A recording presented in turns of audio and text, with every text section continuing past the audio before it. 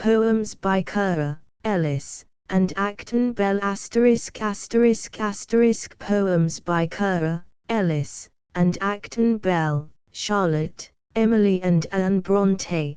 Contents Poems by Currer Bell Pilate's Wife's Dream. Mementos. The Wife's Will. Francis. Gilbert. Life. The Letter. Regret. Presentiment. The Teacher's Monologue. Passion. Preference. Evening Solace. Stanzas. Parting. Apostasy. Winter Stores. The Missionary. Poems by Ellis Bell Faith and Despondency. Stars. The Philosopher. Remembrance. A Death Scene. Song. Anticipation. The Prisoner. Hope. A Daydream. To Imagination. How Clear She Shines. Sympathy. Plead for Me. Self-introgation, Death. Stanzas 2, Honor's Martyr. Stanzas. My Comforter. The Old Stoic. Poems by Acton Bell, A Reminiscence. The Arbor. Home. Vanitas Vanitatum, Omnia Vanitas. The Penitent. Music on Christmas Morning. Stanzas. If This Be All. Memory. To Cowper. The Doubter's Prayer. A Word to the Elect. Past Days. The Consolation. Lines composed in a wood on a windy day. Views of Life. Appeal. The Student's Serenade. The Captive Dove. Self-Congratulation. Fluctuations. Selections from the literary remains of Ellis and Acton Bell. Selections from poems by Ellis Bell. I Too. The Bluebell. 3 The Night Wind. Love and Friendship. The Elder's Rebuke. The Wanderer from the Fold. Warning and Reply. Last Words. The Lady to Her Guitar. The Two Children. The Visionary. Encouragement. Stanzas. Selections from poems by Acton Bell. Despondency. A Prayer. In Memory of a Happy Day in February. Confidence. Lines written from home. The Narrow Way. Domestic Peace. The Three Guides. First published in Fraser's Magazine. Poems by Currer Bell Pilate's Wife's Dream. I've quenched my lamp, I struck it in that start which every limb convulsed, I heard it fall, the crash blent with my sleep, I saw depart its light, even as I woke, on yonder wall, over against my bed, there shone a gleam strange, faint, and mingling also with my dream. It sank, and I am wrapped in utter gloom. How far is night advanced, and when will day retinge the dusk and livid air with bloom, and fill this void with warm, creative ray? Would I could sleep again till, clear and red, morning shall on the mountain tops be spread.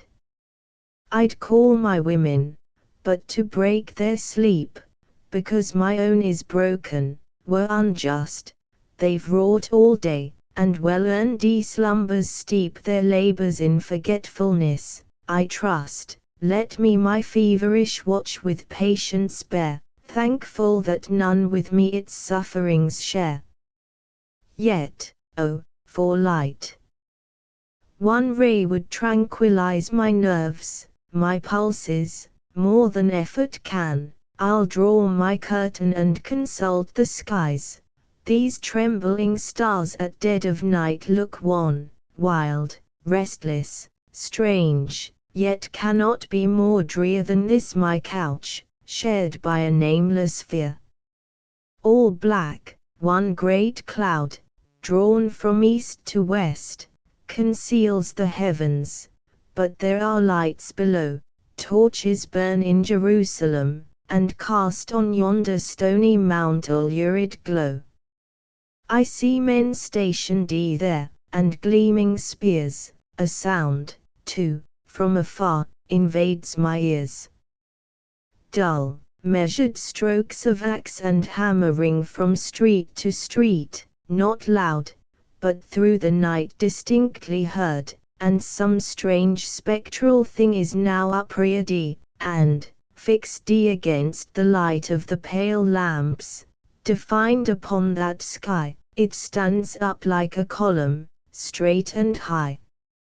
I see it all, I know the dusky sign, a cross on Calvary, which Jews uprear while Romans watch, and when the dawn shall shine Pilate, to judge the victim, will appear, pass sentence, yield him up to crucify, and on that cross the spotless Christ must die.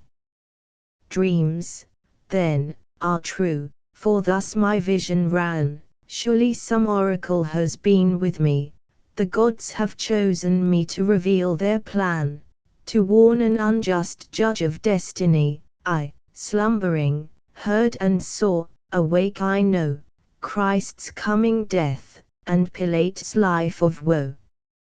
I do not weep for Pilate, who could prove regret for him whose cold and crushing sway no prayer can soften, no appeal can move, who tramples hearts as others trample clay, yet with a faltering, an uncertain tread, that might stir up reprisal in the dead. Forced to sit by his side and see his deeds, forced to behold that visage, hour by hour, in whose gaunt lines the abhorrent gazer reads a triple lust of gold, and blood, and power, a soul whom motives fierce, yet abject, urge, Rome's servile slave, and Judah's tyrant scourge. How can I love, or mourn, or pity him? I, who so long my fettered hands have wrung, I, who for grief have wept my eyesight dim, because, while life for me was bright and young, he robbed my youth, he quenched my life's fair ray, he crushed my mind, and did my freedom slay. And at this hour, although I be his wife, he has no more of tenderness from me than any other wretch of guilty life, less, for I know his household privacy, I see him as he is, without a screen, and, by the gods, my soul abhors his mien. Has he not sought my presence, died in blood, innocent, righteous blood, shed shamelessly? And have I not his red salute withstood? When, as erst, he plunged all Galilee in dark bereavement, in affliction sore, mingling their very offerings with their gore. Then came he, in his eyes a serpent smile, upon his lips some false, endearing word, and through the streets of Salem clanged the while his slaughtering, hacking, sacrilegious sword, and I, to see a man cause men such woe, trembled with ire, I did not fear to show. And now, the envious Jewish priests have brought Jesus, whom they in mock awe call their king, to have, by this grim power, their vengeance wrought, by this mean reptile, innocence to sting. Oh! could I but the purposed doom avert, and shield the blameless head from cruel hurt. Accessible is Pilate's heart to fear, omens will shake his soul, like autumn leaf, could he this night's appalling vision hear. This just man's bonds were loosed, his life were safe, unless that bitter priesthood should prevail, and make even terror to their malice quail. Yet if I tell the dream, but let me pause. What dream? While the characters were clear, graved on my brain, at once some unknown cause has dimmed and raised the thoughts, which now appear, like a vague remnant of some bypast scene, not what will be, but what, long since, has been. I suffered many things, I heard foretold a dreadful doom for Pilate, lingering woes, in far, barbarian climes, where mountains cold built up a solitude of trackless snows. There he and grisly wolves prowled side by side. There he lived famished there, without, he died. But not of hunger, nor by malady. I saw the snow around him, stained with gore. I said I had no tears for such as he, and, lo! My cheek is wet, mine eyes run o'er, I weep for mortal suffering, mortal guilt, I weep the impious deed, the blood self-spilt. More I recall not, yet the vision spread into a world remote, an age to come, and still the illumined name of Jesus shed a light, a clearness, through the unfolding gloom, and still I saw that sign, which now I see, that cross on yonder brow of Calvary. What is this Hebrew Christ? To me unknown his lineage, doctrine, mission, yet how clear is godlike goodness in his actions shown, how straight and stainless is his life's career. The ray of deity that rests on him, in my eyes makes Olympian glory dim. The world advances, Greek or Roman rite suffices not the inquiring mind to stay. The searching soul demands a purer light to guide it on its onward way. Ashamed of sculptured gods, religion turns to where the unseen Jehovah's altar burns. Our faith is rotten, all our rites defiled, our temples sullied, and, methinks, this man, with his new ordinance, so wise and mild, is come, even as he says, the chaff to fan and sever from the wheat, but will his faith survive the terrors of tomorrow's death?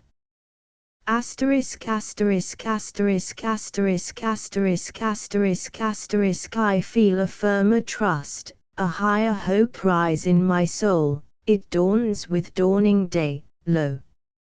On the temple's roof, on Moriah's slope appears at length that clear and crimson ray which I so wished for when shut in by night. O, opening skies, I hail, I bless poor light.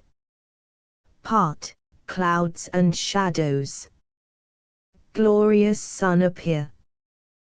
Part, mental gloom. Come in sight from on high. Dusk dawn in heaven still strives with daylight clear, the longing soul doth still uncertain sigh. Oh, to behold the truth, that sun divine, how doth my bosom pant, my spirit pine. This day, time travails with a mighty birth, this day, truth stoops from heaven and visits earth. Ere night descends I shall more surely know what guide to follow, in what path to go. I wait in hope, I wait in solemn fear, the oracle of God, the sole, true God, to hear. Mementos. Arranging long-locked drawers and shelves of cabinets, shut up for years, what a strange task we've set ourselves. How still the lonely room appears! How strange this mass of ancient treasures, mementos of past pains and pleasures, these volumes, clasped with costly stone, with print all faded, gilding gone, these fans of leaves from Indian trees, these crimson shells, from Indian seas, these tiny portraits, set in rings, once, doubtless, deemed such precious things, keepsakes bestowed by love on faith, and worn till the receiver's death, now stored with cameos, china, shells, in this old closet's dusty cells. I scarcely think, for 10 long years, a hand has touched these relics old, and, coating each, slow formed, appears the growth of green and antique mold. All in this house is mossing over, all is unused, and dim, and damp, nor light, nor warmth, the rooms discover, bereft for years of fire and lamp. The sun, sometimes in summer, enters the casements, with reviving ray, but the long rains of many winters moulder the very walls away. And outside all is ivy, clinging to chimney, lattice, gable grey, scarcely one little red rose springing through the green moss can force its way. Unscared, the door and starling nestle, where the tall turret rises high, and winds alone come near to rustle the thick leaves where their cradles lie. I sometimes think, when late at even I climb the stair reluctantly, some shape that should be well in heaven, or ill elsewhere, will pass by me.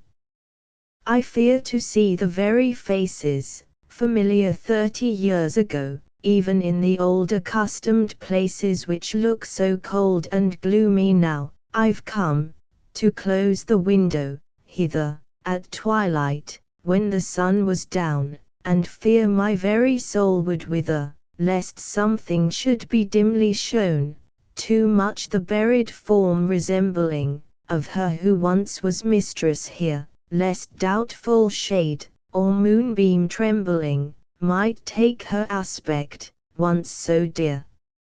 Hers was this chamber, in her time it seemed to me a pleasant room, for then no cloud of grief or crime had cursed it with a settled gloom. I had not seen death's image laid in shroud and sheet, on yonder bed. Before she married, she was blessed, blessed in her youth, blessed in her worth. Her mind was calm, its sunny rest shone in her eyes more clear than mirth.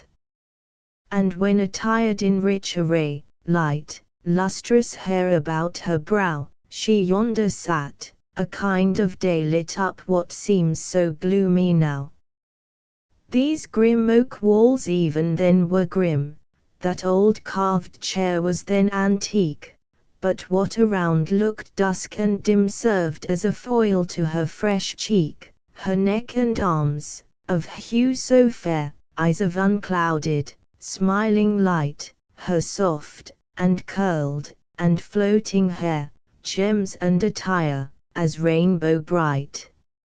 Reclined in yonder deep recess, ofttimes she would, at evening, lie watching the sun. She seemed to bless with happy glance the glorious sky.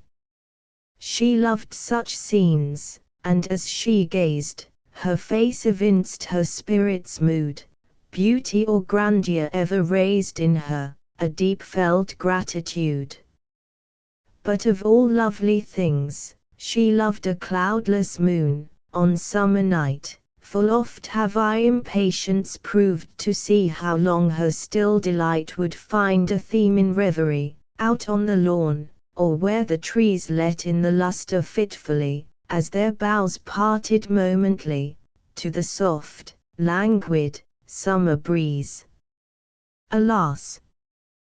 that she should e'er have flung those pure, though lonely joys away, Deceived by false and guileful tongue, she gave her hand, then suffered wrong, oppressed, ill-used, she faded young, and died of grief by slow decay. Open that casket, look how bright those jewels flash upon the sight, the brilliants have not lost a ray of lustre, since her wedding day. But see, upon that pearly chain, how dim lies time's discoloring stain.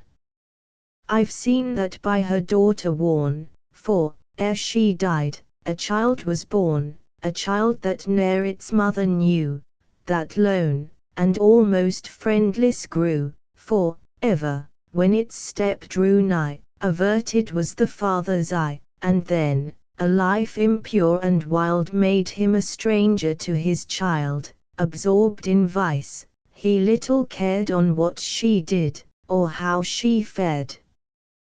The love withheld she never sought, she grew uncherished, learnt untaught, to her the inward life of thought full soon was open laid.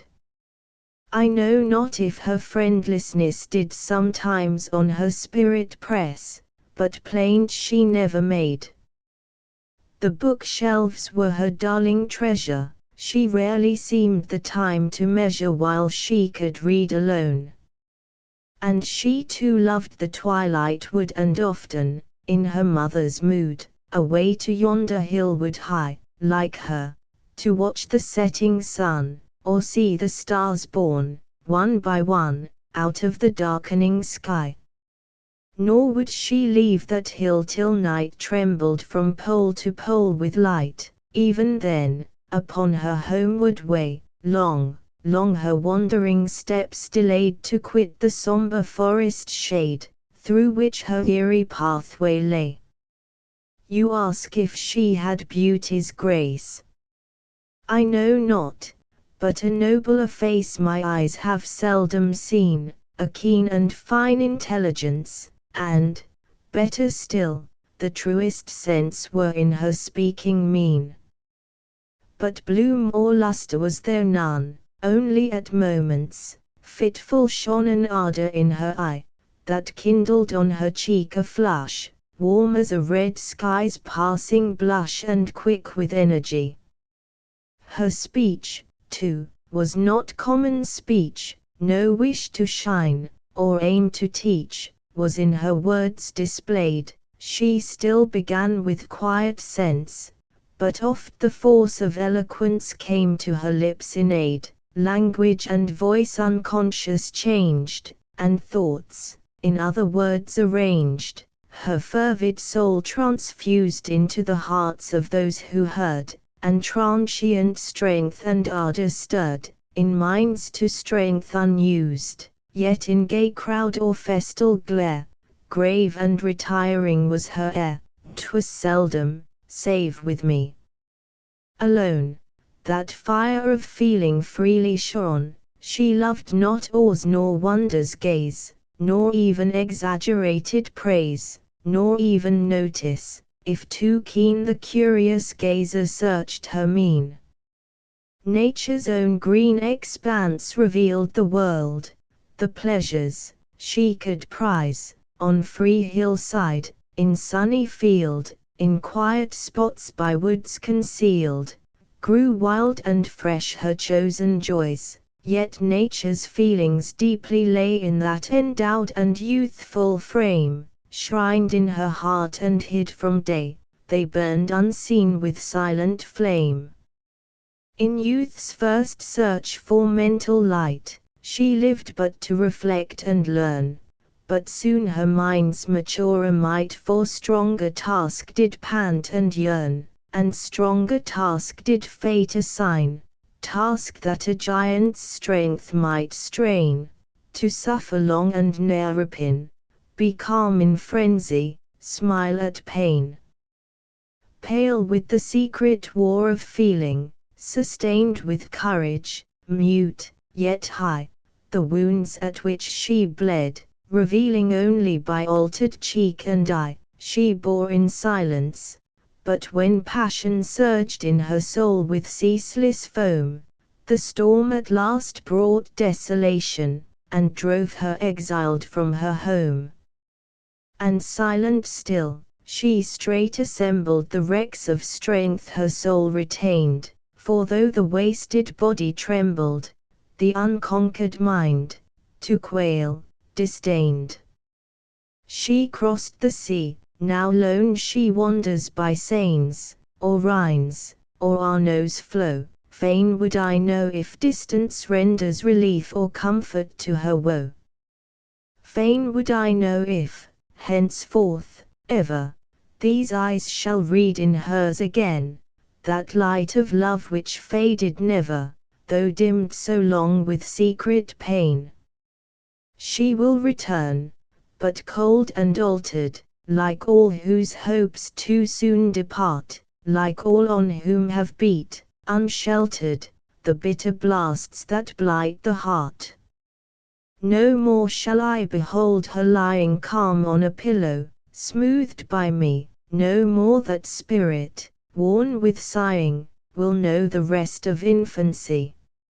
If still the paths of law she follow, 'twill be with tired and goaded will, she'll only toil, the aching hollow, the joyless blank of life to fill.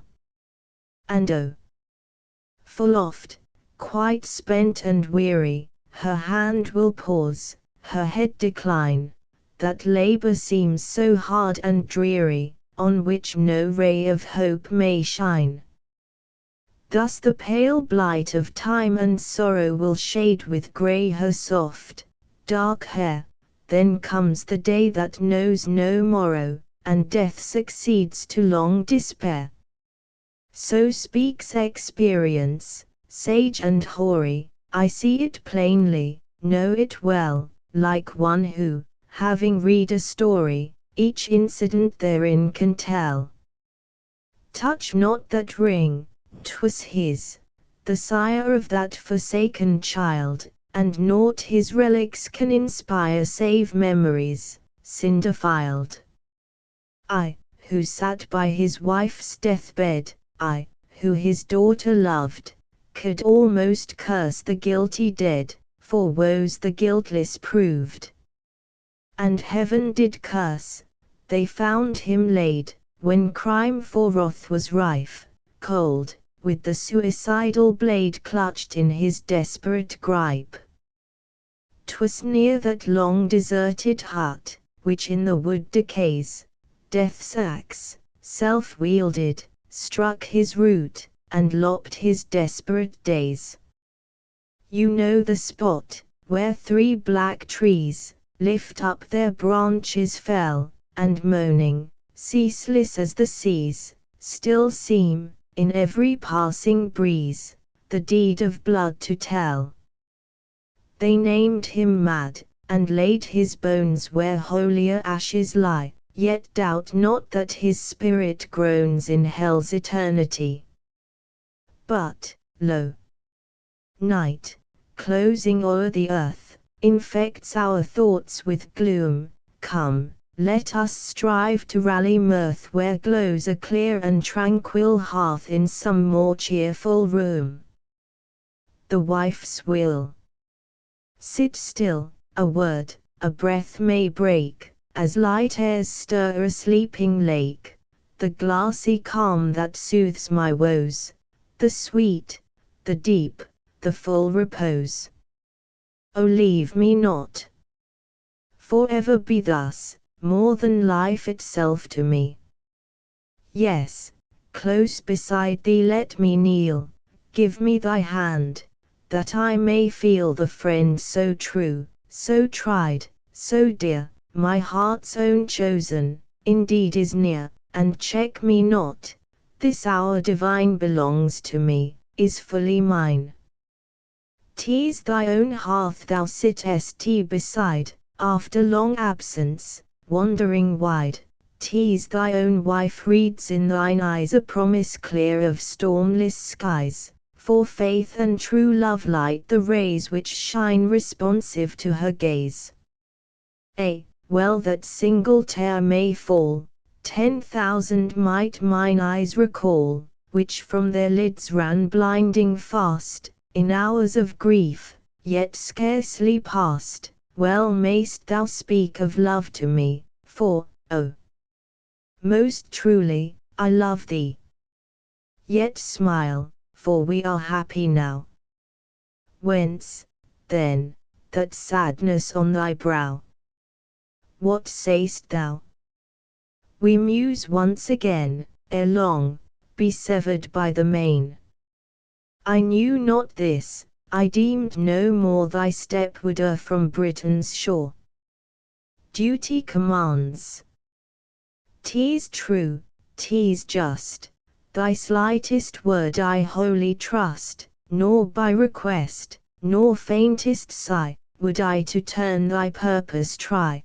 But, William, hear my solemn vow, hear and confirm, with thee I go. Distance and suffering didst thou say? Danger by night, and toil by day. Oh, idle words and vain are these, hear me. I cross with thee the seas. Such risk as thou must meet and dare, I, thy true wife, will duly share. Passive, at home, I will not pine, thy toils, thy perils shall be mine. Grant this, and be hereafter paid by a warm heart's devoted aid. 'Tis granted, with that yielding kiss, entered my soul unmingled bliss. Thanks, William, thanks. Thy love has joy, pure, undefiled with base alloy. 'Tis not a passion, false and blind, inspires, enchains, absorbs my mind. Worthy, I feel, art thou to be loved with my perfect energy. This evening now shall sweetly flow, lit by our clear fire's happy glow, and parting's peace embittering fear, is warned our hearts to come not near, for fate admits my soul's decree, in bliss or bale, to go with thee. The wood. But 2 miles more, and then we rest. Well, there is still an hour of day, and long the brightness of the west will light us on our devious way. Sit then, a while, here in this wood, so total is the solitude, we safely may delay. These massive roots afford a seat, which seems for weary travellers made. They rest. The air is soft and sweet in this sequestered forest glade, and there are scents of flowers around. The evening dew draws from the ground, how soothingly they spread. Yes, I was tired, but not at heart, no, that beats full of sweet content, for now I have my natural part of action with adventure blent, cast forth on the wide world with thee, and all my once waste energy to weighty purpose bent.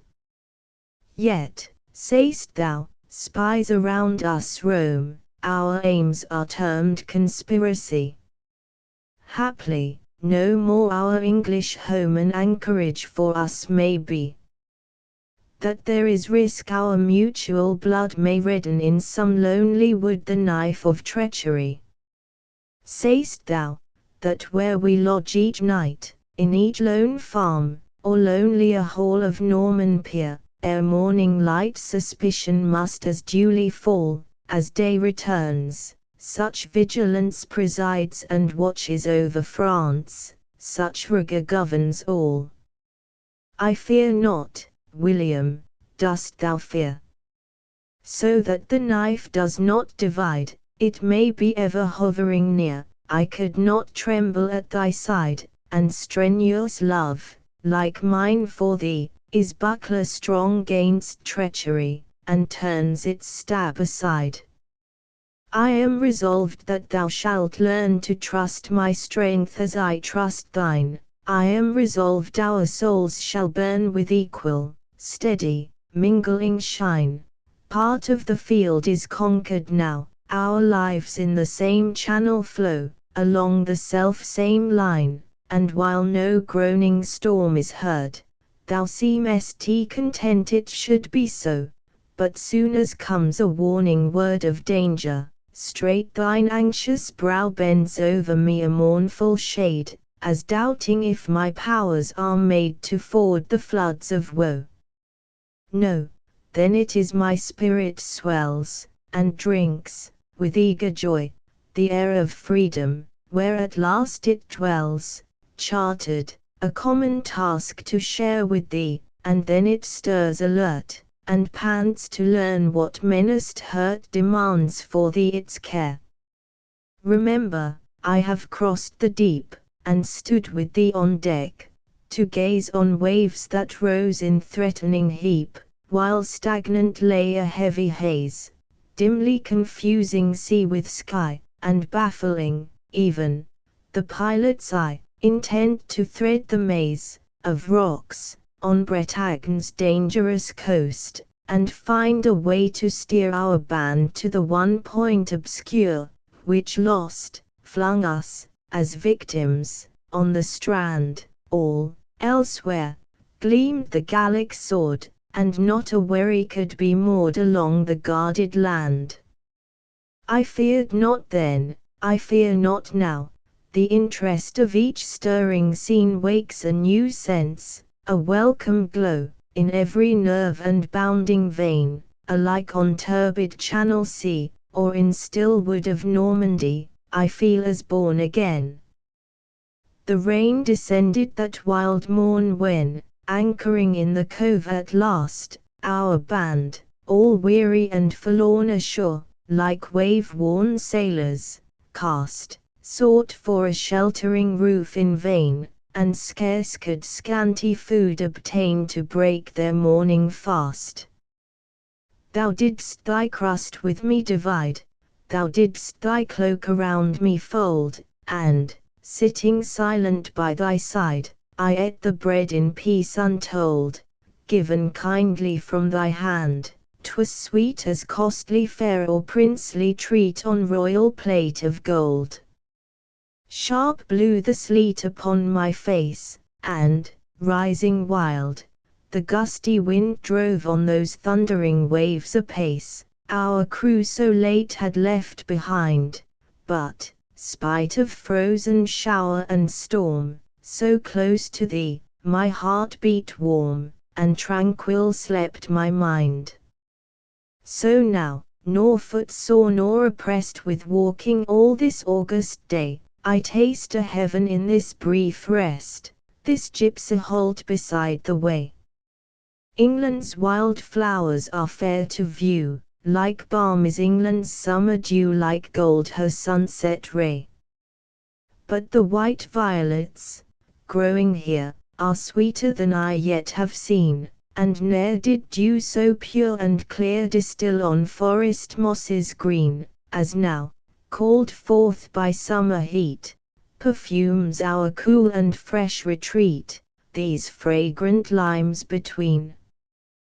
That sunset.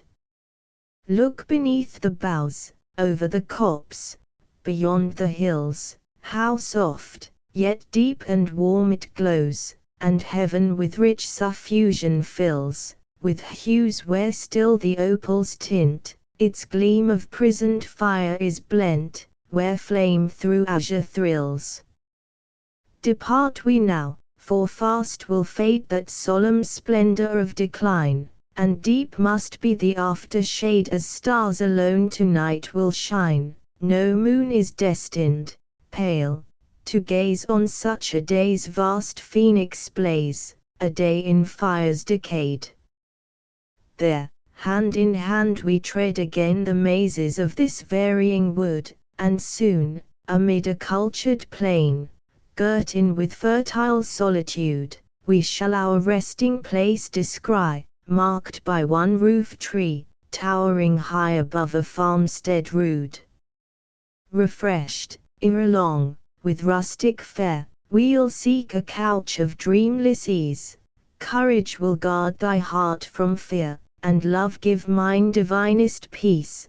Tomorrow brings more dangerous toil, and through its conflict and turmoil we'll pass, as God shall please. The preceding composition refers, doubtless, to the scenes acted in France during the last year of the consulate.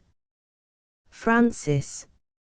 She will not sleep, for fear of dreams, but, rising, quits her restless bed, and walks where some beclouded beams of moonlight through the hall are shed. Obedient to the goad of grief, her steps, now fast, now lingering slow, in varying motion seek relief from the human ides of woe. Wringing her hands, at intervals, but long as mute as phantom dim, she glides along the dusky walls, under the black oak rafters grim.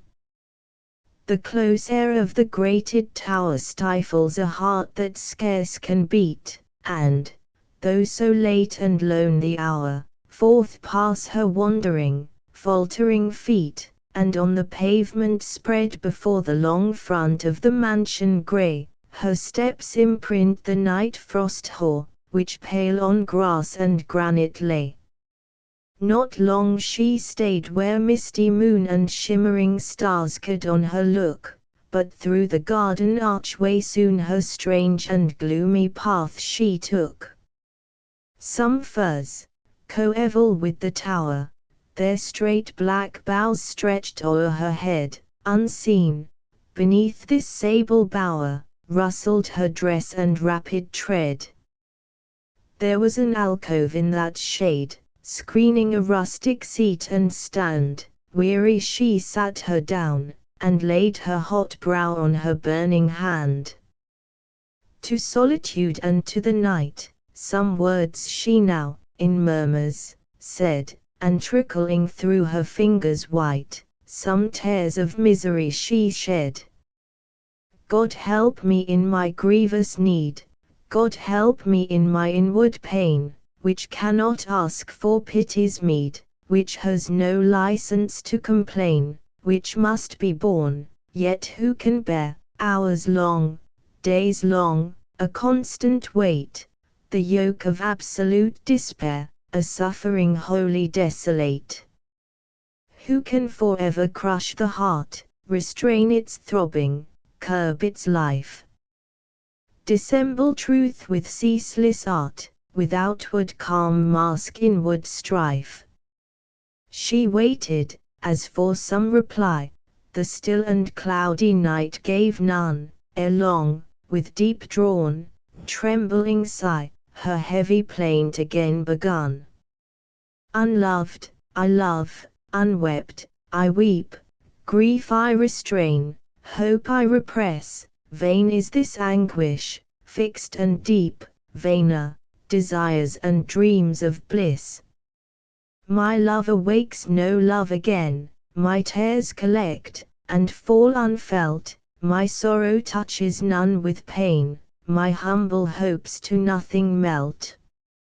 For me the universe is dumb, stone deaf, and blank, and wholly blind, life I must bound, existence sum in the strait limits of one mind, that mind my own. Oh!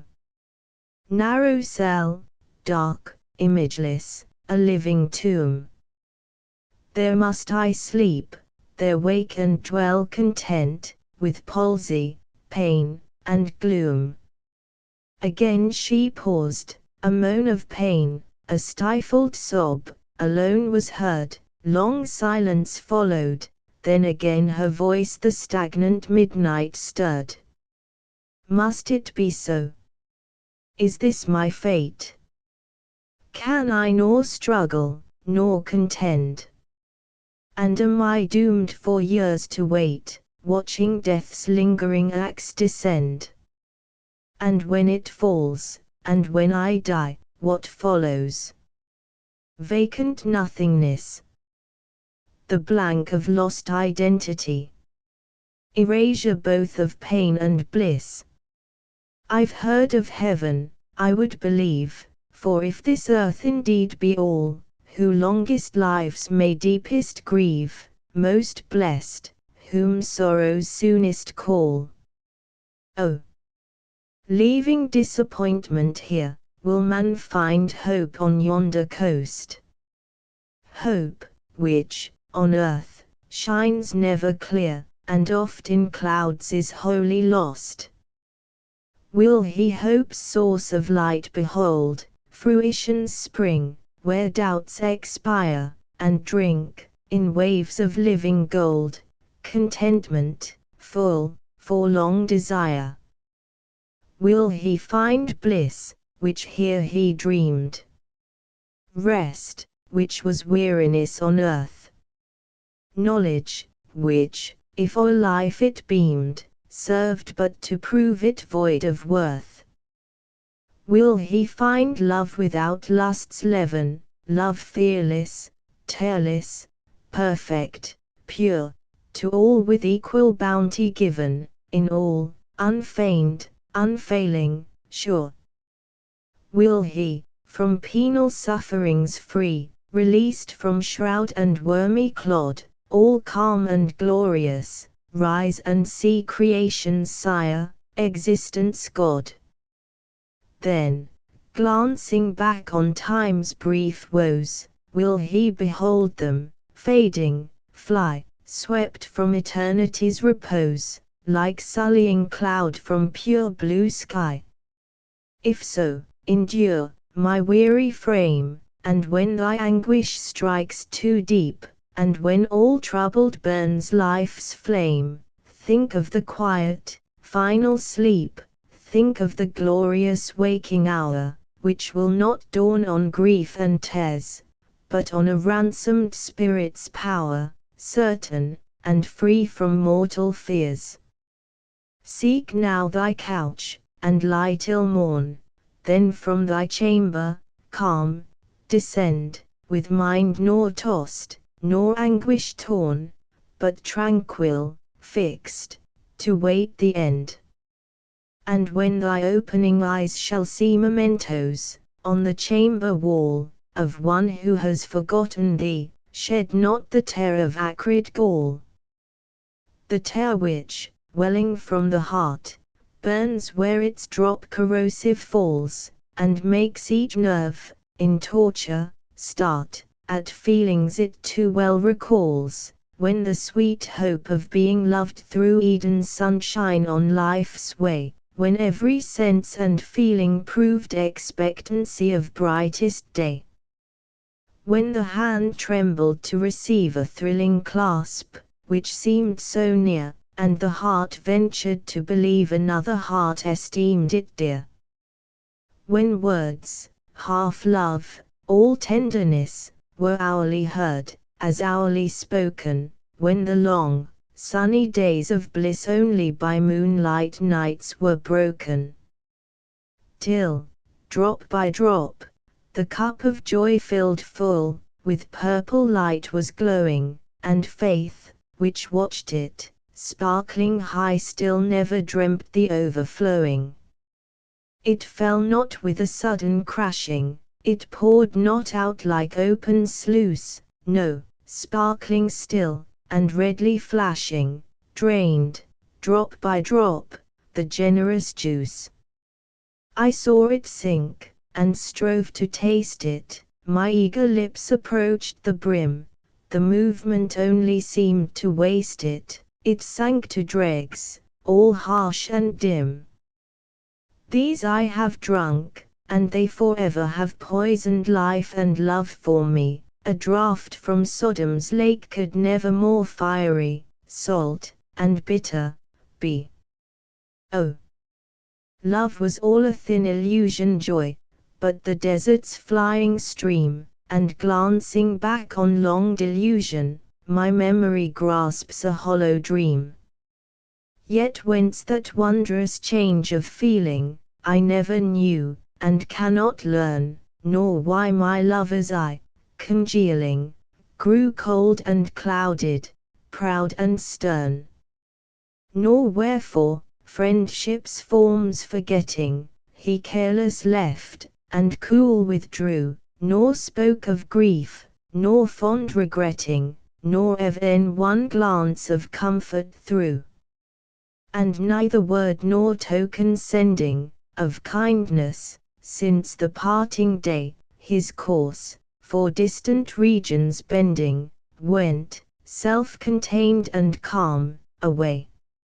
Oh, bitter, blighting, keen sensation, which will not weaken, cannot die, hasten thy work of desolation, and let my tortured spirit fly.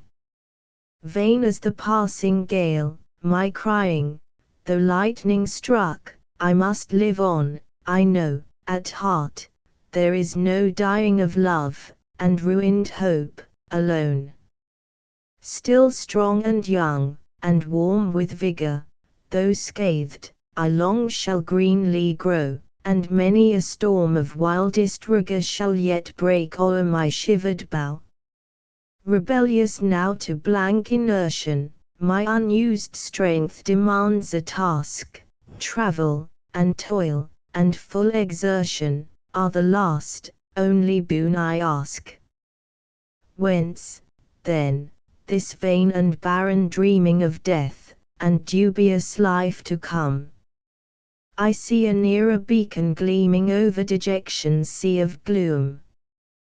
The very wildness of my sorrow tells me I yet have innate force, my track of life has been too narrow, effort shall trace a broader course. The world is not in yonder tower, earth is not prisoned in that room, mid whose dark panels, hour by hour, I've sat, the slave and prey of gloom. One feeling, turned to utter anguish, is not my being's only aim. When, lorn and loveless, life will languish, but courage can revive the flame. He, when he left me, went a-roving to sunny climes, beyond the sea, and I, the weight of woe removing, am free and fetterless as he. New scenes, new language, skies less clouded, may once more wake the wish to live. Strange, foreign towns, astir, and crowded, new pictures to the mind may give. New forms and faces, passing ever, may hide the one I still retain, defined, and fixed, and fading never, stamped deep on vision, heart, and brain. And we might meet, time may have changed him, chance may reveal the mystery, the secret influence which estranged him, love may restore him yet to me. False thought, false hope, in scorn be banished. I am not loved, nor loved have been, recall not, then, the dreams scarce vanished, traitors. Mislead me not again. To words like yours I bid defiance, 'tis such my mental wreck have made, of God alone, and self-reliance, I ask for solace, hope for aid. Morn comes, and ere meridian glory o'er these, my natal woods, shall smile, both lonely wood and mansion hoary I'll leave behind, full many a mile. Gilbert. I the garden. Above the city hung the moon, right o'er a plot of ground where flowers and orchard trees were fenced with lofty walls around. 'Twas Gilbert's garden. There tonight awhile he walked alone, and, tired with sedentary toil, mused where the moonlight shone. This garden, in a city heart, lay still as houseless wild, though many windowed mansion fronts were round it, closely piled, but thick their walls, and those within lived lives by noise unstirred, like wafting of an angel's wing, time's flight by them was heard. Some soft piano notes alone were sweet as faintly given, where ladies, doubtless, cheered the hearth with song that winter even. The city's many mingled sounds rose like the hum of ocean, they rather lulled the heart than roused its pulse to faster motion. Gilbert has paced the single walk an hour, yet is not weary, and, though it be a winter night, he feels nor cold nor dreary. The prime of life is in his veins, and sends his blood fast flowing, and fancy's fervour warms the thoughts now in his bosom glowing. Those thoughts recur to early love, or what he love would name, though haply Gilbert's secret deeds might other title claim. Such theme not oft his mind absorbs, he to the world clings fast, and too much for the present lives, to linger o'er the past. But now the evening's deep repose has glided to his soul, that moonlight falls on memory, and shows her fading scroll. One name appears in every line, the gentle rays shine o'er, and still he smiles and still repeats that one name, Eleanor. There is no sorrow in his smile, no kindness in his tone, the triumph of a selfish heart speaks coldly there alone. He says, "She loved me more than life," and truly it was sweet to see so fair a woman kneel, in bondage, at my feet.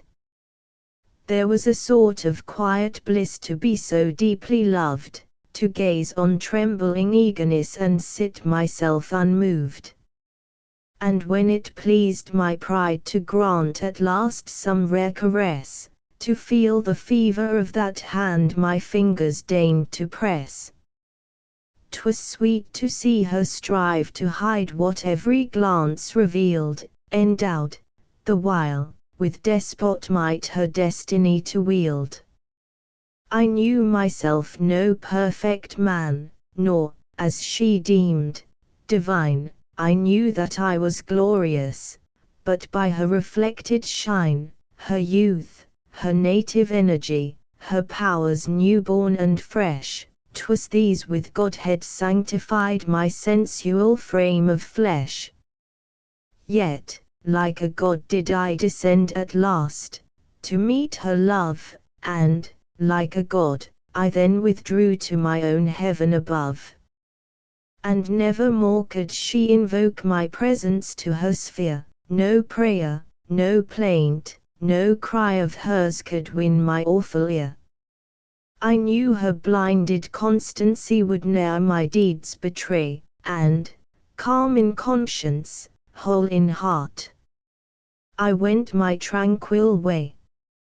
Yet, sometimes, I still feel a wish, the fond and flattering pain of passion's anguish to create in her young breast again. Bright was the lustre of her eyes, when they caught fire from mine. If I had power, this very hour, again I'd light their shine. But where she is, or how she lives, I have no clue to know. I've heard she long my absence pined, and left her home in woe. But busied, then, in gathering gold, as I am busied now, I could not turn from such pursuit, to weep a broken vow. Nor could I give to fatal risk the fame I ever prized. Even now, I fear, that precious fame is too much compromised. An inward trouble dims his eye, some riddle he would solve, some method to unloose a knot, his anxious thoughts revolve. He, pensive, leans against a tree, a leafy evergreen. The boughs, the moonlight, intercept, and hide him like a screen. He starts, the tree shakes with his tremor, yet nothing near him past. He hurries up the garden alley, in strangely sudden haste. With shaking hand, he lifts the latchet, steps o'er the threshold stone, the heavy door slips from his fingers, it shuts, and he is gone. What touched, transfixed, appalled, his soul, a nervous thought, no more, 'twill sink like stone in placid pool, and calm close smoothly o'er. To the parlor. Warm is the parlor atmosphere, serene the lamp's soft light, the vivid embers, red and clear, proclaim a frosty night. Books, varied, on the table lie, 3 children o'er them bend, and all, with curious, eager eye, the turning leaf attend. Picture and tale alternately their simple hearts delight, and interest deep, and tempered glee, illume their aspects bright. The parents, from their fireside place, behold that pleasant scene, and joy is on the mother's face, pride in the father's mien. As Gilbert sees his blooming wife, beholds his children fair, no thought has he of transient strife, or past, though piercing fear. The voice of happy infancy lisps sweetly in his ear, his wife, with pleased and peaceful eye, sits, kindly smiling, near. The fire glows on her silken dress, and shows its ample grace, and warmly tints each hazel tress, curled soft around her face. The beauty that in youth he wooed, is beauty still, unfaded, the brow of ever placid mood no churlish grief has shaded. Prosperity, in Gilbert's home, abides the guest of years, their want or discord never come, and seldom toil or tears. The carpets bear the peaceful print of comfort's velvet tread, and golden gleams, from plenty sent, in every nook are shed. The very silken spaniel seems of quiet ease to tell, as near its mistress' feet it dreams, sunk in a cushion's swell, and smiles seem native to the eyes of those sweet children. 3. They have but looked on tranquil skies, and know not misery. Alas! That misery should come in such an hour as this, why could she not so calm a home a little longer miss? But she is now within the door, her steps advancing glide, her sullen shade has crossed the floor, she stands at Gilbert's side. She lays her hand upon his heart, it bounds with agony, his fireside chair shakes with the start that shook the garden tree. His wife towards the children looks, she does not mark his mien, the children, bending o'er their books, his terror have not seen. In his own home, by his own hearth, he sits in solitude, and circled round with light and mirth, cold horror chills his blood. His mind would hold with desperate clutch the scene that round him lies, no, changed, as by some wizard's touch, the present prospect flies.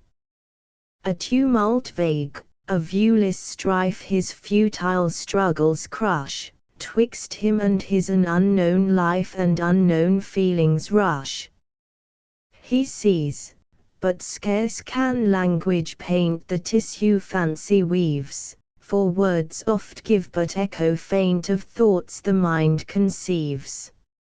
Noise, tumult strange, and darkness dim, efface both light and quiet, no shape is in those shadows grim, no voice in that wild riot. Sustained and strong, a wondrous blast above and round him blows, a greenish gloom, dense overcast, each moment denser grows. He nothing knows, nor clearly sees, resistance checks his breath, the high, impetuous, ceaseless breeze blows on him cold as death. And still the undulating gloom mocks sight with formless motion, was such sensation Jonah's doom, gulfed in the depths of ocean. Streaking the air, the nameless vision, fast-driven, deep-sounding, flows, oh! Whence its source, and what its mission? How will its terrors close? Long-sweeping, rushing, vast and void, the universe it swallows, and still the dark, devouring tide a typhoon tempest follows. More slow it rolls, its furious race sinks to its solemn gliding, the stunning roar, the wind's wild chase, to stillness are subsiding. And, slowly borne along, a form the shapeless chaos varies, poised in the eddy to the storm, before the eye it tarries.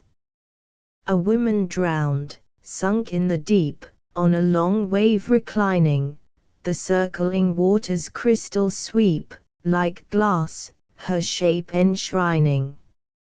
Her pale dead face, to Gilbert turned, seems as in sleep reposing, a feeble light, now first discerned, the features well disclosing. No effort from the haunted air the ghastly scene could banish, that hovering wave, arrested there, rolled, throbbed, but did not vanish. If Gilbert upward turned his gaze, he saw the ocean shadow, if he looked down, the endless seas lay green as summer meadow. And straight before, the pale corpse lay, upborne by air or billow, so near, he could have touched the spray that churned around its pillow. The hollow anguish of the face had moved a fiend to sorrow, not death's fixed calm could raise the trace of suffering's deep-worn furrow.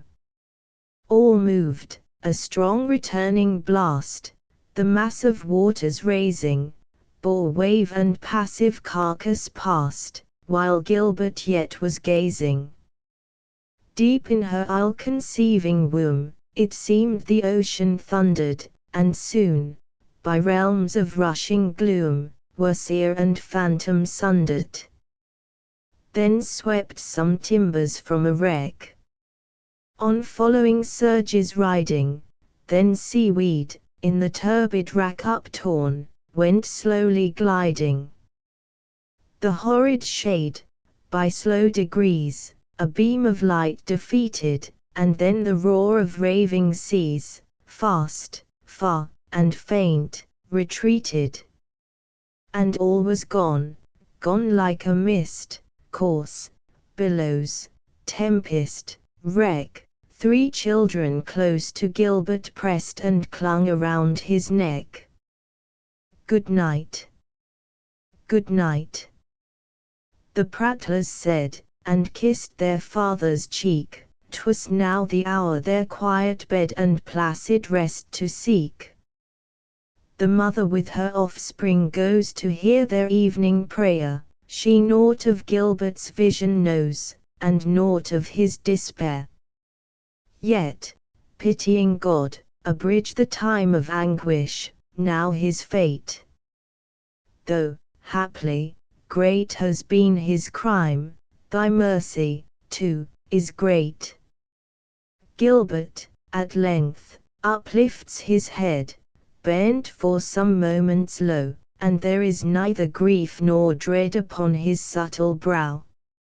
For well can he his feelings task, and well his looks command, his features well his heart can mask, with smiles and smoothness bland. Gilbert has reasoned with his mind, he says 'twas all a dream, he strives his inward sight to blind against truth's inward beam. He pitied not that shadowy thing, when it was flesh and blood, nor now can pity's balmy spring refresh his arid mood. And if that dream has spoken truth thus musingly he says, if Eleanor be dead, in sooth, such chance the shock repays, a net was woven round my feet, I scarce could further go, ere shame had forced a fast retreat, dishonor brought me low. Conceal her, then, deep, silent sea, give her a secret grave. She sleeps in peace, and I am free, no longer terror's slave, and homage still, from all the world, shall greet my spotless name, since surges break and waves are curled above its threatened shame. 3. The welcome home. Above the city hangs the moon, some clouds are boding rain. Gilbert, Iruhile on journey gone, tonight comes home again. 10 years have passed above his head, each year has brought him gain, his prosperous life has smoothly sped, without or tear or stain. 'Tis somewhat late, the city clock's 12 deep vibrations toll, as Gilbert at the portal knocks, which is his journey's goal. The street is still and desolate, the moon hid by a cloud. Gilbert, impatient, will not wait, his second knock peals loud. The clocks are hushed, there's not a light in any window nigh, and not a single planet bright looks from the clouded sky. The air is raw, the rain descends, a bitter north wind blows, his cloak the traveller scarce defends, will not the door unclose. He knocks the 3rd time, and the last his summons now they hear, within, a footstep, hurrying fast, is heard approaching near. The bolt is drawn, the clanking chain falls to the floor of stone, and Gilbert to his heart will strain his wife and children soon. The hand that lifts the latchet, holds a candle to his sight, and Gilbert, on the step, beholds a woman, clad in white. Lo! Water from her dripping dress runs on the streaming floor, from every dark and clinging tress the drops incessant pour. There's none but her to welcome him, she holds the candle high, and, motionless in form and limb, stands cold and silent nigh. There's sand and seaweed on her robe, her hollow eyes are blind, no pulse in such a frame can throb, no life is there defined. Gilbert turned ashy white, but still his lips vouchsafed no cry, he spurred his strength and master will to pass the figure by, but, moving slow, it faced him straight, it would not flinch nor quail. Then first did Gilbert's strength abate, his stony firmness quail. He sank upon his knees and prayed, the shape stood rigid there, he called aloud for human aid, no human aid was near. An accent strange did thus repeat heaven's stern but just decree, the measure thou to her didst mete, to thee shall measured be. Gilbert sprang from his bended knees, by the pale spectre pushed, and, wild as one whom demons seize, up the hall staircase rushed, entered his chamber, near the bed sheathed steel and firearms hung, impelled by maniac purpose dread he chose those stores among. Across his throat a keen-edged knife with vigorous hand he drew, the wound was wide, his outraged life rushed rash and redly through. And thus died, by a shameful death, a wise and worldly man, who never drew but selfish breath since first his life began. Life, believe, is not a dream so dark as sages say, oft a little morning rain foretells a pleasant day. Sometimes there are clouds of gloom, but these are transient all, if the shower will make the roses bloom, oh why lament its fall? Rapidly, merrily, life's sunny hours flit by, gratefully, cheerily enjoy them as they fly. What though death at times steps in, and calls our best away? What though sorrow seems to win, o'er hope, a heavy sway. Yet hope again elastic springs, unconquered, though she fell, still buoyant are her golden wings, still strong to bear us well. Manfully, fearlessly, the day of trial bear, for gloriously, victoriously, can courage quell despair. The letter. What is she writing? Watch her now, how fast her fingers move. How eagerly her youthful brow is bent in thought above. Her long curls, drooping, shade the light, she puts them quick aside, nor knows that band of crystals bright, her hasty touch untied.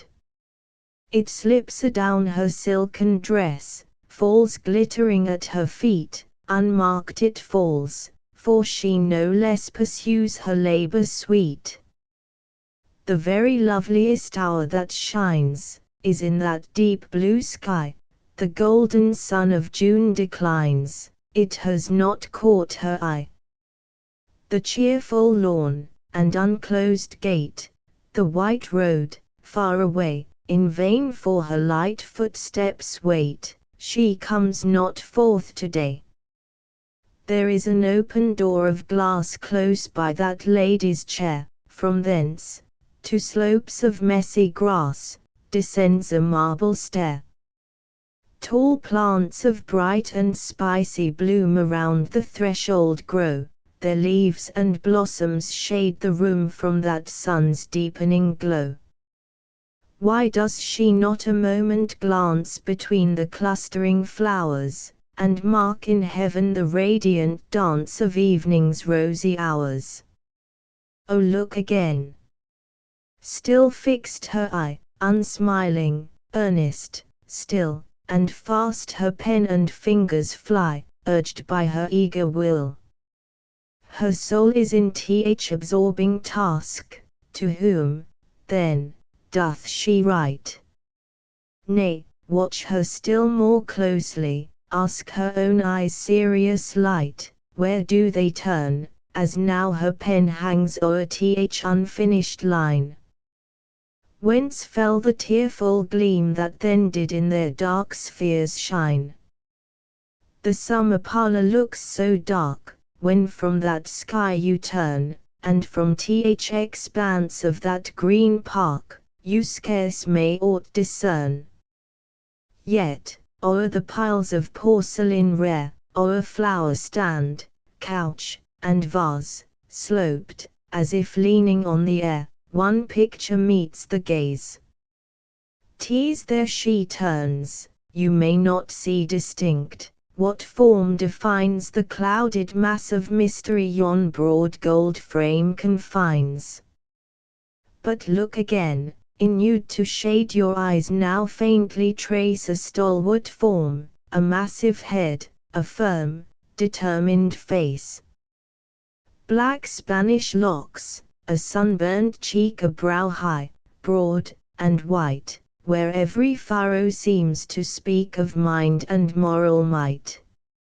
Is that her God? I cannot tell. Her eye a moment met impending picture, then it fell darkened and dimmed and wet. A moment more, her task is done, and sealed the letter lies, and now, towards the setting sun she turns her tearful eyes. Those tears flow over, wonder not, for by the inscription see in what a strange and distant spot her heart of hearts must be. 3 seas and many a league of land that letter must pass o'er, ere read by him to whose loved hand 'tis sent from England's shore. Remote colonial wilds detain her husband, loved though stern, she, mid that smiling English scene, weeps for his wished return. Regret. Long ago I wished to leave the house where I was born, long ago I used to grieve, my home seemed so forlorn. In other years, its silent rooms were filled with haunting fears, now, their very memory comes o'ercharged with tender tears. Life and marriage I have known. Things once deemed so bright, now, how utterly is flown every ray of light. Mid the unknown sea of life I know blessed I'll have found, at last, through all its wild waves' strife, my bark is homeward bound. Farewell, dark and rolling deep. Farewell, foreign shore. Open, in unclouded sweep, thou glorious realm before. Yet, though I had safely passed that weary, vexed main, one loved voice, through surge and blast could call me back again. Though the soul's bright morning rose o'er paradise for me, William. Even from heaven's repose I'd turn, invoked by thee. Storm nor surge should e'er arrest my soul, exalting then, all my heaven was once thy breast, would it were mine again. Presentiment. Sister, you've sat there all the day, come to the hearth a while, the wind so wildly sweeps away, the clouds so darkly pile. That open book has lain, unread, for hours upon your knee, you've never smiled nor turned your head, what can you, sister, see? Come hither, Jane, look down the field, how dense a mist creeps on. The path, the hedge, are both concealed, even the white gate is gone, no landscape through the fog I trace, no hill with pastures green, all featureless is nature's face. All masked in clouds her mien. Scarce is the rustle of a leaf heard in our garden now, the year grows old, its days wax brief, the tresses leave its brow. The rain drives fast before the wind, the sky is blank and grey, O Jane, what sadness fills the mind on such a dreary day. You think too much, my sister dear, you sit too long alone, what though November days be drear? Full soon will they be gone. I've swept the hearth, and placed your chair.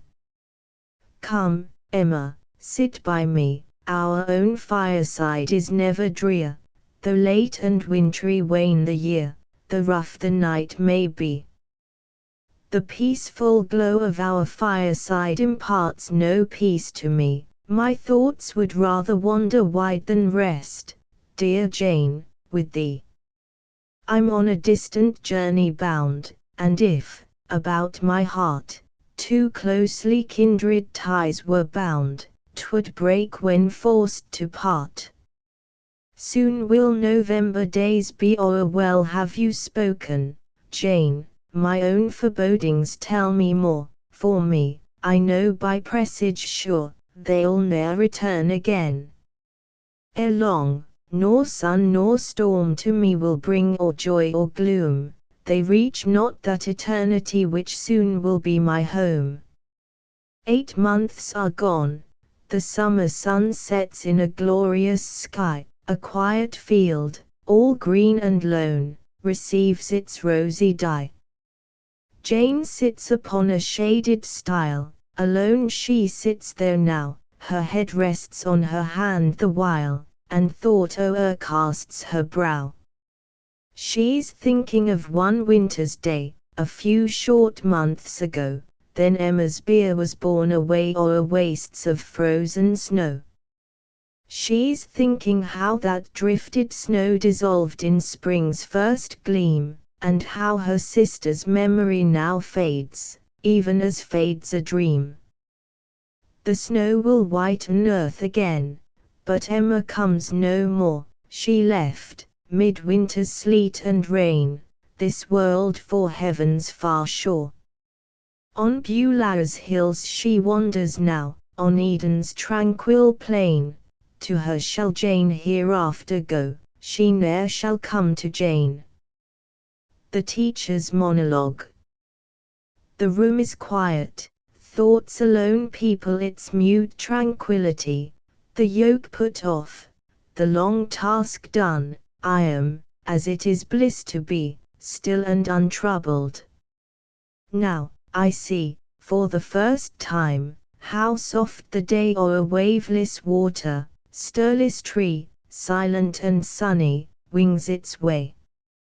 Now, as I watch that distant hill, so faint, so blue, so far removed, sweet dreams of home my heart may fill, that home where I am known and loved, it lies beyond, yon azure brow parts me from all earth holds for me, and, morn and eve, my yearnings flow thitherward tending, changelessly.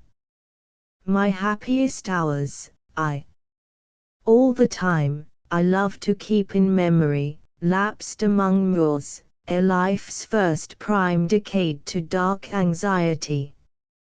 Sometimes, I think a narrow heart makes me thus mourn those far away, and keeps my love so far apart from friends and friendships of today. Sometimes, I think 'tis but a dream I treasure up so jealously. All the sweet thoughts I live on seem to vanish into vacancy, and then, this strange, coarse world around seems all that's palpable and true, and every sight, and every sound, combines my spirit to subdue to aching grief, so void and lone is life and earth, so worse than vain, the hopes that, in my own heart sown, and cherished by such sun and rain as joy and transient sorrow shed, have ripened to a harvest there, alas!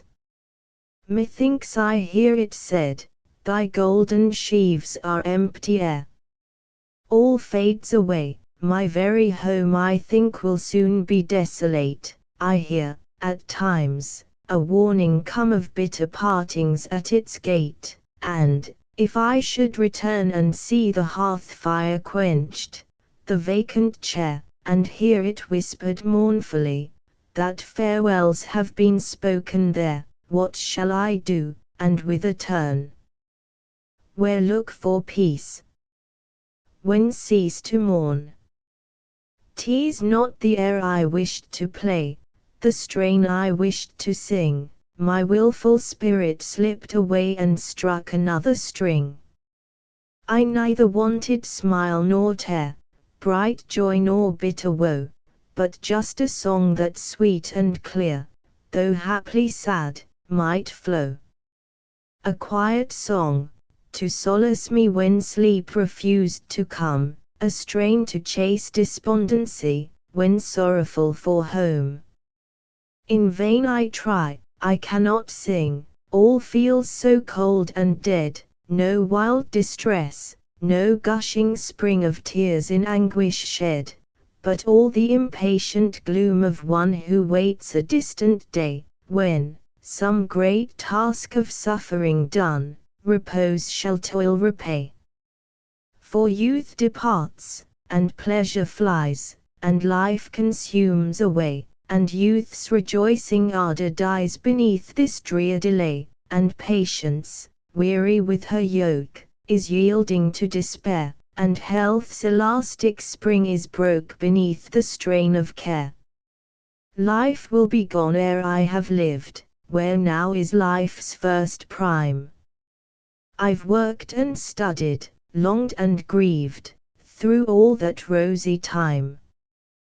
To toil, to think, to long, to grieve, is such my future fate. The morn was dreary, must the eve be also desolate? Well, such a life at least makes death a welcome, wished for friend, then, aid me, reason, patience, faith, to suffer to the end. Passion. Some have won a wild delight, by daring wilder sorrow. Could I gain thy love tonight, I'd hazard death tomorrow. Could the battle struggle earn one kind glance from thine eye, how this withering heart would burn, the heady fight to try. Welcome nights of broken sleep, and days of carnage cold, could I deem that thou wouldst weep to hear my perils told. Tell me, if with wandering bands I roam full far away, wilt thou to those distant lands in spirit ever stray? Wild, long, a trumpet sounds afar, bid me go where Sikh and Britain meet in war, on Indian Sutlej's flow.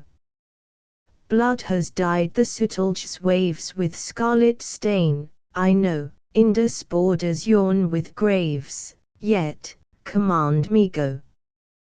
The rank and high the holocaust of nations steams to heaven, glad I'd join the death-doomed host, were but the mandate given. Passion's strength should nerve my arm, its ardour stir my life, till human force to that dread charm should yield and sink in wild alarm, like trees to tempest strife. If, hot from war, I seek thy love, darest thou turn aside? Darest thou then my fire reprove, by scorn, and maddening pride? No, my will shall yet control thy will, so high and free, and love shall tame that haughty soul, yes, tenderest love for me. I'll read my triumph in thine eyes, behold, and prove the change, then leave, perchance, my noble prize, once more in arms to range. I'd die when all the foam is up, the bright wine sparkling high, nor wait till in the exhausted cup life's dull dregs only lie. Then love thus crowned with sweet reward, hope blessed with fullness large, I'd mount the saddle, draw the sword, and perish in the charge. Preference.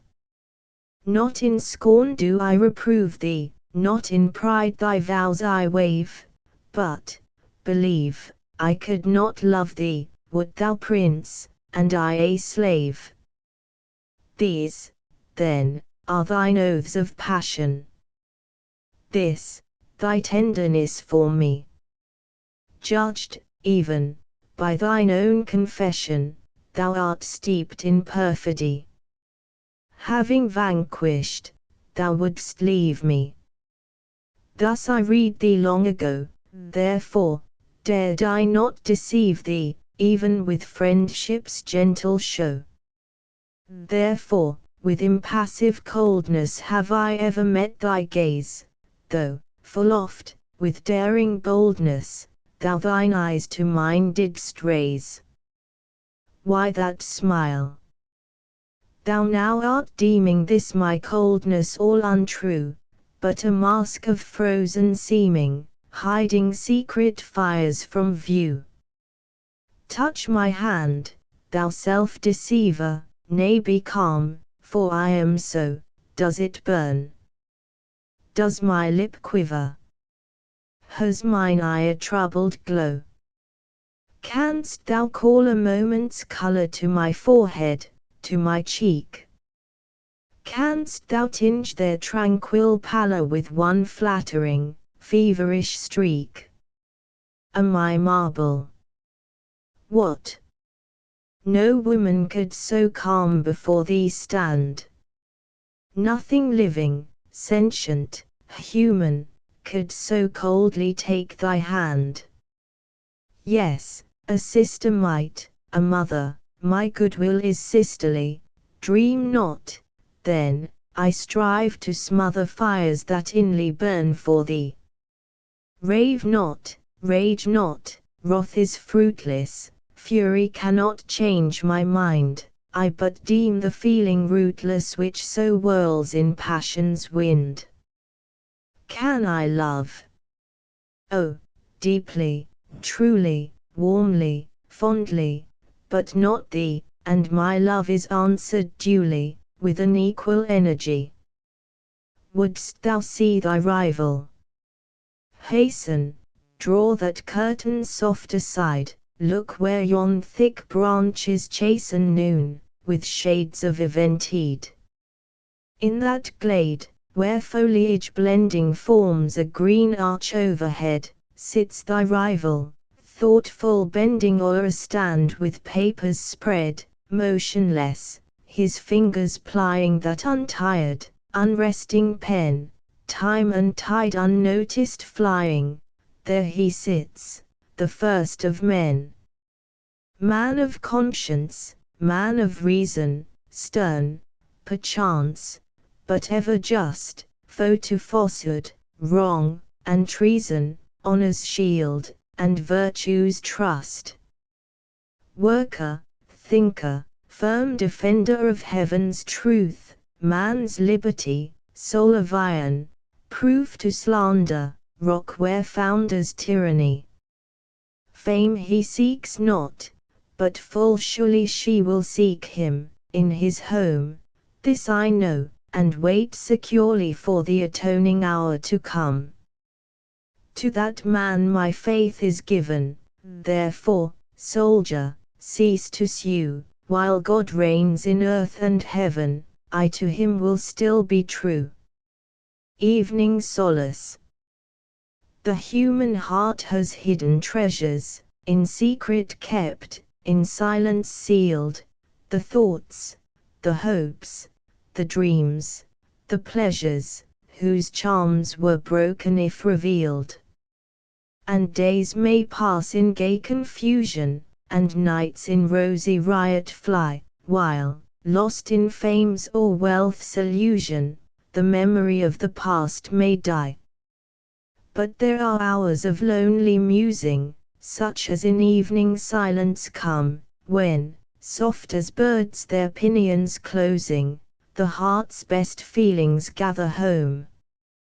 Then in our souls there seems to languish a tender grief that is not woe, and thoughts that once wrung groans of anguish now cause but some mild tears to flow. And feelings, once as strong as passions, float softly back, a faded dream, our own sharp griefs and wild sensations, the tale of others' sufferings seem. Oh!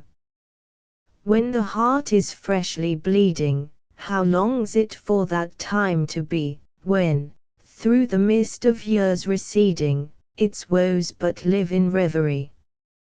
And it can dwell on moonlight glimmer, on evening shade and loneliness, and, while the sky grows dim and dimmer, feel no untold and strange distress, only a deeper impulse given by lonely hour and darkened room, to solemn thoughts that soar to heaven seeking a life and world to come.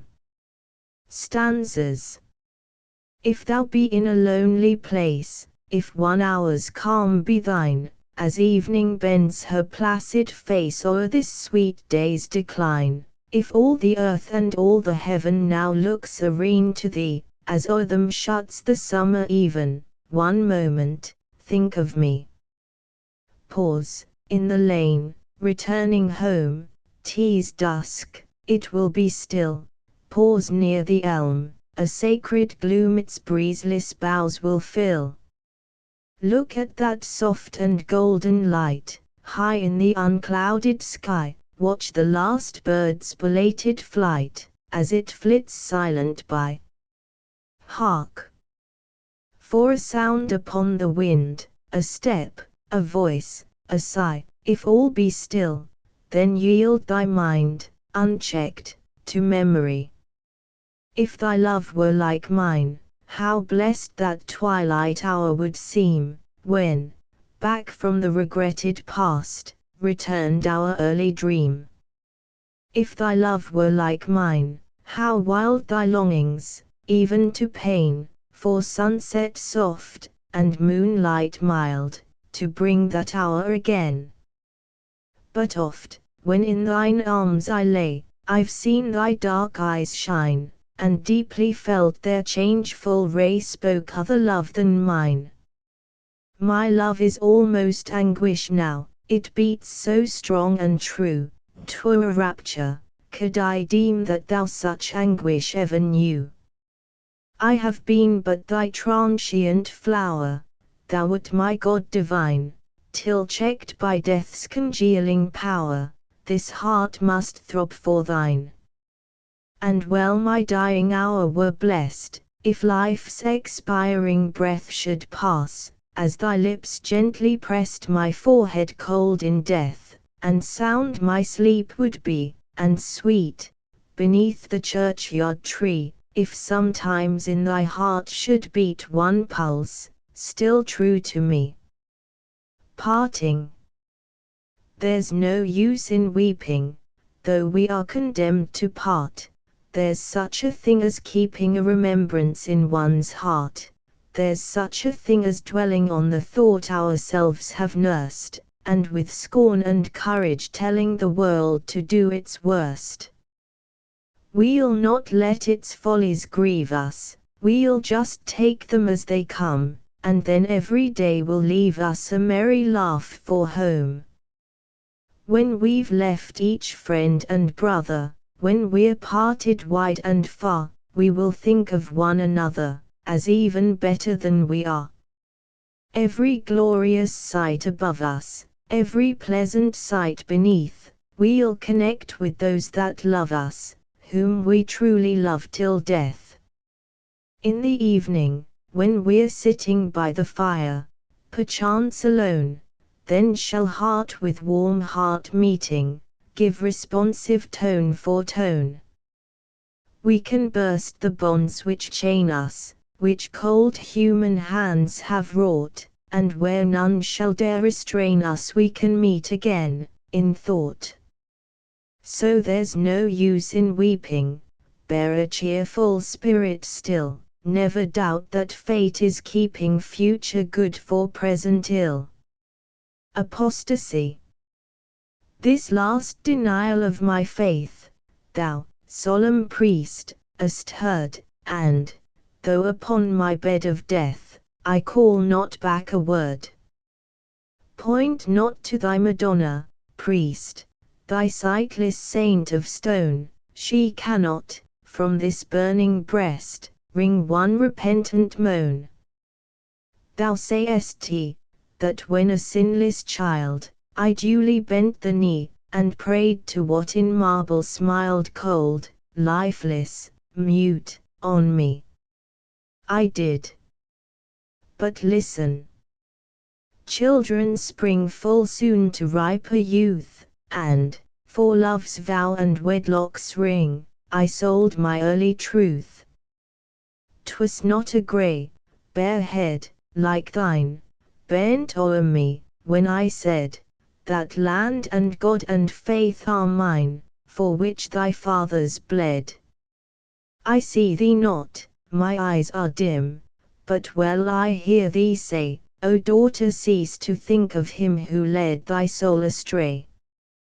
Between you lies both space and time, let leagues and years prevail to turn thee from the path of crime, back to the church's pale.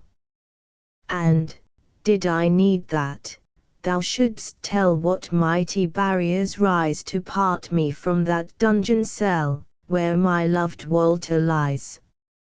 And, did I need that thou shouldst taunt my dying hour at last, by bidding this worn spirit pant no more for what is past? Priest, must I cease to think of him? How hollow rings that word! Can time, can tears, can distance dim the memory of my Lord? I said before, I saw not thee, because, an hour agone, over my eyeballs, heavily, the lids fell down like stone. But still my spirit's inward sight beholds his image beam as fixed, as clear, as burning bright, as some red planet's gleam. Talk not of thy last sacrament, tell not thy beads for me, both rite and prayer are vainly spent, as dews upon the sea.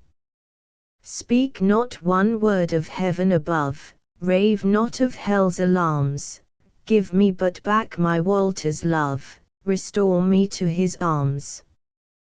Then will the bliss of heaven be won, then will hell shrink away, as I have seen night's terrors shun the conquering steps of day.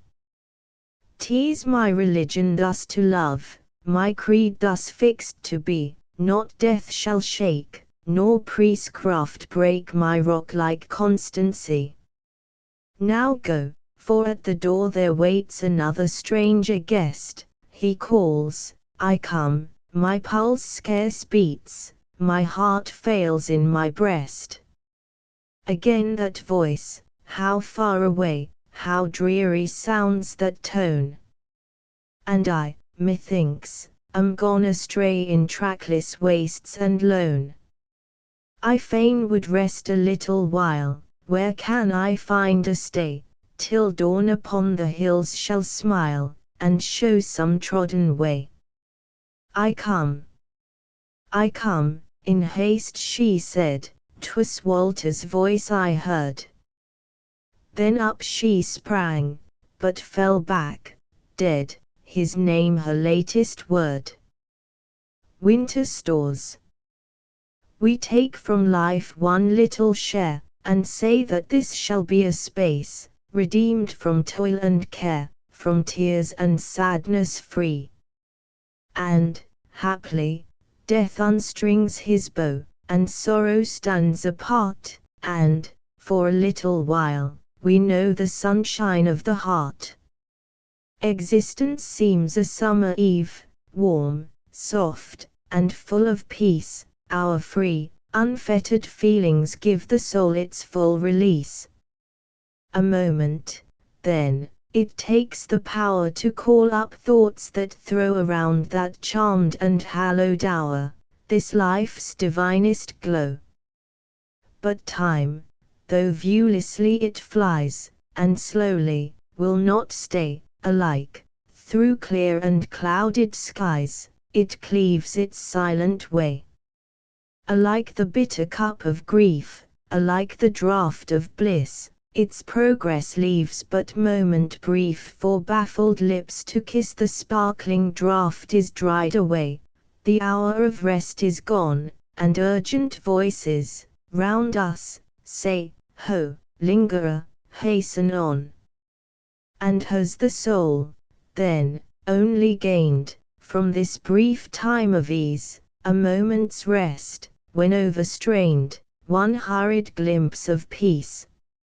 No, while the sun shone kindly o'er us, and flowers bloomed round our feet, while many a bud of joy before us unclosed its petals sweet, an unseen work within was plying, like honey-seeking bee, from flower to flower, unwearied, flying, labored one faculty, thoughtful for winter's future sorrow, its gloom and scarcity, prescient today, of want tomorrow, toiled quiet memory. 'Tis she that from each transient pleasure extracts a lasting good, 'tis she that finds, in summer, treasure to serve for winter's food. And when youth's summer day is vanished, and age brings winter's stress, her stores, with hoarded sweets replenished, life's evening hours will bless. The missionary. Plough, vessel, plough the British main, seek the free ocean's wider plain, leave English scenes and English skies, unbind, deceiver English ties, bear me to climes remote and strange, where altered life, fast following change, hot action, never ceasing toil, shall stir, turn, dig, the spirit's soil, fresh roots shall plant, fresh seed shall sow, till a new garden there shall grow, cleared of the weeds that fill it now, mere human love, mere selfish yearning, which, cherished, would arrest me. Yet I grasp the plough, there's no returning, let me, then, struggle to forget. But England's shores are yet in view, and England's skies of tender blue are arched above her guardian sea. I cannot yet remembrance flee, I must again, then, firmly face that task of anguish, to retrace. Wedded to home, I home forsake, fearful of change, I changes make, too fond of ease, I plunge in toil, lover of calm, I seek turmoil, nature and hostile destiny stir in my heart a conflict wild, and long and fierce the war will be ere duty both has reconciled. What other tie yet holds me fast to the divorced, abandoned past? Smouldering, on my heart's altar lies the fire of some great sacrifice, not yet half quenched. The sacred steel but lately struck my carnal will, my lifelong hope, first joy and last, what I loved well, and clung to fast, what I wished wildly to retain, what I renounced with soul-felt pain, what, when I saw it, axe struck, perish, left me no joy on earth to cherish, a man bereft, yet sternly now I do confirm that Jephthah vow, shall I retract, or fear, or flee? Did Christ, when rose the fatal tree before him, on Mount Calvary? 'Twas a long fight, hard fought, but won, and what I did was justly done. Yet, Helen, from thy love I turned, when my heart most for thy heart burned, I dared thy tears, I dared thy scorn, easier the death pang had been borne. Helen, thou mightst not go with me, I could not, dared not stay for thee. I heard, afar, in bonds complain the savage from beyond the main, and that wild sound rose o'er the cry wrung out by passion's agony, and even when, with the bitterest tear I ever shed, mine eyes were dim, still, with the spirit's vision clear, I saw hell's empire, vast and grim, spread on each Indian river's shore, each realm of Asia covering o'er. There, the weak, trampled by the strong, live but to suffer, hopeless die, their pagan priests, whose creed is wrong, extortion, lust, and cruelty, crush our lost race, and brimming fill the bitter cup of human ill, and I, who have the healing creed, the faith benign of Mary's Son, shall I behold my brother's need, and, selfishly, to aid him shun? I, who upon my mother's knees, in childhood, read Christ's written word, received his legacy of peace, his holy rule of action heard, I, in whose heart the sacred sense of Jesus' love was early felt, of his pure, full benevolence, his pitying tenderness for guilt, his shepherd care for wandering sheep, for all weak, sorrowing, trembling things, his mercy vast, his passion deep of anguish for man's sufferings, I, schooled from childhood in such lore, dared I draw back or hesitate, when called to heal the sickness sore of those far off and desolate? Dark, in the realm and shades of death, nations, and tribes, and empires lie, but even to them the light of faith is breaking on their somber sky, and be it mine to bid them raise their drooped heads to the kindling scene, and know and hail the sunrise blaze which heralds Christ the Nazarene. I know how hell the veil will spread over their brows and filmy eyes, and earth would crush the lifted head that would look up and seek the skies. I know what war the fiend will wage against that soldier of the cross, who comes to dare his demon rage, and work his kingdom shame and loss. Yes, hard and terrible the toil of him who steps on foreign soil, resolved to plant the gospel vine, where tyrants rule and slaves rapine, eager to lift religion's light where thickest shades of mental night screen the false god and fiendish rite, reckless that missionary blood, shed in wild wilderness and wood, has left, upon the unblissed air, the man's deep moan, the martyr's prayer. I know my lot, I only ask power to fulfill the glorious task, willing the spirit, may the flesh strength for the day receive afresh. May burning sun or deadly wind prevail not o'er an earnest mind, may torments strange or direst death nor trample truth, nor baffle faith.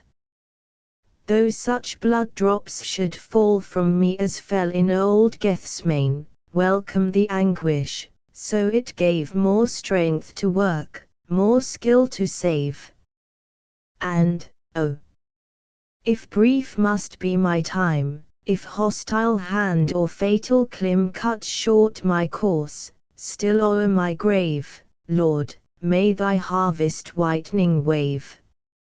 So I the culture may begin, let others thrust the sickle in, if but the seed will faster grow, may my blood water what I sow. What? Have I ever trembling stood, and feared to give to God that blood? What? Has the coward love of life made me shrink from the righteous strife? Have human passions, human fears severed me from those pioneers whose task is to march first, and trace paths for the progress of our race? It has been so, but grant me, Lord, now to stand steadfast by thy word. Protected by salvation's helm, shielded by faith, with truth begirt, to smile when trials seek to whelm and stand mid testing fires unhurt. Hurling hell's strongest bulwarks down, even when the last pang thrills my breast, when death bestows the martyr's crown, and calls me into Jesus' rest. Then for my ultimate reward, then for the world rejoicing word, the voice from Father, Spirit, Son, Servant of God, well hast thou done. Poems by Ellis spell faith and despondency. The winter wind is loud and wild, come close to me, my darling child, forsake thy books, and mateless play, and, while the night is gathering grey, we'll talk its pensive hours away, e'en, round our sheltered hall November's gusts unheeded call, not one faint breath can enter here enough to wave my daughter's hair, and I am glad to watch the blaze glance from her eyes, with mimic rays, to feel her cheek, so softly pressed, in happy quiet on my breast, but, yet, even this tranquility brings bitter, restless thoughts to me, and, in the red fire's cheerful glow, I think of deep glens, blocked with snow, I dream of moor, and misty hill, where evening closes dark and chill, for, lone, among the mountains cold, lie those that I have loved of old. And my heart aches, in hopeless pain, exhausted with repinings vain, that I shall greet them ne'er again. Father, in early infancy, when you were far beyond the sea, such thoughts were tyrants over me. I often sat, for hours together, through the long nights of angry weather, raised on my pillow, to descry the dim moon struggling in the sky, or, with strained ear, to catch the shock of rock with wave, and wave with rock. So would I fearful vigil keep, and, all for listening, never sleep. But this world's life has much to dread, not so, my Father, with the dead. Oh, not for them, should we despair, the grave is drear, but they are not there, their dust is mingled with the sod, their happy souls are gone to God. You told me this, and yet you sigh, and murmur that your friends must die. Ah! My dear father, tell me why. For, if your former words were true, how useless would such sorrow be, as wise, to mourn the seed which grew unnoticed on its parent tree, because it fell in fertile earth, and sprang up to a glorious birth, struck deep its root, and lifted high its green boughs in the breezy sky. But, I'll not fear, I will not weep for those whose bodies rest in sleep. I know there is a blessed shore, opening its ports for me and mine, and, gazing time's wide waters o'er, I weary for that land divine, where we were born, where you and I shall meet our dearest, when we die, from suffering and corruption free, restored into the deity. Well hast thou spoken, sweet, trustful child. And wiser than thy sire, and worldly tempests, raging wild, shall strengthen thy desire, thy fervent hope, through storm and foam, through wind and ocean's roar, to reach, at last, the eternal home, the steadfast, changeless shore. Stars. Ah! Why? Because the dazzling sun restored our earth to joy, have you departed, every one, and left a desert sky. All through the night, your glorious eyes were gazing down in mine, and, with a full heart's thankful sighs, I blessed that watch divine. I was at peace, and drank your beams as they were life to me, and revelled in my changeful dreams, like petrel on the sea.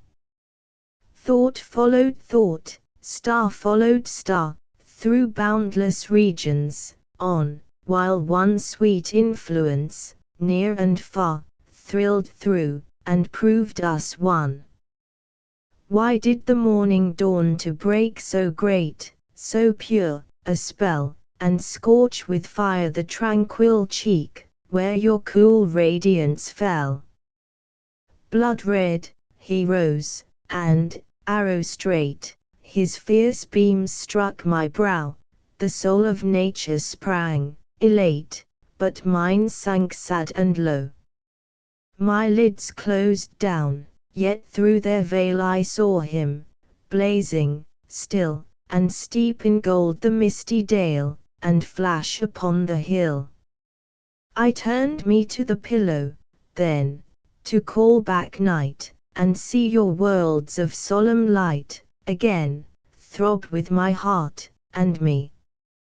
It would not do, the pillow glowed, and glowed both roof and floor, and birds sang loudly in the wood, and fresh winds shook the door, the curtains waved, the wakened flies were murmuring round my room, imprisoned there, till I should rise, and give them leave to roam. O, stars, and dreams, and gentle night, O, night and stars, return, and hide me from the hostile light that does not warm, but burn, that drains the blood of suffering men, drinks tears, instead of dew. Let me sleep through his blinding rain, and only wake with you. The Philosopher. Enough of thought, philosopher. Too long hast thou been dreaming unlightened, in this chamber drear, while summer's sun is beaming. Space-sweeping soul, what sad refrain concludes thy musings once again? Oh, for the time when I shall sleep without identity, and never care how rain may steep, or snow may cover me. No promised heaven, these wild desires could all, or half fulfill, no threatened hell, with quenchless fires, subdue this quenchless will. So said I, and still say the same, still, to my death, will say, three gods, within this little frame, are warring night and day. Heaven could not hold them all, and yet they all are held in me, and must be mine till I forget my present entity. Oh, for the time, when in my breast their struggles will be o'er. Oh, for the day, when I shall rest, and never suffer more. I saw a spirit, standing, man, where thou dost stand, an hour ago, and round his feet 3 rivers ran, of equal depth, and equal flow, a golden stream, and one like blood, and one like sapphire seemed to be, but, where they joined their triple flood it tumbled in an inky sea. The spirit sent his dazzling gaze down through that ocean's gloomy night, then, kindling all, with sudden blaze, the glad deep sparkled white and bright, white as the sun, far, far more fair than its divided sources were. And even for that spirit, seer, I've watched and sought my lifetime long, sought him in heaven, hell, earth, and air, an endless search, and always wrong. Had I but seen his glorious eye once light the clouds that wilder me, I ne'er had raised this coward cry to cease to think, and cease to be. I ne'er had called oblivion blessed, nor stretching eager hands to death, implored to change for senseless rest this sentient soul, this living breath. Oh, let me die, that power and will their cruel strife may close, and conquered good, and conquering ill be lost in one repose. Remembrance. Cold in the earth, and the deep snow piled above thee, far, far, removed, cold in the dreary grave. Have I forgot, my only love, to love thee, severed at last by time's all-severing wave?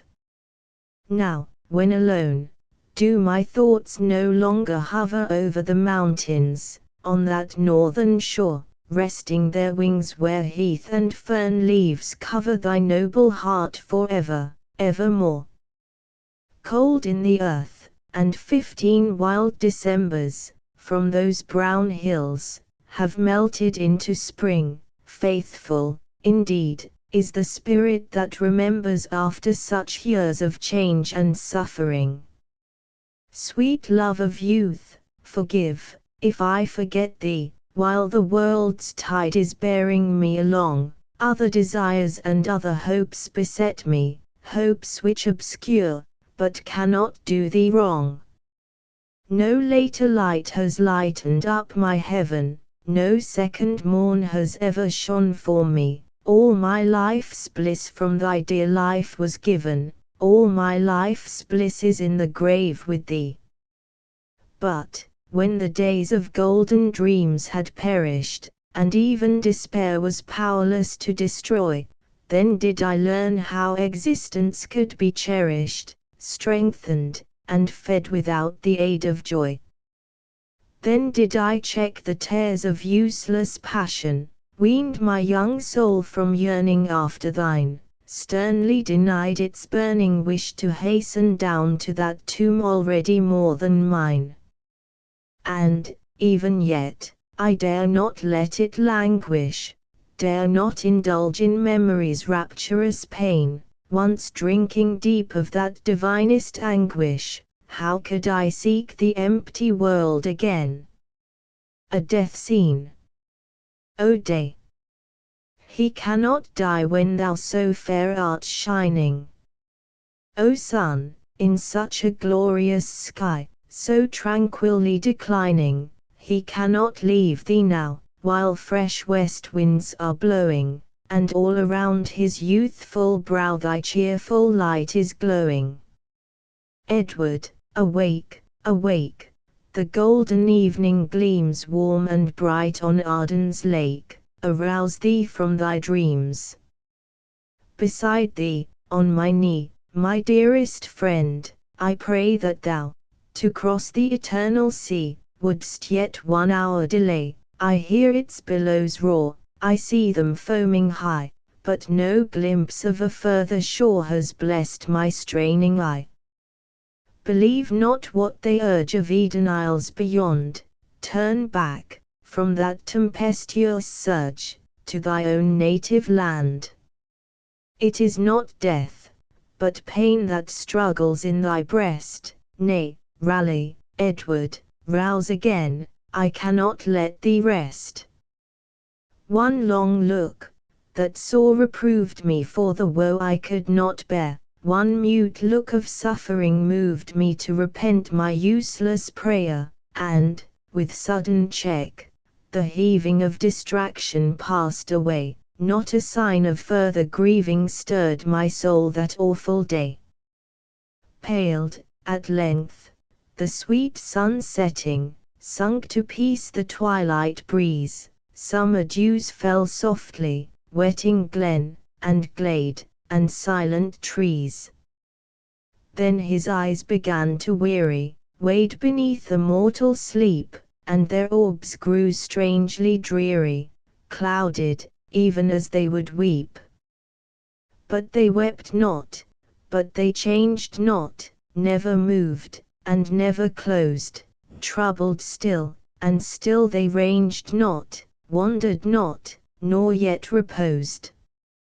So I knew that he was dying, stooped, and raised his languid head, felt no breath, and heard no sighing, so I knew that he was dead. Song.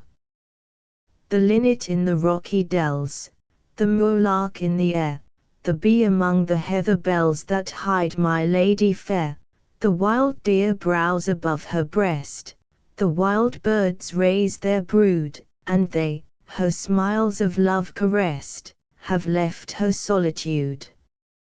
I ween, that when the grave's dark wall did first her form retain, they thought their hearts could ne'er recall the light of joy again. They thought the tide of grief would flow unchecked through future years, but where is all their anguish now, and where are all their tears? Well, let them fight for honor's breath, or pleasure's shade pursue, the dweller in the land of death is changed and careless too.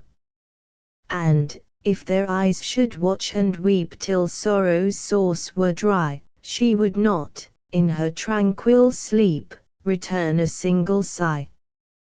Blow, west wind, by the lonely mound, and murmur, summer streams, there is no need of other sound to soothe my lady's dreams. Anticipation.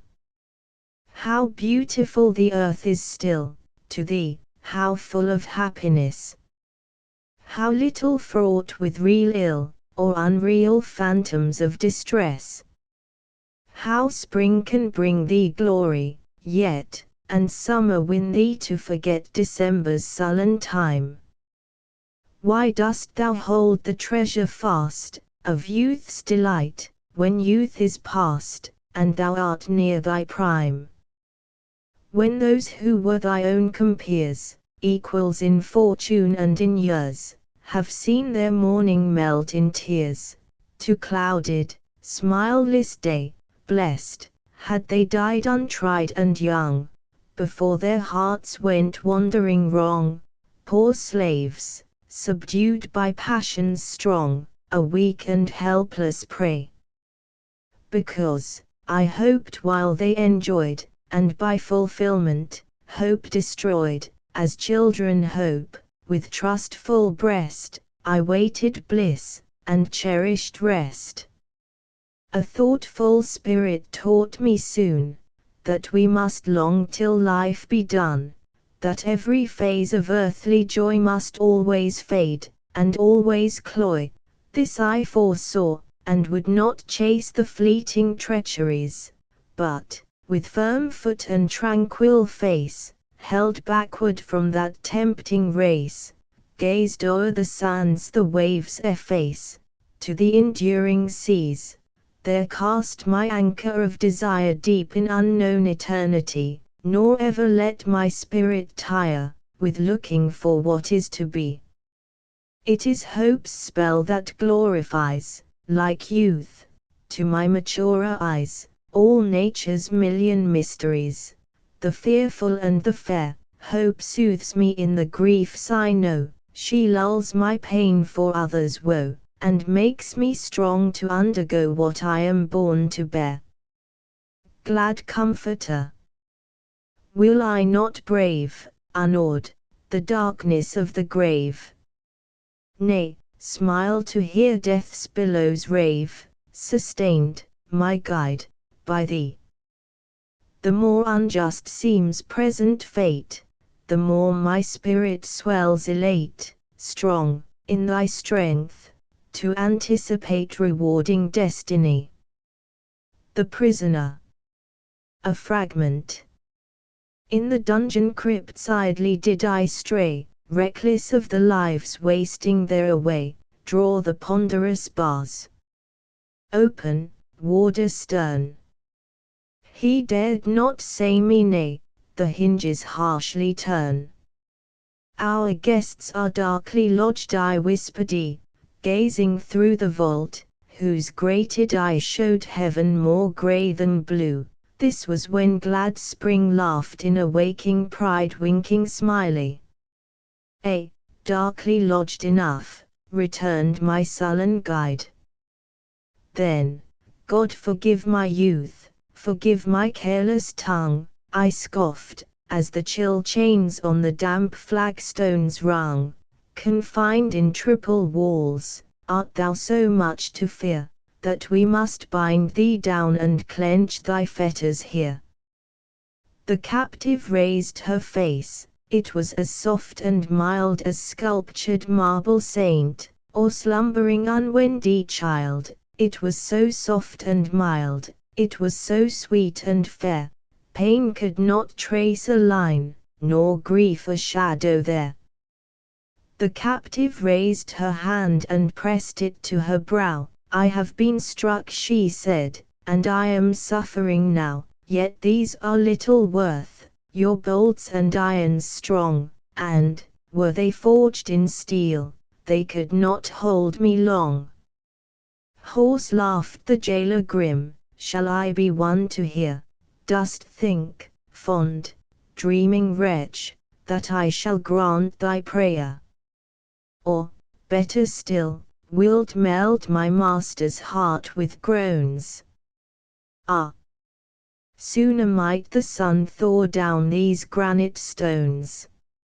My master's voice is low, his aspect bland and kind, but hard as hardest flint the soul that lurks behind, and I am rough and rude, yet not more rough to see than is the hidden ghost that has its home in me. About her lips there played a smile of almost scorn. My friend, she gently said, you have not heard me mourn, when you my kindred's lives, my lost life, can restore, then may I weep and sue, but never, friend, before. Still, let my tyrants know, I am not doomed to wear year after year in gloom, and desolate despair. A messenger of hope comes every night to me, and offers for short life, eternal liberty. He comes with western winds, with evening's wandering airs, with that clear dusk of heaven that brings the thickest stars. Winds take a pensive tone, and stars a tender fire, and visions rise, and change, that kill me with desire.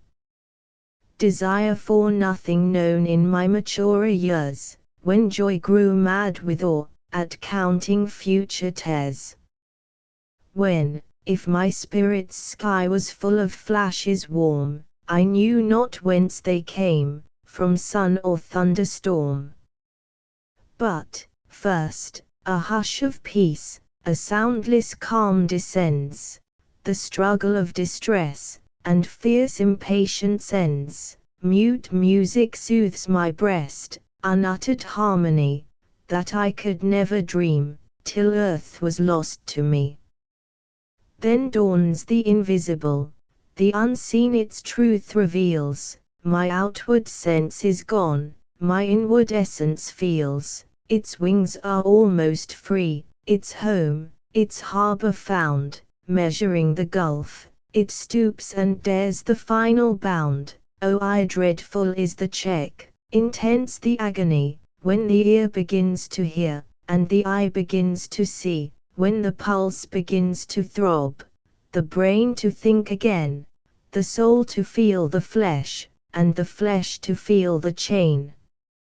Yet I would lose no sting, would wish no torture less, the more that anguish racks, the earlier it will bless, and robed in fires of hell, or bright with heavenly shine, if it but herald death, the vision is divine. She ceased to speak, and we, unanswering, turned to go. We had no further power to work the captive woe. Her cheek, her gleaming eye, declared that man had given a sentence, unapproved, and overruled by heaven. Hope. Hope was but a timid friend. She sat without the grated den, watching how my fate would tend, even as selfish-hearted men. She was cruel in her fear. Through the bars one dreary day, I looked out to see her there, and she turned her face away. Like a false god, false watch-keeping, still, in strife, she whispered peace, she would sing while I was weeping, if I listened, she would cease. False she was, and unrelenting, when my last joys strewed the ground, even sorrow saw, repenting, those sad relics scattered round. Hope, whose whisper would have given balm to all my frenzied pain, stretched her wings, and soared to heaven, went, and ne'er returned again. A daydream. On a sunny brae alone I lay one summer afternoon. It was the marriage time of May, with her young lover, June. From her mother's heart seemed loath to part that queen of bridal charms, but her father smiled on the fairest child he ever held in his arms. The trees did wave their plumy crests, the glad birds carolled clear, and I, of all the wedding guests, was only sullen there. There was not one, but wished to shun my aspect void of cheer. The very grey rocks, looking on, asked, "What do you here?" And I could utter no reply. In sooth, I did not know why I had brought a clouded eye to greet the general glow. So, resting on a heathy bank, I took my heart to me, and we together sadly sank into a reverie. We thought, when winter comes again, where will these bright things be? All vanished, like a vision vain, an unreal mockery. The birds that now so blithely sing, through deserts, frozen dry, poor spectres of the perished spring, in famished troops will fly. And why should we be glad at all? The leaf is hardly green, before a token of its fall is on the surface seen. Now, whether it were really so, I never could be sure, but as in fit of peevish woe, I stretched me on the moor, a thousand gleaming fires seemed kindling in the air, a thousand silvery lyres resounded far and near, methought, the very breath I breathed was full of sparks divine, and all my heather couch was wreathed by that celestial shine. And, while the wide earth echoing rung to that strange minstrelsy the little glittering spirits sung, or seemed to sing, to me, O mortal! Mortal! Let them die, let time and tears destroy, that we may overflow the sky with universal joy. Let grief distract the sufferer's breast, and night obscure his way, they hasten him to endless rest, and everlasting day. To thee the world is like a tomb, a desert's naked shore. To us, in unimagined bloom, it brightens more and more. And, could we lift the veil, and give one brief glimpse to thine eye, thou wouldst rejoice for those that live, because they live to die. The music ceased, the noonday dream, like dream of night, withdrew, but fancy, still, will sometimes deem her fond creation true. To imagination.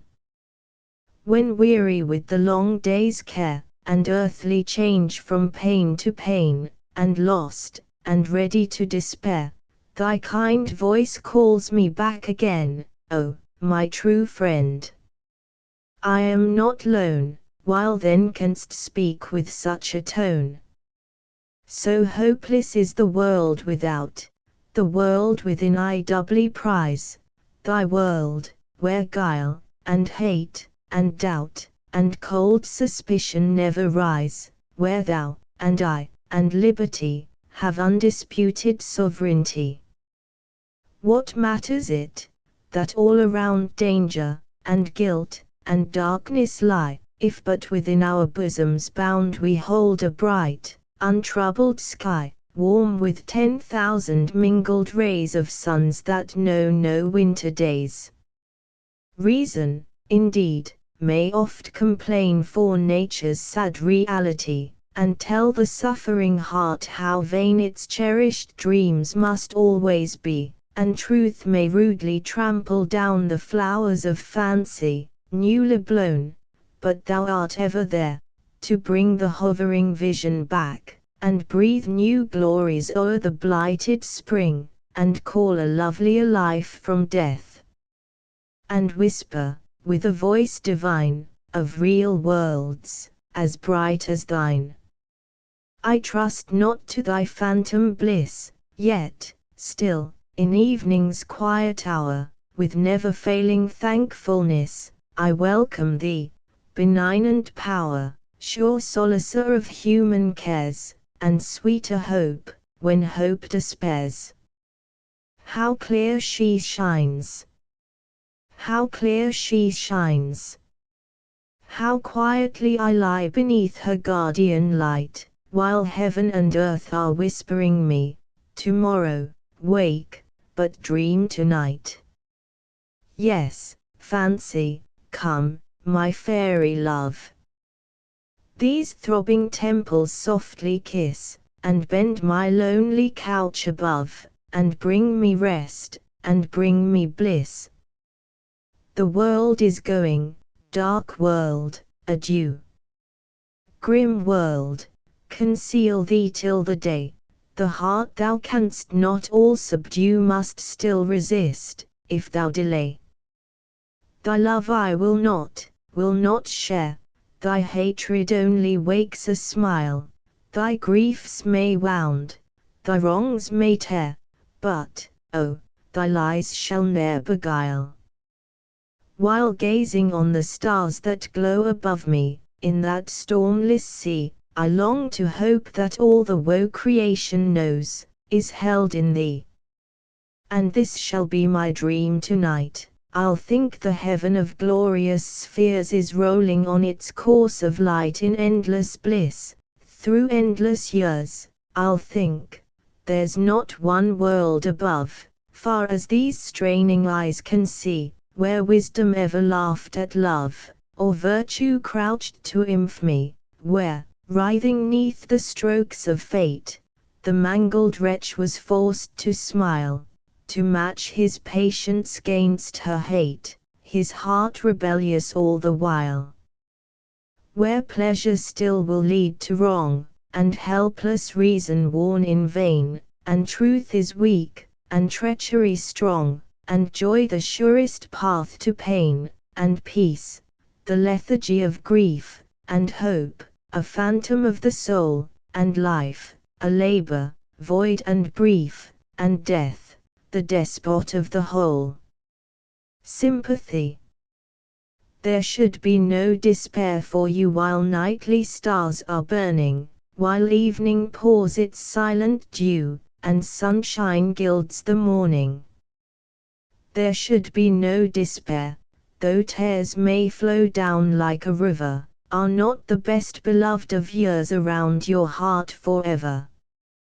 They weep, you weep, it must be so.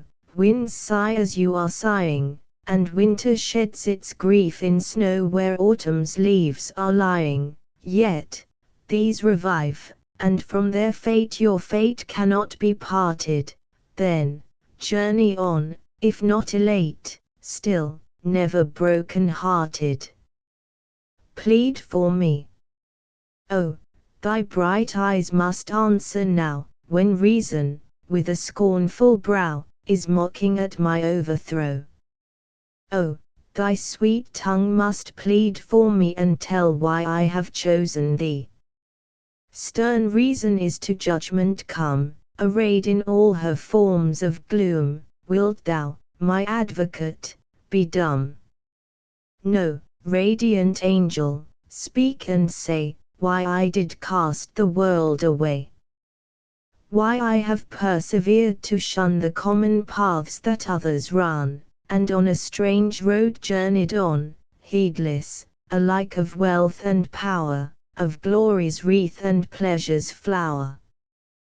These, once, indeed, seemed beings divine, and they, perchance, heard vows of mine, and saw my offerings on their shrine. But careless gifts are seldom prized, and mine were worthily despised.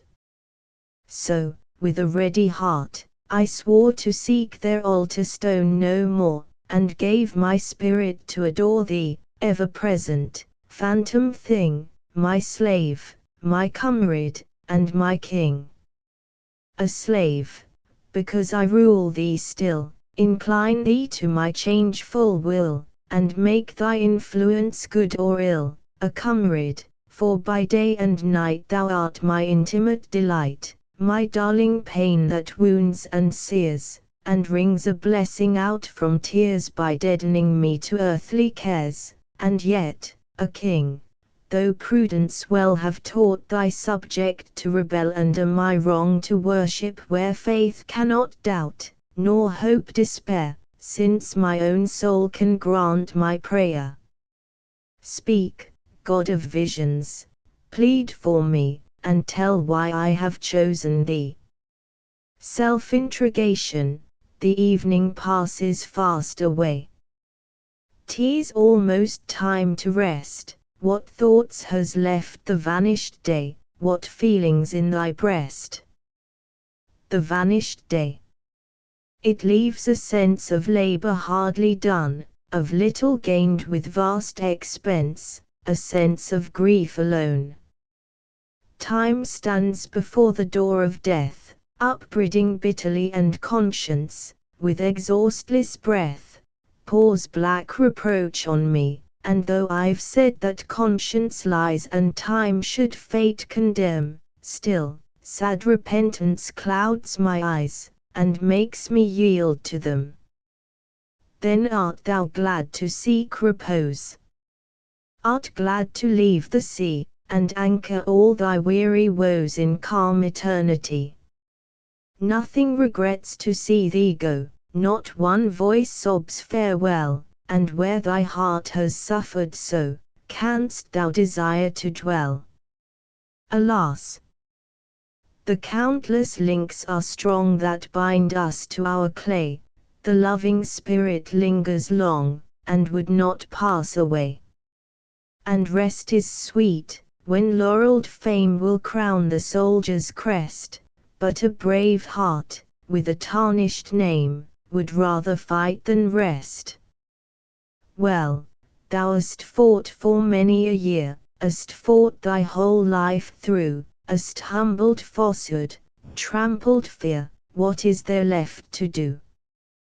'Tis true, this arm has hotly striven, has dared what few would dare, much have I done, and freely given, but little learned to bear.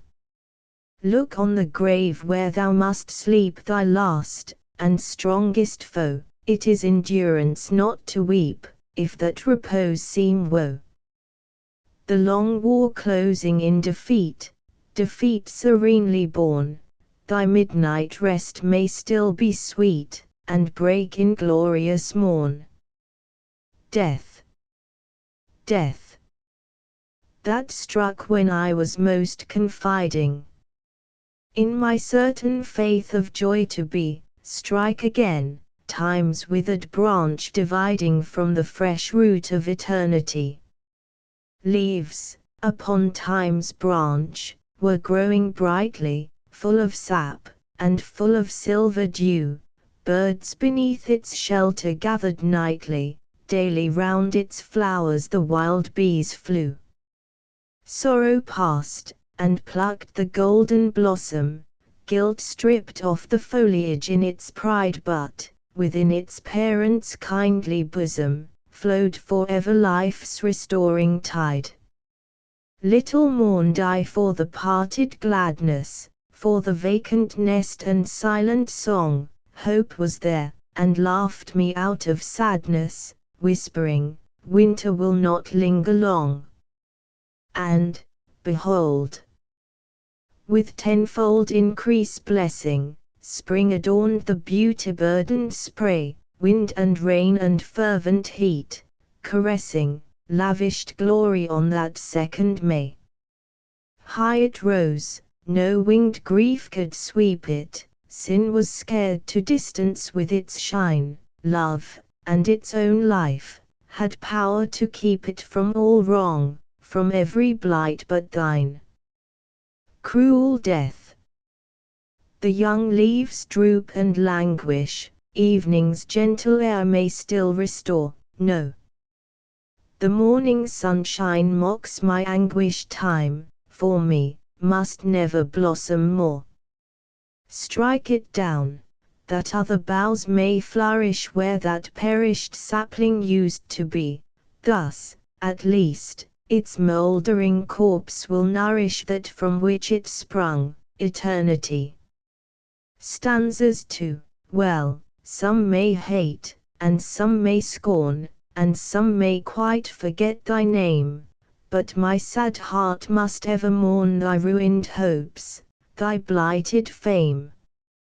'Twas thus I thought, an hour ago, even weeping o'er that wretch's woe. One word turned back my gushing tears, and lit my altered eye with sneers. Then bless the friendly dust, I said, that hides thy unlamented head. Vain as thou wert, and weak as vain, the slave of falsehood, pride, and pain, my heart has naught akin to thine, thy soul is powerless over mine. But these were thoughts that vanished too, unwise, unholy, and untrue. Do I despise the timid deer, because his limbs are fleet with fear? Or, would I mock the wolf's death howl, because his form is gaunt and foul? Or, hear with joy the leveret's cry, because it cannot bravely die? No. Then above his memory let pity's heart as tender be, say, earth, lie lightly on that breast, and, kind heaven, grant that spirit rest. Honor's martyr.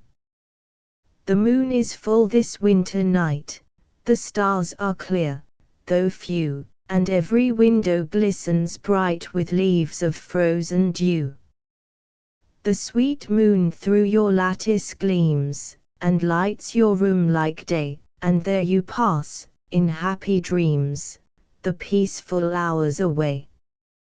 While I, with effort hardly quelling the anguish in my breast, wander about the silent dwelling, and cannot think of rest. The old clock in the gloomy hall ticks on, from hour to hour, and every time its measured call seems lingering slow and slower, and, oh, how slow that keen-eyed star has tracked the chilly grey. What, watching yet? How very far the morning lies away. Without your chamber door I stand, love, are you slumbering still? My cold heart, underneath my hand, has almost ceased to thrill. Bleak, bleak the east wind sobs and sighs, and drowns the turret bell, whose sad note, undistinguished, dies unheard, like my farewell. Tomorrow, scorn will blight my name, and hate will trample me, will load me with a coward's shame, a traitor's perjury. False friends will launch their covert sneers, true friends will wish me dead, and I shall cause the bitterest tears that you have ever shed. The dark deeds of my outlawed race will then like virtues shine, and men will pardon their disgrace, beside the guilt of mine. For, who forgives the accursed crime of dastard treachery? Rebellion, in its chosen time, may freedom's champion be, revenge may stain a righteous sword, it may be just to slay, but, traitor, traitor, from that word all true breasts shrink away. Oh, I would give my heart to death, to keep my honor fair, yet, I'll not give my inward faith my honor's name to spare. Not even to keep your priceless love, dare I, beloved, deceive. This treason should the future prove, then, only then, believe. I know the path I ought to go, I follow fearlessly, inquiring not what deeper woe stern duty stores for me. So foes pursue, and cold allies mistrust me, every one, let me be false in others' eyes, if faithful in my own. Stanzas. I'll not weep that thou art going to leave me, there's nothing lovely here, and doubly will the dark world grieve me, while thy heart suffers there. I'll not weep, because the summer's glory must always end in gloom, and, follow out the happiest story, it closes with a tomb. And I am weary of the anguish increasing winter's bear, weary to watch the spirit languish through years of dead despair. So, if a tear, when thou art dying, should haply fall from me, it is but that my soul is sighing, to go and rest with thee. My comforter. Well hast thou spoken, and yet not taught a feeling strange or new, thou hast but roused a latent thought, a cloud-closed beam of sunshine brought to gleam in open view. Deep down, concealed within my soul, that light lies hid from men, yet glows unquenched, though shadows roll, its gentle ray cannot control, about the sullen den. Was I not vexed, in these gloomy ways to walk alone so long? Around me, wretches uttering praise, or howling o'er their hopeless days, and each with frenzy's tongue, a brotherhood of misery, their smiles as sad as sighs, whose madness daily maddened me, distorting into agony the bliss before my eyes. So stood I, in heaven's glorious sun, and in the glare of hell, my spirit drank a mingled tone, of seraph's song, and demon's moan. What my soul bore, my soul alone within itself may tell. Like a soft air above a sea, tossed by the tempest's stir, a thaw wind, melting quietly the snowdrift on some wintry lea. No, what sweet thing resembles thee, my thoughtful comforter? And yet a little longer speak, calm this resentful mood, and while the savage heart grows meek, for other token do not seek, but let the tear upon my cheek evince my gratitude. The old Stoic.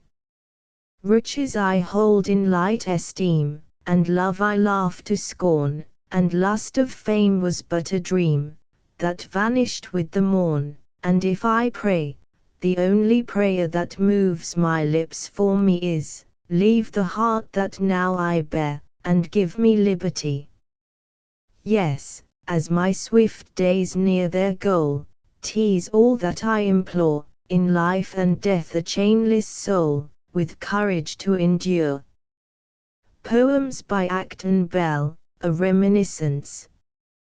Yes, thou art gone, and never more thy sunny smile shall gladden me, but I may pass the old church door, and pace the floor that covers thee, may stand upon the cold, damp stone, and think that, frozen, lies below the lightest heart that I have known, the kindest I shall ever know. Yet, though I cannot see thee more, 'tis still a comfort to have seen, and though thy transient life is o'er, 'tis sweet to think that thou hast been, to think a soul so near divine, within a form so angel fair, united to a heart like thine, has gladdened once our humble sphere. The arbor. I'll rest me in this sheltered bower, and look upon the clear blue sky that smiles upon me through the trees, which stand so thick clustering by, and view their green and glossy leaves, all glistening in the sunshine fair, and list the rustling of their boughs, so softly whispering through the air. And while my ear drinks in the sound, my winged soul shall fly away, reviewing lone departed years as one mild, beaming, autumn day, and soaring on to future scenes, like hills and woods, and valleys green, all basking in the summer's sun, but distant still, and dimly seen. Oh, list! 'Tis summer's very breath that gently shakes the rustling trees, but look! The snow is on the ground, how can I think of scenes like these? 'Tis but the frost that clears the air, and gives the sky that lovely blue, they are smiling in a winter's sun, those evergreens of sombre hue. And winter's chill is on my heart, how can I dream of future bliss? How can my spirit soar away, confined by such a chain as this? Home. How brightly glistening in the sun the woodland ivy plays, while yonder beeches from their barks reflect his silver rays. That sun surveys a lovely scene from softly smiling skies, and wildly through unnumbered trees the wind of winter sighs, now loud, it thunders o'er my head, and now in distance dies. But give me back my barren hills where colder breezes rise, where scarce the scattered, stunted trees can yield an answering swell, but where a wilderness of heath returns the sound as well. For yonder garden, fair and wide, with groves of evergreen, long winding walks, and borders trim, and velvet lawns between, restore to me that little spot, with grey walls compassed round, where knotted grass neglected lies, and weeds usurp the ground. Though all around this mansion high invites the foot to roam, and though its halls are fair within, oh, give me back my home. Vanitas vanitatum, omnia vanitas. In all we do, and hear, and see, is restless toil and vanity. While yet the rolling earth abides, men come and go like ocean tides, and ere one generation dies, another in its place shall rise, that, sinking soon into the grave, others succeed, like wave on wave, and as they rise, they pass away. The sun arises every day, and hastening onward to the west, he nightly sinks, but not to rest, returning to the eastern skies, again to light us, he must rise. And still the restless wind comes forth, now blowing keenly from the north, now from the south, the east, the west, forever changing, ne'er at rest. The fountains, gushing from the hills, supply the ever-running rills.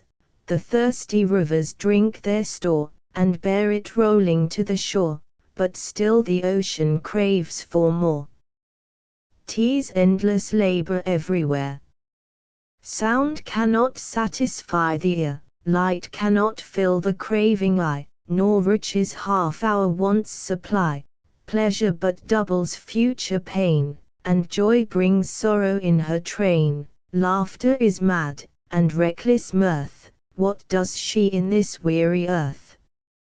Should wealth, or fame, our life employ, death comes, our labor to destroy, to snatch the untasted cup away, for which we toiled so many a day.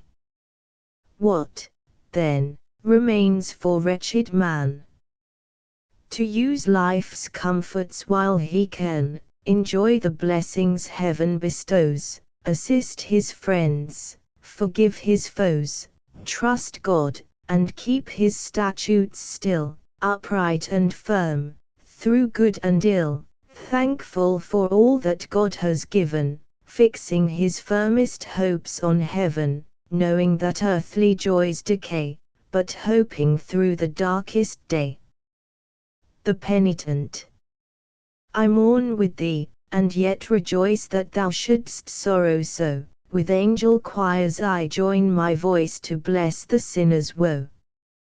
Though friends and kindred turn away, and laugh thy grief to scorn, I hear the great Redeemer say, Blessed are ye that mourn. Hold on thy course, nor deem it strange that earthly cords are riven. Man may lament the wondrous change, but there is joy in heaven. Music on Christmas morning. Music I love, but never strain could kindle raptures so divine, so grief assuage, so conquer pain, and rouse this pensive heart of mine, as that we hear on Christmas morn, upon the wintry breezes borne. Though darkness still her empire keep, and hours must pass, ere morning break, from troubled dreams, or slumbers deep, that music kindly bids us wake, it calls us, with an angel's voice, to wake, and worship, and rejoice, to greet with joy the glorious morn, which angels welcomed long ago, when our redeeming Lord was born, to bring the light of heaven below, the powers of darkness to dispel, and rescue earth from death and hell.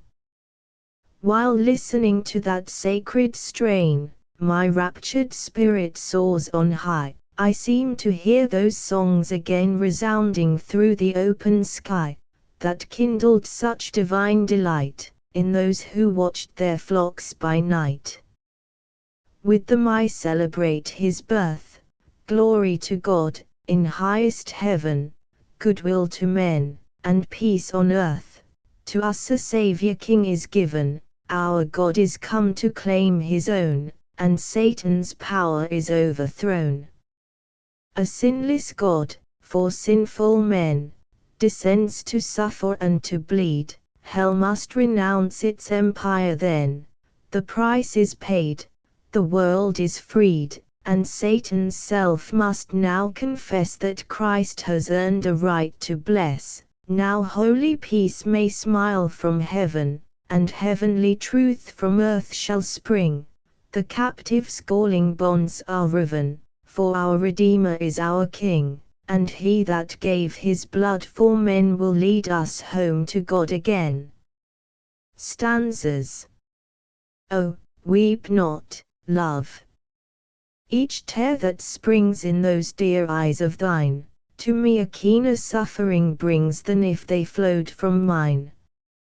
And do not droop. However drear the fate awaiting thee, for my sake combat pain and care, and cherish life for me. I do not fear thy love will fail, thy faith is true, I know, but, O, my love. Thy strength is frail for such a life of woe. Were't he not for this, I well could trace, though banished long from thee, life's rugged path, and boldly face the storms that threaten me. Fear not for me, I've steeled my mind's sorrow and strife to greet, joy with my love I leave behind, care with my friends I meet. A mother's sad reproachful eye, a father's scowling brow, but he may frown and she may sigh, I will not break my vow. I love my mother, I revere my sire, but fear not me, believe that death alone can tear this faithful heart from thee. If this be all, O God, if this indeed be all that life can show to me, if on my aching brow may fall no freshening dew from thee, if with no brighter light than this the lamp of hope may glow, and I may only dream of bliss, and wake to weary woe, if friendship's solace must decay, when other joys are gone, and love must keep so far away, while I go wandering on, wandering and toiling without gain, the slave of others' will, with constant care, and frequent pain, despised, forgotten still, grieving to look on vice and sin, yet powerless to quell the silent current from within. The outward torrents swell while all the good I would impart, the feelings I would share, are driven backward to my heart, and turned to wormwood there, if clouds must ever keep from sight the glories of the sun, and I must suffer winter's blight, ere summer is begun, if life must be so full of care, then call me soon to thee, or give me strength enough to bear my load of misery. Memory. Brightly the sun of summer shone green fields and waving woods upon, and soft winds wandered by, above, a sky of purest blue, around, bright flowers of loveliest hue, allured the gazer's eye. But what were all these charms to me, when one sweet breath of memory came gently wafting by? I closed my eyes against the day, and called my willing soul away, from earth, and air, and sky, that I might simply fancy there one little flower, a primrose fair, just opening into sight, as in the days of infancy, an opening primrose seemed to me a source of strange delight. Sweet memory, ever smile on me, nature's chief beauties spring from thee, oh, still thy tribute bring, still make the golden crocus shine among the flowers the most divine, the glory of the spring. Still in the wallflowers fragrance dwell, and hover round the slight bluebell, my childhood's darling flower. Smile on the little daisy still, the buttercup's bright goblet fill with all thy former power.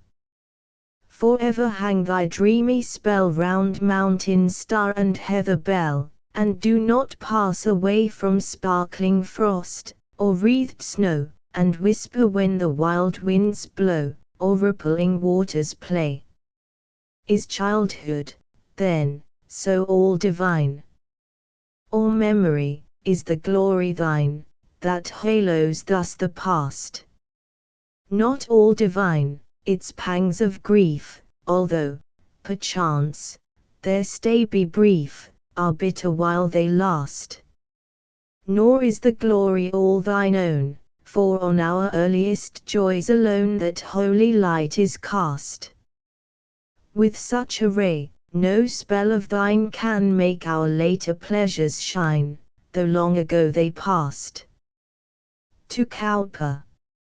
Sweet are thy strains, celestial bard, and oft, in childhood's years, I've read them o'er and o'er again, with floods of silent tears. The language of my inmost heart I traced in every line, my sins, my sorrows, hopes, and fears, were there and only mine. All for myself the sigh would swell, the terror of anguish start, I little knew what wilder woe had filled the poet's heart.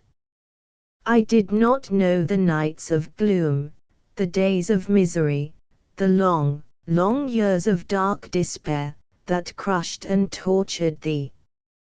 But they are gone, from earth at length thy gentle soul is past thee, and in the bosom of its God has found its home at last. It must be so, if God is love, and answers fervent prayer, then surely thou shalt dwell on high, and I may meet thee there. Is he the source of every good, the spring of purity? Then in thine hours of deepest woe, thy God was still with thee. How else, when every hope was fled, couldst thou so fondly cling to holy things and help men? And how so sweetly sing, of things that God alone could teach? And whence that purity, that hatred of all sinful ways, that gentle charity? Are these the symptoms of a heart of heavenly grace bereft, forever banished from its God, to Satan's fury left? Yet, should thy darkest fears be true, if heaven be so severe, that such a soul as thine is lost, oh, how shall I appear? The doubter's prayer.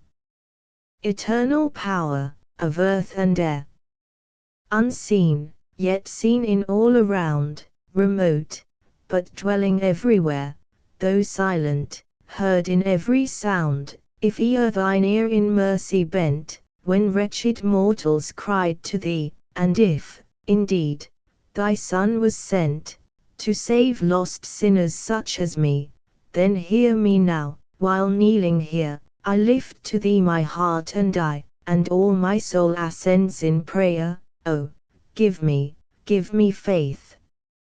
I cry. Without some glimmering in my heart, I could not raise this fervent prayer, but, oh, a stronger light impart, and in thy mercy fix it there. While faith is with me, I am blessed, it turns my darkest night to day, but while I clasp it to my breast, I often feel it slide away. Then, cold and dark, my spirit sinks, to see my light of life depart, and every fiend of hell, methinks, enjoys the anguish of my heart. What shall I do, if all my love, my hopes, my toil, are cast away, and if there be no God above, to hear and bless me when I pray? If this be vain delusion all, if death be an eternal sleep, and none can hear my secret call, or see the silent tears I weep, oh, help me, God! For thou alone canst my distracted soul relieve, forsake it not, it is thine own, though weak, yet longing to believe. Oh, drive these cruel doubts away, and make me know, that thou art God. A faith, that shines by night and day, will lighten every earthly load. If I believe that Jesus died, and waking, rose to reign above, then surely sorrow, sin, and pride, must yield to peace, and hope, and love. And all the blessed words he said will strength and holy joy impart, a shield of safety o'er my head, a spring of comfort in my heart.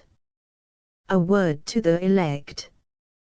You may rejoice to think yourselves secure, you may be grateful for the gift divine, that grace unsought, which made your black hearts pure, and fits your earth-born souls in heaven to shine. But, is it sweet to look around, and view thousands excluded from that happiness which they deserved, at least, as much as you dot, their faults not greater, nor their virtues less? And wherefore should you love your God the more? Because to you alone his smiles are given, because he chose to pass the many o'er, and only bring the favored few to heaven. And wherefore should your hearts more grateful prove? Because for all the Saviour did not die. Is yours the God of justice and of love? And are your bosoms warm with charity? Say, does your heart expand to all mankind? And would you ever to your neighbor do, the weak, the strong, the enlightened, and the blind, as you would have your neighbor do to you? And when you, looking on your fellow men, behold them doomed to endless misery, how can you talk of joy and rapture then? May God withhold such cruel joy from me. That none deserve eternal bliss I know, unmerited the grace in mercy given, but none shall sink to everlasting woe, that have not well deserved the wrath of heaven. And, oh, there lives within my heart a hope, long nursed by me, and should its cheering ray depart, how dark my soul would be. That as in Adam all have died, in Christ shall all men live, and ever round his throne abide, eternal praise to give. That even the wicked shall at last be fitted for the skies, and when their dreadful doom is past, to life and light arise. I ask not, how remote the day, nor what the sinner's woe, before their dross is purged away, enough for me to know, that when the cup of wrath is drained, the metal purified, they'll cling to what they once disdained, and live by him that died. Past days. 'Tis strange to think there was a time when mirth was not an empty name, when laughter really cheered the heart, and frequent smiles unbidden came, and tears of grief would only flow in sympathy for others' woe, when speech expressed the inward thought, and heart to kindred heart was bare, and summer days were far too short for all the pleasures crowded there, and silence, solitude, and rest, now welcome to the weary breast, were all unprized, uncourted then, and all the joy one spirit showed, the other deeply felt again, and friendship like a river flowed, constant and strong its silent course, for naught withstood its gentle force, when night, the holy time of peace, was dreaded as the parting hour, when speech and mirth at once must cease, and silence must resume her power, though ever free from pains and woes, she only brought us calm repose. And when the blessed dawn again brought daylight to the blushing skies, we woke, and not reluctant then, to joyless labor did we rise, but full of hope, and glad and gay, we welcomed the returning day. The consolation. Though bleak these woods, and damp the ground with fallen leaves so thickly strown, and cold the wind that wanders round with wild and melancholy moan, there is a friendly roof, I know, might shield me from the wintry blast, there is a fire, whose ruddy glow will cheer me for my wanderings past. And so, though still, where'er I go, cold stranger glances meet my eye, though, when my spirit sinks in woe, unheeded swells the unbidden sigh, though solitude, endured too long, bids youthful joys too soon decay, makes mirth a stranger to my tongue, and overclouds my noon of day, when kindly thoughts that would have way, flow back discouraged to my breast, I know there is, though far away, a home where heart and soul may rest. Warm hands are there, that, clasped in mine, the warmer heart will not belie, while mirth, and truth, and friendship shine in smiling lip and earnest eye. The ice that gathers round my heart may there be thawed, and sweetly, then, the joys of youth, that now depart, will come to cheer my soul again. Though far I roam, that thought shall be my hope, my comfort, everywhere, while such a home remains to me, my heart shall never know despair. Lines composed in a wood on a windy day. My soul is awakened, my spirit is soaring and carried aloft on the wings of the breeze, for above and around me the wild wind is roaring, arousing to rapture the earth and the seas. The long withered grass in the sunshine is glancing, the bare trees are tossing their branches on high, the dead leaves beneath them are merrily dancing, the white clouds are scudding across the blue sky. I wish I could see how the ocean is lashing the foam of its billows to whirlwinds of spray. I wish I could see how its proud waves are dashing, and hear the wild roar of their thunder today. Views of life.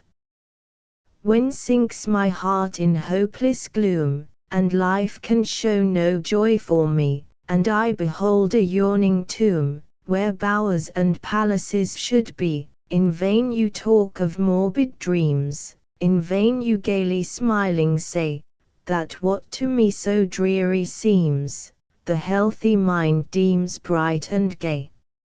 I too have smiled, and thought like you, but madly smiled, and falsely deemed, truth led me to the present view, I'm waking now, 'twas then I dreamed. I lately saw a sunset sky, and stood enraptured to behold its varied hues of glorious dye. First, fleecy clouds of shining gold, these blushing took a rosy hue, beneath them shone a flood of green, nor less divine, the glorious blue that smiled above them and between. I cannot name each lovely shade, I cannot say how bright they shone, but one by one, I saw them fade, and what remained when they were gone? Dull clouds remained, of sombre hue, and when their borrowed charm was o'er, the azure sky had faded too, that smiled so softly bright before. So, gilded by the glow of youth, our varied life looks fair and gay, and so remains the naked truth, when that false light is passed away. Why blame ye, then, my keener sight, that clearly sees a world of woes through all the haze of golden light that flattering falsehood round it throws? When the young mother smiles above the firstborn darling of her heart, her bosom glows with earnest love, while tears of silent transport start. Fond dreamer. Little does she know the anxious toil, the suffering, the blasted hopes, the burning woe, the object of her joy will bring. Her blinded eyes behold not now what, soon or late, must be his doom, the anguish that will cloud his brow, the bed of death, the dreary tomb. As little know the youthful pair, in mutual love supremely blessed, what weariness, and cold despair, ere long, will seize the aching breast. And even should love and faith remain, the greatest blessings life can show, amid adversity and pain, to shine throughout with cheering glow, they do not see how cruel death comes on, their loving hearts to part. One feels not now the gasping breath, the rending of the earth-bound heart, the soul's and body's agony, ere she may sink to her repose.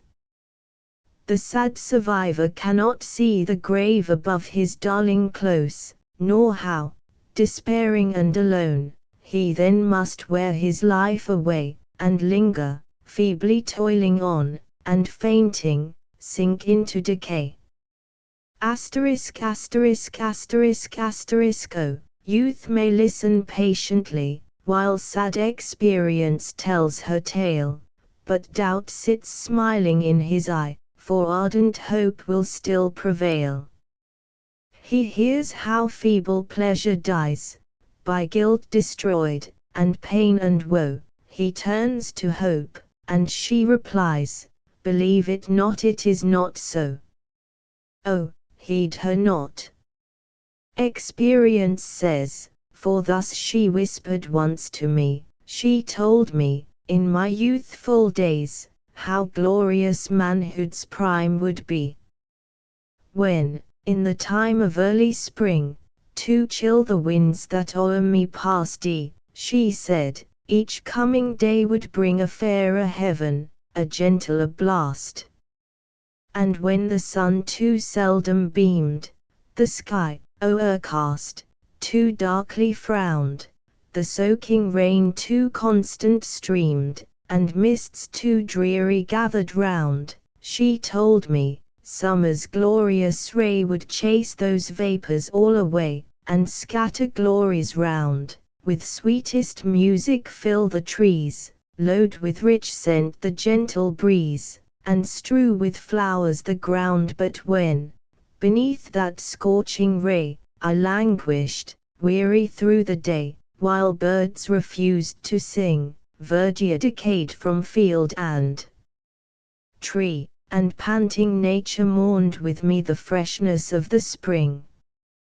Wait but a little while, she said, till summer's burning days are fled, and autumn shall restore, with golden riches of her own, and summer's glories mellowed down, the freshness you deplore. And long I waited, but in vain, that freshness never came again, though summer passed away, though autumn's mists hung cold and chill.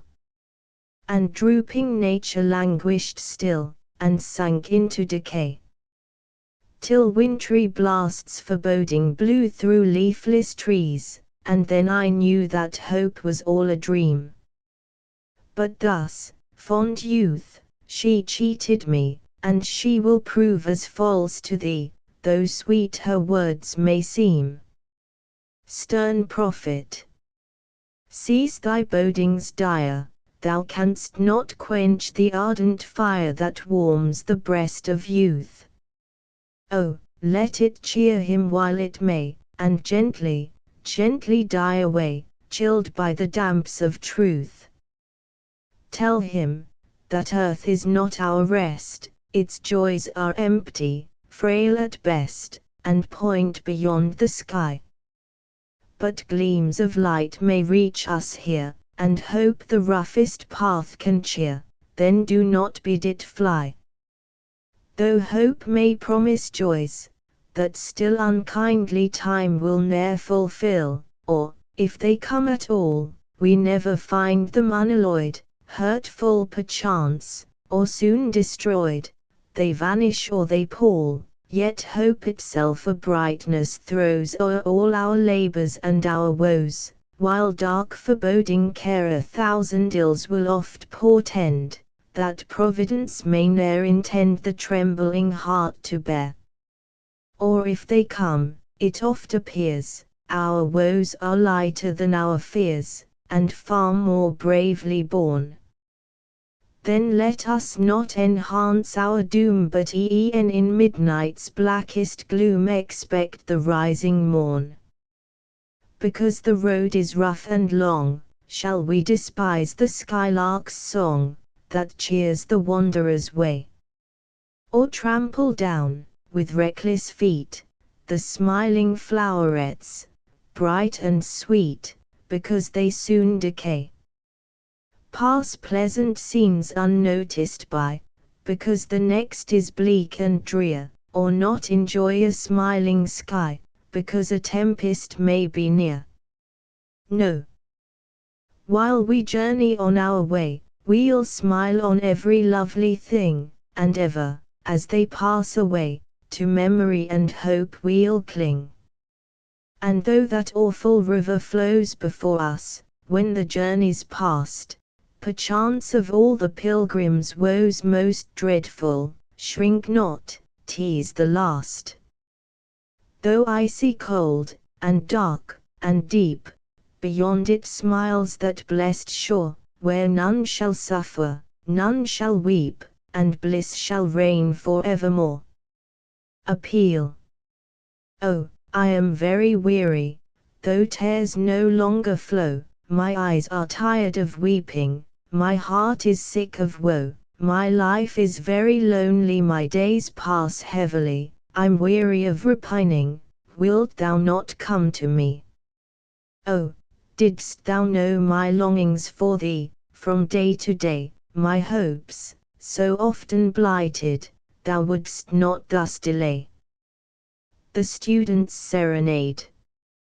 I have slept upon my couch, but my spirit did not rest, for the labors of the day yet my weary soul oppressed, and before my dreaming eyes still the learned volumes lay, and I could not close their leaves, and I could not turn away. But I opened my eyes at last, and I heard a muffled sound, 'twas the night breeze, come to say that the snow was on the ground. Then I knew that there was rest on the mountain's bosom free, so I left my fevered couch, and I flew to waken thee. I have flown to waken thee, for, if thou wilt not arise, then my soul can drink no peace from these holy moonlight skies. And this waste of virgin snow to my sight will not be fair, unless thou wilt smiling come, love, to wander with me there. Then, awake, Maria, wake. For, if thou couldst only know how the quiet moonlight sleeps on this wilderness of snow, and the groves of ancient trees, in their snowy garb arrayed, till they stretch into the gloom of the distant valley's shade, I know thou wouldst rejoice to inhale this bracing air, thou wouldst break thy sweetest sleep to behold a scene so fair. O'er these wintry wilds, alone, thou wouldst joy to wander free, and it will not please thee less, though that bliss be shared with me. The Captive Dove. Poor restless dove, I pity thee, and when I hear thy plaintive moan, I mourn for thy captivity, and in thy woes forget mine own. To see thee stand prepared to fly, and flap those useless wings of thine, and gaze into the distant sky, would melt a harder heart than mine. In vain, in vain. Thou canst not rise, thy prison roof confines thee there, its slender wires delude thine eyes, and quench thy longings with despair. Oh, thou wert made to wander free in sunny mead and shady grove, and far beyond the rolling sea, in distant climes, at will to rove. Yet, hadst thou but one gentle mate thy little drooping heart to cheer, and share with thee thy captive state, thou couldst be happy even there. Yes, even there, if, listening by, one faithful dear companion stood, while gazing on her full bright eye, thou mightst forget thy native wood, but thou, poor solitary dove, must make, unheard, thy joyless moan, the heart that nature formed to love must pine, neglected, and alone. Self-congratulation. Ellen, you were thoughtless once of beauty or of grace, simple and homely in attire, careless of form and face, then whence this change? And wherefore now so often smooth your hair? And wherefore deck your youthful form with such unwearied care? Tell us, and cease to tire our ears with that familiar strain, why will you play those simple tunes so often or again? Indeed, dear friends, I can but say that childhood's thoughts are gone, each year its own new feelings brings, and years move swiftly on, and for these little simple airs, I love to play them o'er so much, I dare not promise, now, to play them nevermore. I answered, and it was enough. They turned them to depart. They could not read my secret thoughts, nor see my throbbing heart. I've noticed many a youthful form, upon whose changeful face the inmost workings of the soul the gazer well might trace. The speaking eye, the changing lip, the ready blushing cheek, the smiling, or beclouded brow, their different feelings speak. But, thank God, you might gaze on mine for hours, and never know the secret changes of my soul from joy to keenest woe. Last night, as we sat round the fire conversing merrily, we heard, without, approaching steps of one well known to me. There was no trembling in my voice, no blush upon my cheek, no lustrous sparkle in my eyes, of hope, or joy, to speak, but, oh! My spirit burned within, my heart beat full and fast. He came not nigh, he went away, and then my joy was past. And yet my comrades marked it not, my voice was still the same, they saw me smile, and o'er my face no signs of sadness came. They little knew my hidden thoughts, and they will never know the aching anguish of my heart, the bitter burning woe. Fluctuations, what though the sun had left my sky? To save me from despair the blessed moon arose on high, and shone serenely there. I watched her, with a tearful gaze, rise slowly o'er the hill, while through the dim horizon's haze her light gleamed faint and chill. I thought such wan and lifeless beams could ne'er my heart repay for the bright sun's most transient gleams that cheered me through the day, but, as above that mist's control she rose, and brighter shone, I felt her light upon my soul, but now, that light is gone. Thick vapors snatched her from my sight, and I was darkling left, all in the cold and gloomy night, of light and hope bereft, until, methought, a little star shone forth with trembling ray, to cheer me with its light afar, but that, too, passed away. Anon, an earthly meteor blazed the gloomy darkness through, I smiled, yet trembled while I gazed, but that soon vanished too. And darker, drearier fell the night upon my spirit then, but what is that faint struggling light? Is it the moon again? Kind heaven, increase that silvery gleam and bid these clouds depart, and let her soft celestial beam restore my fainting heart. Selections from the literary remains of Ellis and Acton Bell. By Currer Bell. Selections from poems by Ellis Bell. It would not have been difficult to compile a volume out of the papers left by my sisters, had I, in making the selection, dismissed from my consideration the scruples and the wishes of those whose written thoughts these papers held. But this was impossible. An influence, stronger than could be exercised by any motive of expediency, necessarily regulated the selection. I have, then, culled from the mass only a little poem here and there.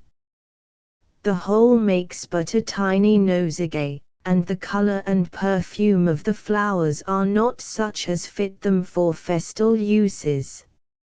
It has been already said that my sisters wrote much in childhood and girlhood. Usually, it seems a sort of injustice to expose in print the crude thoughts of the unripe mind, the rude efforts of the unpracticed hand, yet I venture to give 3 little poems of my sister Emily's, written in her 16th year, because they illustrate a point in her character. At that period she was sent to school. Her previous life, with the exception of a single half-year, had been passed in the absolute retirement of a village parsonage, amongst the hills bordering Yorkshire and Lancashire. The scenery of these hills is not grand, it is not romantic, it is scarcely striking. Long low moors, dark with heath, shut in little valleys, where a stream waters, here and there, a fringe of stunted copse. Mills and scattered cottages chase romance from these valleys. It is only higher up, deep in amongst the ridges of the moors, that imagination can find rest for the sole of her foot, and even if she finds it there, she must be a solitude-loving raven, no gentle dove. If she demand beauty to inspire her, she must bring it inborn. These moors are too stern to yield any product so delicate. The eye of the gazer must itself brim with a purple light intense enough to perpetuate the brief flower flush of August on the heather, or the rare sunset smile of June. Out of his heart must well the freshness, that in latter spring and early summer brightens the bracken, nurtures the moss, and cherishes the starry flowers that spangle for a few weeks the pasture of the moor sheep. Unless that light and freshness are innate and self-sustained, the drear prospect of a Yorkshire moor will be found as barren of poetic as of agricultural interest. Where the love of wild nature is strong, the locality will perhaps be clung to with the more passionate constancy, because from the hill lover's self comes half its charm. My sister Emily loved the moors. Flowers brighter than the rose bloomed in the blackest of the heath for her. Out of a sullen hollow in a livid hillside her mind could make an Eden. She found in the bleak solitude many and dear delights, and not the least and best loved was liberty. Liberty was the breath of Emily's nostrils, without it, she perished. The change from her own home to a school, and from her own very noiseless, very secluded, but unrestricted and inartificial mode of life, to one of disciplined routine, though under the kindliest auspices, was what she failed in enduring. Her nature proved here too strong for her fortitude.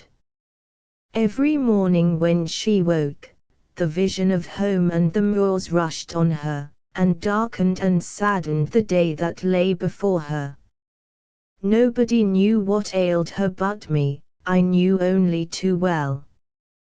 In this struggle her health was quickly broken, her white face, attenuated form, and failing strength, threatened rapid decline. I felt in my heart she would die, if she did not go home, and with this conviction obtained her recall. She had only been 3 months at school, and it was some years before the experiment of sending her from home was again ventured on. After the age of 20, having meantime studied alone with diligence and perseverance, she went with me to an establishment on the continent. The same suffering and conflict ensued, heightened by the strong recoil of her upright, heretic and English spirit from the gentle Jesuitry of the foreign and Romish system.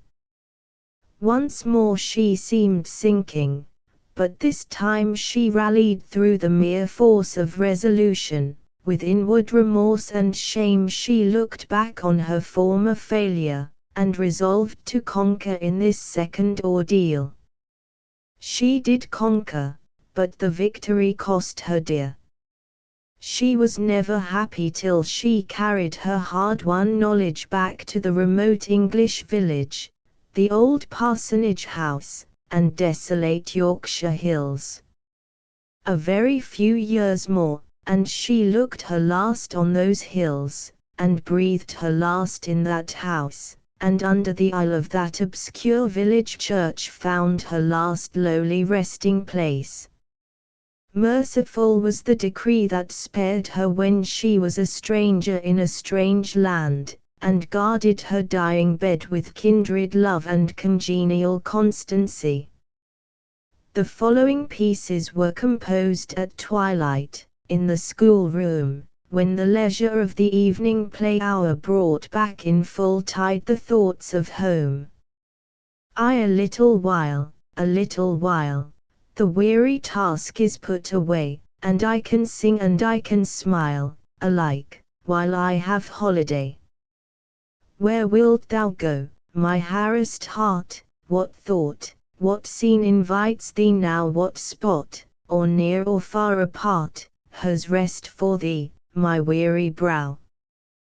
There is a spot, mid barren hills, where winter howls, and driving rain, but, if the dreary tempest chills, there is a light that warms again.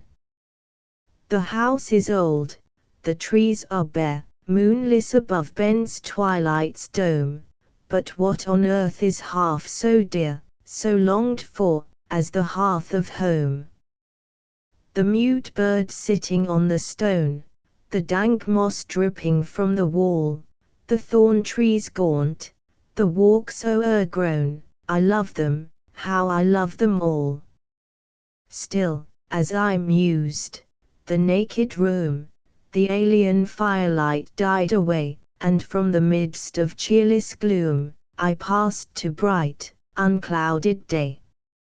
A little and alone green lane that opened on a common wide, a distant, dreamy, dim blue chain of mountains circling every side.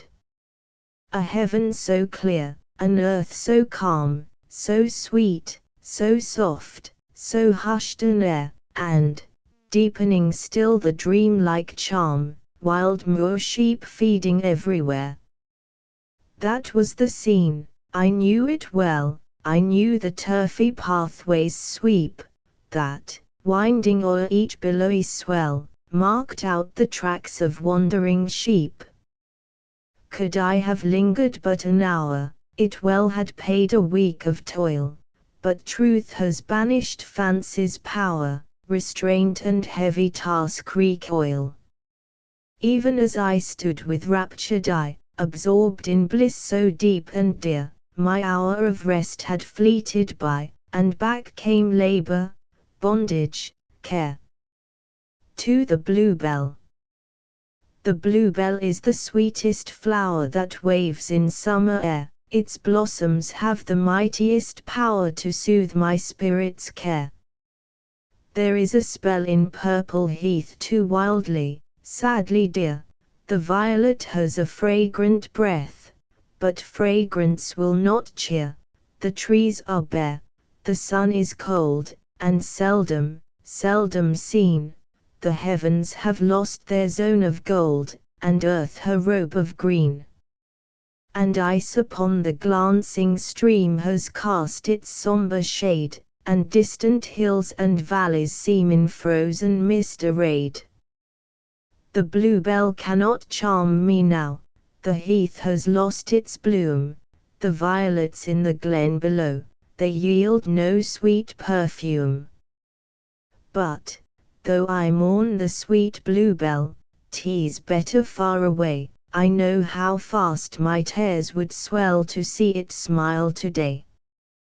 For, oh, when chill the sunbeams fall adown that dreary sky, and gild yon dank and darkened wall with transient brilliancy, how do I weep, how do I pine for the time of flowers to come, and turn me from that fading shine, to mourn the fields of home.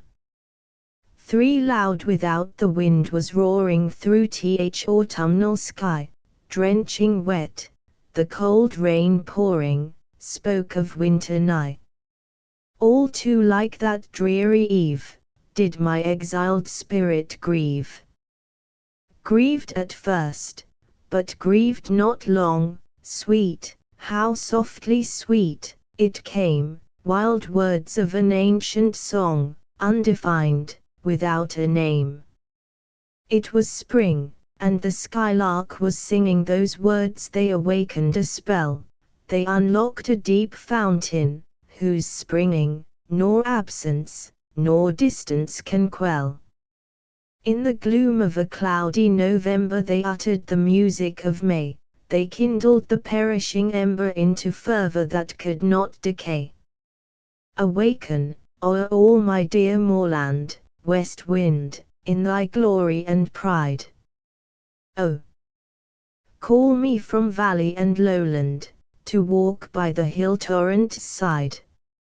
It is swelled with the first snowy weather, the rocks they are icy and hoar, and sullenly waves the long heather, and the fern leaves are sunny no more. There are no yellow stars on the mountain, the bluebells have long died away from the brink of the moss-bedded fountain, from the side of the wintry brae. But lovelier than cornfields all waving in emerald, and vermeil, and gold, are the heights where the north wind is raving, and the crags where I wandered of old. It was morning, the bright sun was beaming, how sweetly it brought back to me the time when nor labour nor dreaming broke the sleep of the happy and free. But blithely we rose as the dawn, heaven was melting to amber and blue, and swift were the wings to our feet given, as we traversed the meadows of dew. For the moors, where the short grass like velvet beneath us should lie. For the moors, where each high pass rose sunny against the clear sky. For the moors, where the linnet was trilling its song on the old granite stone, where the lark, the wild skylark, was filling every breast with delight like its own. What language can utter the feeling which rose, when in exile afar, on the brow of a lonely hill kneeling, I saw the brown heath growing there. It was scattered and stunted, and told me that soon even that would be gone. It whispered, the grim walls enfold me, I have bloomed in my last summer's sun. But not the loved music, whose waking makes the soul of the Swiss die away, has a spell more adored and heart-breaking than, for me, in that blighted heath lay. The spirit which bent 'neath its power, how it longed, how it burned to be free. If I could have wept in that hour, those tears had been heaven to me. Well, well, the sad minutes are moving, though loaded with trouble and pain, and some time the loved and the loving shall meet on the mountains again. The following little piece has no title, but in it the genius of a solitary region seems to address his wandering and wayward votary, and to recall within his influence the proud mind which rebelled at times even against what it most loved. Shall earth no more inspire thee, thou lonely dreamer now? Since passion may not fire thee, shall nature cease to bow? Thy mind is ever moving, in regions dark to thee, recall its useless roving, come back, and dwell with me. I know my mountain breezes enchant and soothe thee still, I know my sunshine pleases, despite thy wayward will. When day with evening blending, sinks from the summer sky, I've seen thy spirit bending in fond idolatry. I've watched thee every hour, I know my mighty sway, I know my magic power to drive thy griefs away. Few hearts to mortals given, on earth so wildly pine, yet few would ask a heaven more like this earth than thine.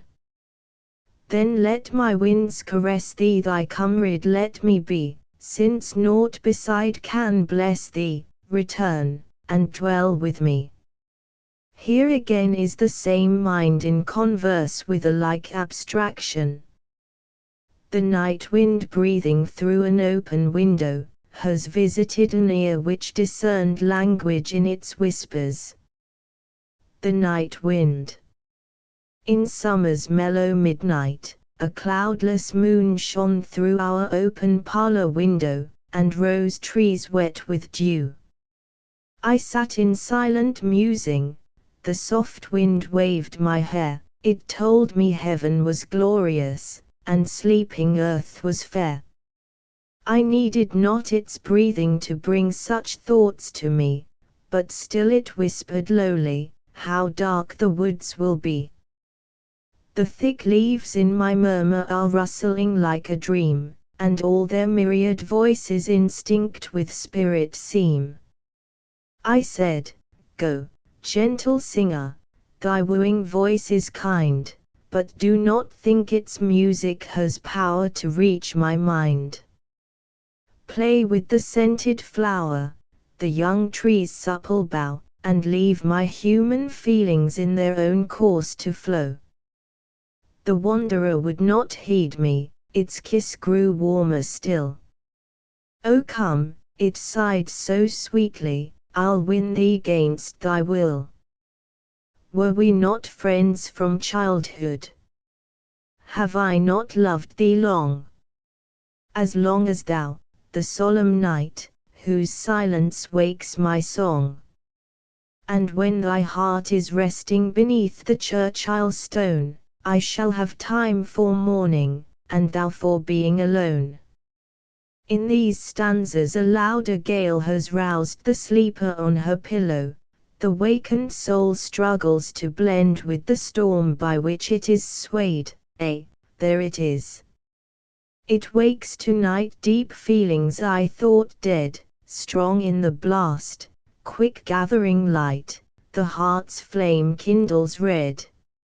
Now I can tell by thine altered cheek, and by thine eyes' full gaze, and by the words thou scarce dost speak, how wildly fancy plays.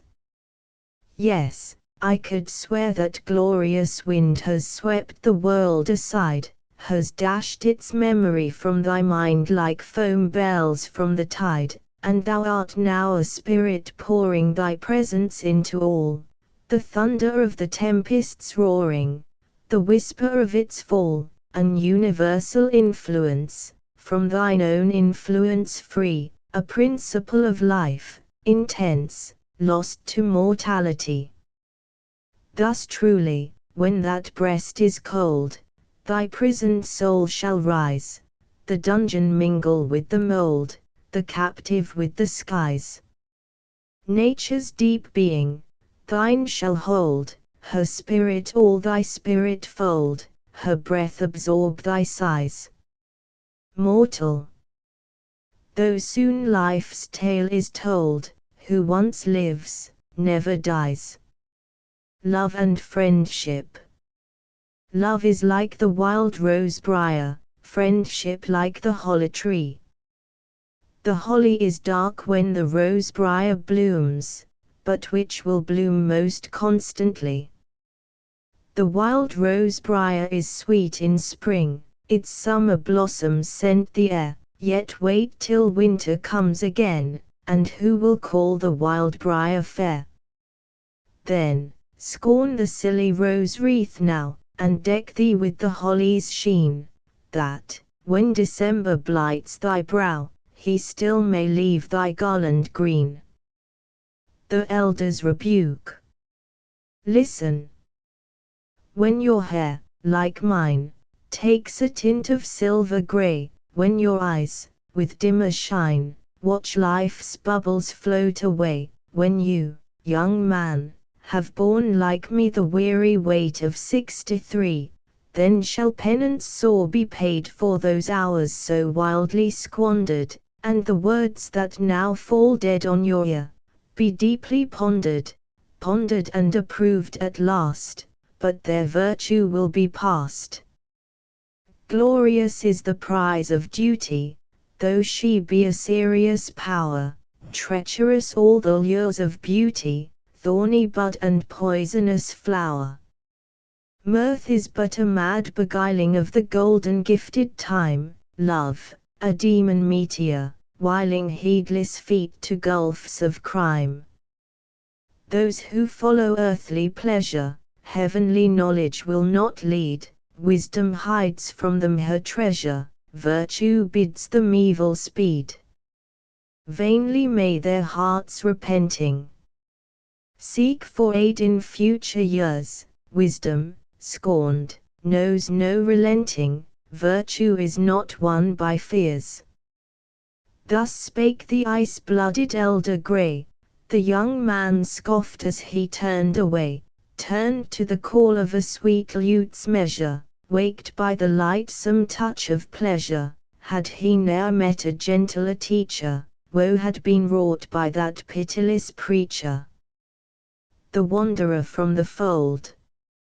How few, of all the hearts that loved, are grieving for thee now, and why should mine tonight be moved with such a sense of woe? Too often thus, when left alone, where none my thoughts can see, comes back a word, a passing tone from thy strange history. Sometimes I seem to see thee rise, a glorious child again, all virtues beaming from thine eyes that ever honored men, courage and truth, a generous breast where sinless sunshine lay, a being whose very presence blessed like gladsome summer day. Oh, fairly spread thy early sail, and fresh, and pure, and free, was the first impulse of the gale which urged life's wave for thee. Why did the pilot, too confiding, dream o'er that ocean's foam, and trust in pleasure's careless guiding to bring his vessel home?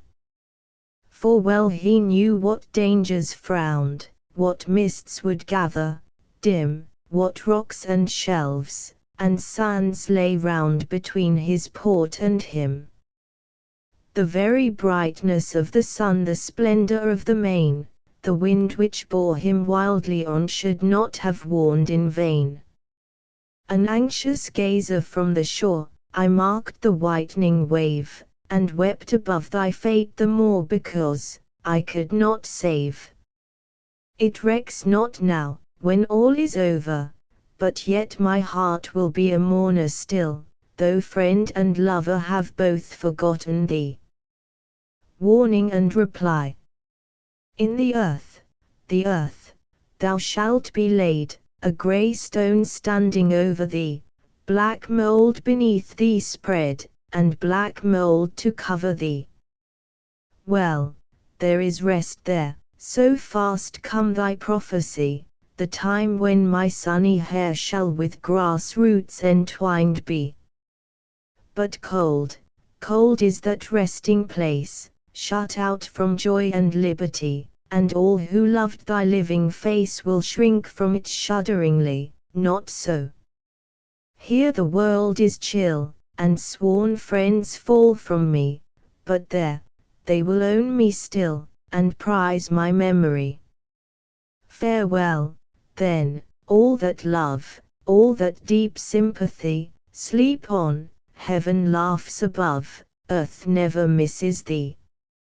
Turf sod and tombstone drear part human company, one heart breaks only, here, but that heart was worthy thee. Last words. I knew not 'twas so dire a crime to say the word, adieu, but this shall be the only time my lips or heart shall sue. That wild hillside, the winter morn, the gnarled and ancient tree, if in your breast they waken scorn, shall wake the same in me. I can forget black eyes and brows, and lips of falsest charm, if you forget the sacred vows those faithless lips could form.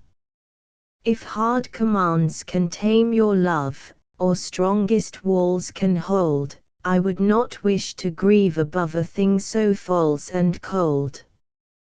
And there are bosoms bound to mine with links both tried and strong, and there are eyes whose lightning shine has warmed and blessed me long. Those eyes shall make my only day, shall set my spirit free, and chase the foolish thoughts away that mourn your memory. The lady to her guitar. For him who struck thy foreign string, I ween this heart has ceased to care.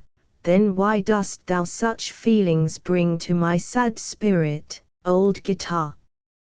It is as if the warm sunlight in some deep glen should lingering stay, when clouds of storm, or shades of night, have wrapped the parent orb away.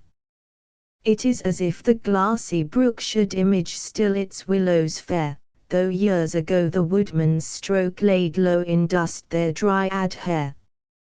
Even so, guitar, thy magic tone hath moved the tear and waked the sigh, hath bid the ancient torrent moan, although its very source is dry. The two children. Heavy hangs the raindrop from the burdened spray, heavy broods the damp mist on uplands far away. Heavy looms the dull sky, heavy rolls the sea, and heavy throbs the young heart beneath that lonely tree. Never has a blue streak cleft the clouds since morn, never has his grim fate smiled since he was born. Frowning on the infant, shadowing childhood's joy, guardian angel knows not that melancholy boy. Day is passing swiftly its sad and somber prime, boyhood sad is merging in sadder manhood's time. All the flowers are praying for sun, before they close, and he prays too, unconscious, that sunless human rose. Blossom, that the west wind has never wooed to blow, scentless are thy petals, thy dew is cold as snow. Soul, where kindred kindness, no early promise woke, barren is thy beauty, as weed upon a rock. Wither, soul and blossom. You both were vainly given, earth reserves no blessing for the unblessed of heaven. Child of delight, with sun-bright hair, and sea-blue, sea-deep eyes. Spirit of bliss. What brings thee here beneath these sullen skies? Thou shouldst live in eternal spring, where endless day is never dim. Why, Seraph, has thine erring wing wafted thee down to weep with him? Ah! Not from heaven am I descended, nor do I come to mingle tears, but sweet is day, though with shadows blended, and, though clouded, sweet are youthful years. I, the image of light and gladness, saw and pitied that mournful boy, and I vowed, if need were, to share his sadness, and give to him my sunny joy.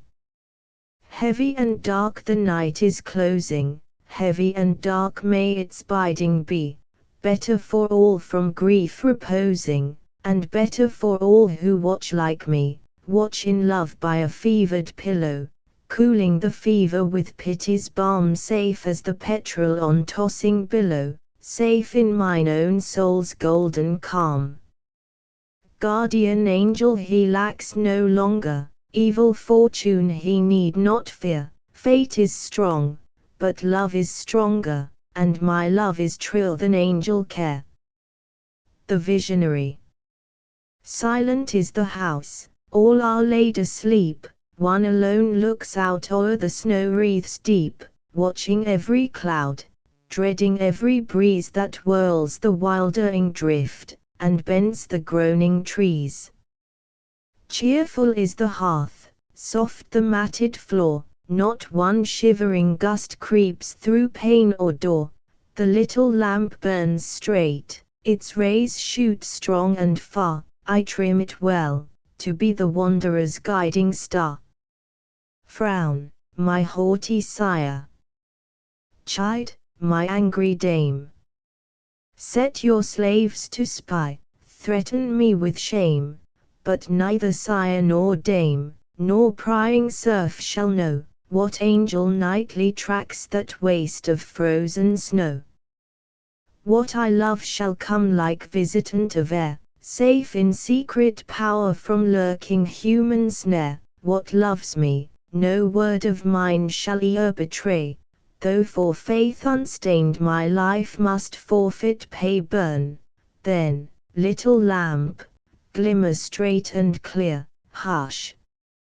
A rustling wing stirs, methinks, the air, he for whom I wait, thus ever comes to me, strange power. I trust thy might, trust thou my constancy. Encouragement. I do not weep, I would not weep, our mother needs no tears, dry thine eyes, too, 'tis vain to keep this causeless grief for years. What though her brow be changed and cold, her sweet eyes closed forever? What though the stone, the darksome mould our mortal bodies sever? What though her hand smooth ne'er again those silken locks of thine? Nor, through long hours of future pain, her kind face o'er thee shine. Remember still, she is not dead, she sees us, sister, now, laid, where her angel spirit fled, mid heath and frozen snow. And from that world of heavenly light will she not always bend to guide us in our lifetime's night, and guard us to the end? Thou knowest she will, and thou mayst mourn that we are left below, but not that she can ne'er return to share our earthly woe. Stanzas. Often rebuked, yet always back returning to those first feelings that were born with me, and leaving busy chase of wealth and learning for idle dreams of things which cannot be.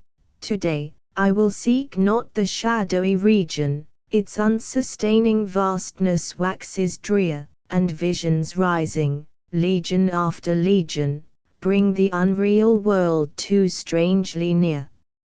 I'll walk, but not in old heroic traces, and not in paths of high morality, and not among the half-distinguished faces, the clouded forms of long past history.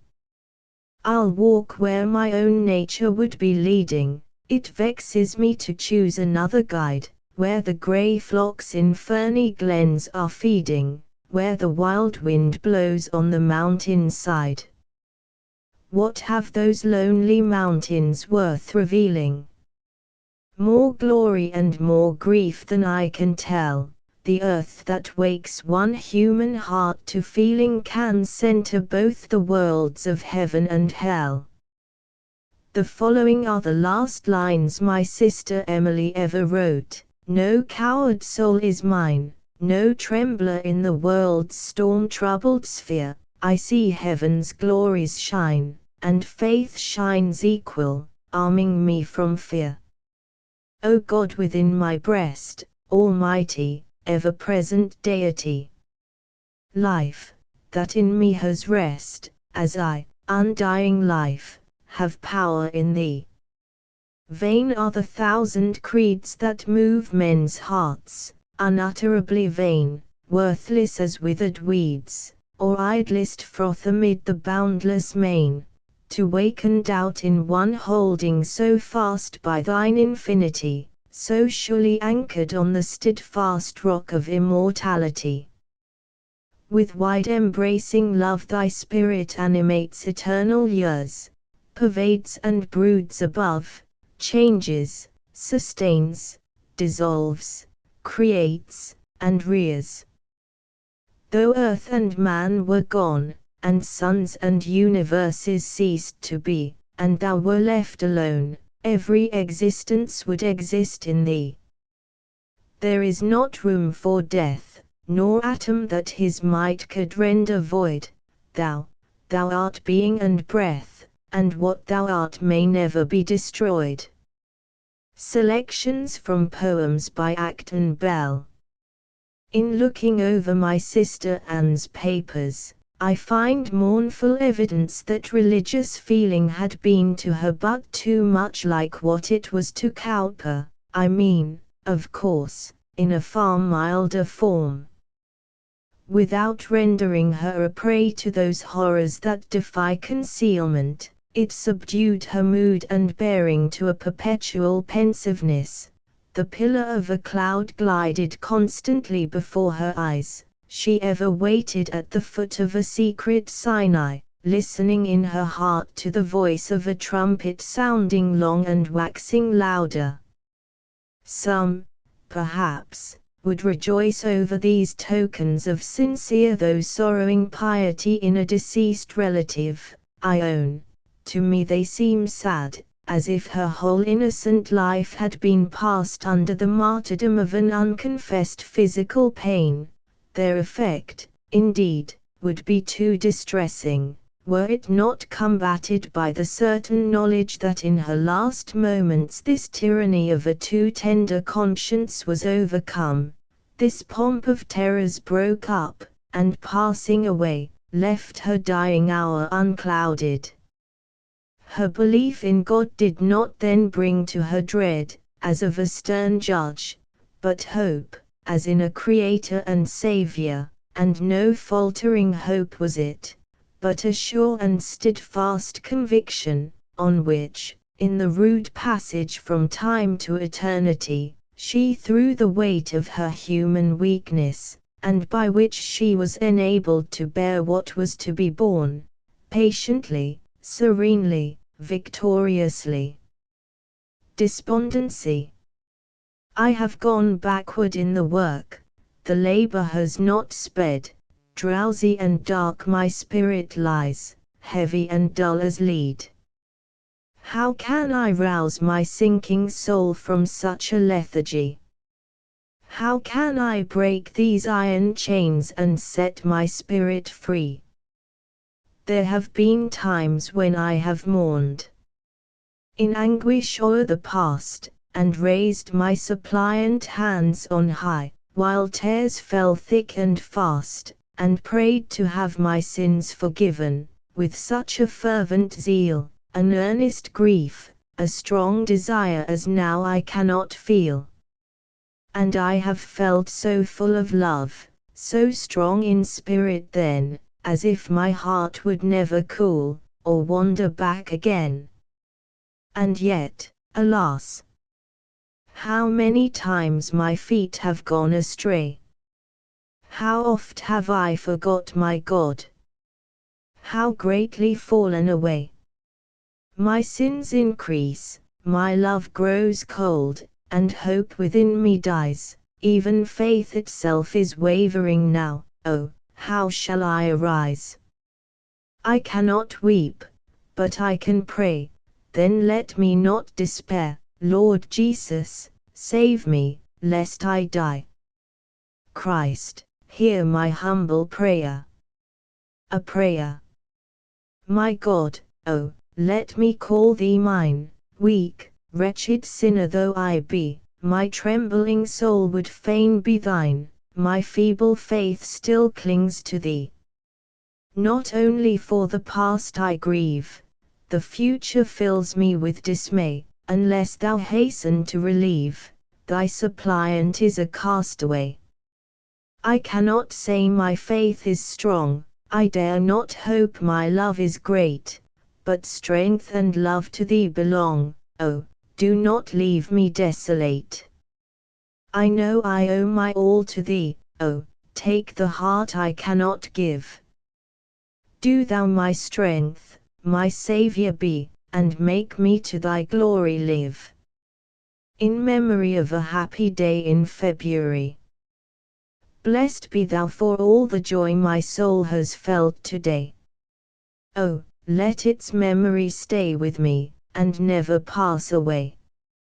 I was alone, for those I loved were far away from me. The sun shone on the withered grass, the wind blew fresh and free. Was it the smile of early spring that made my bosom glow? 'Twas sweet, but neither sun nor wind could cheer my spirit so. Was it some feeling of delight all vague and undefined? No, 'twas a rapture deep and strong, expanding in the mind. Was it a sanguine view of life, and all its transient bliss, a hope of bright prosperity? Oh, no. It was not this. It was a glimpse of truth divine unto my spirit given, illumined by a ray of light that shone direct from heaven. I felt there was a God on high, by whom all things were made. I saw his wisdom and his power in all his works displayed. But most throughout the moral world, I saw his glory shine, I saw his wisdom infinite, his mercy all divine. Deep secrets of his providence, in darkness long concealed, unto the vision of my soul were graciously revealed. But while I wondered and adored his majesty divine, I did not tremble at his power. I felt that God was mine, I knew that my Redeemer lived, I did not fear to die, full sure that I should rise again to immortality. I longed to view that bliss divine, which eye hath never seen. Like Moses, I would see his face without the veil between. Confidence. Oppressed with sin and woe, a burdened heart I bear, opposed by many a mighty foe, but I will not despair. With this polluted heart, I dare to come to thee, holy and mighty as thou art, for thou wilt pardon me. I feel that I am weak, and prone to every sin, but thou who givest to those who seek, wilt give me strength within. Far as this earth may be from yonder starry skies, remoter still am I from thee, yet thou wilt not despise. I need not fear my foes, I need not yield to care, I need not sink beneath my woes, for thou wilt answer prayer. In my Redeemer's name, I give myself to thee, and, all unworthy as I am, my God will cherish me. My sister Anne had to taste the cup of life as it is mixed for the class termed governesses. The following are some of the thoughts that now and then solace a governess, lines written from home. Though bleak these woods, and damp the ground, with fallen leaves so thickly strewn, and cold the wind that wanders round with wild and melancholy moan, there is a friendly roof I know, might shield me from the wintry blast, there is a fire whose ruddy glow will cheer me for my wanderings past. And so, though still where'er I go cold stranger glances meet my eye, though, when my spirit sinks in woe, unheeded swells the unbidden sigh, though solitude, endured too long, bids youthful joys too soon decay, makes mirth a stranger to my tongue, and overclouds my noon of day, when kindly thoughts that would have way flow back, discouraged, to my breast, I know there is, though far away, a home where heart and soul may rest. Warm hands are there, that, clasped in mine, the warmer heart will not belie, while mirth and truth, and friendship shine in smiling lip and earnest eye. The ice that gathers round my heart may there be thawed, and sweetly, then, the joys of youth, that now depart, will come to cheer my soul again. Though far I roam, that thought shall be my hope, my comfort everywhere, while such a home remains to me, my heart shall never know despair. The narrow way. Believe not those who say the upward path is smooth, lest thou shouldst stumble in the way, and faint before the truth. It is the only road unto the realms of joy, but he who seeks that blessed abode must all his powers employ.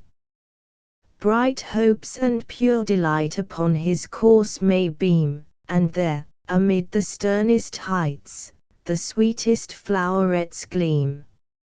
On all her breezes borne, earth yields no scents like those, but he that dares not gasp the thorn should never crave the rose. Arm thee for the fight. Cast useless loads away, watch through the darkest hours of night, toil through the hottest day. Crush pride into the dust, or thou must needs be slack, and trample down rebellious lust, or it will hold thee back. Seek not thy honor here, waive pleasure and renown, the world's dread scoff undaunted bear, and face its deadliest frown. To labor and to love, to pardon and endure, to lift thy heart to God above, and keep thy conscience pure, be this thy constant aim, thy hope, thy chief delight. What matter who should whisper blame or who should scorn or slight? What matter, if thy God approve, and if, within thy breast, thou feel the comfort of his love, the earnest of his rest? Domestic peace.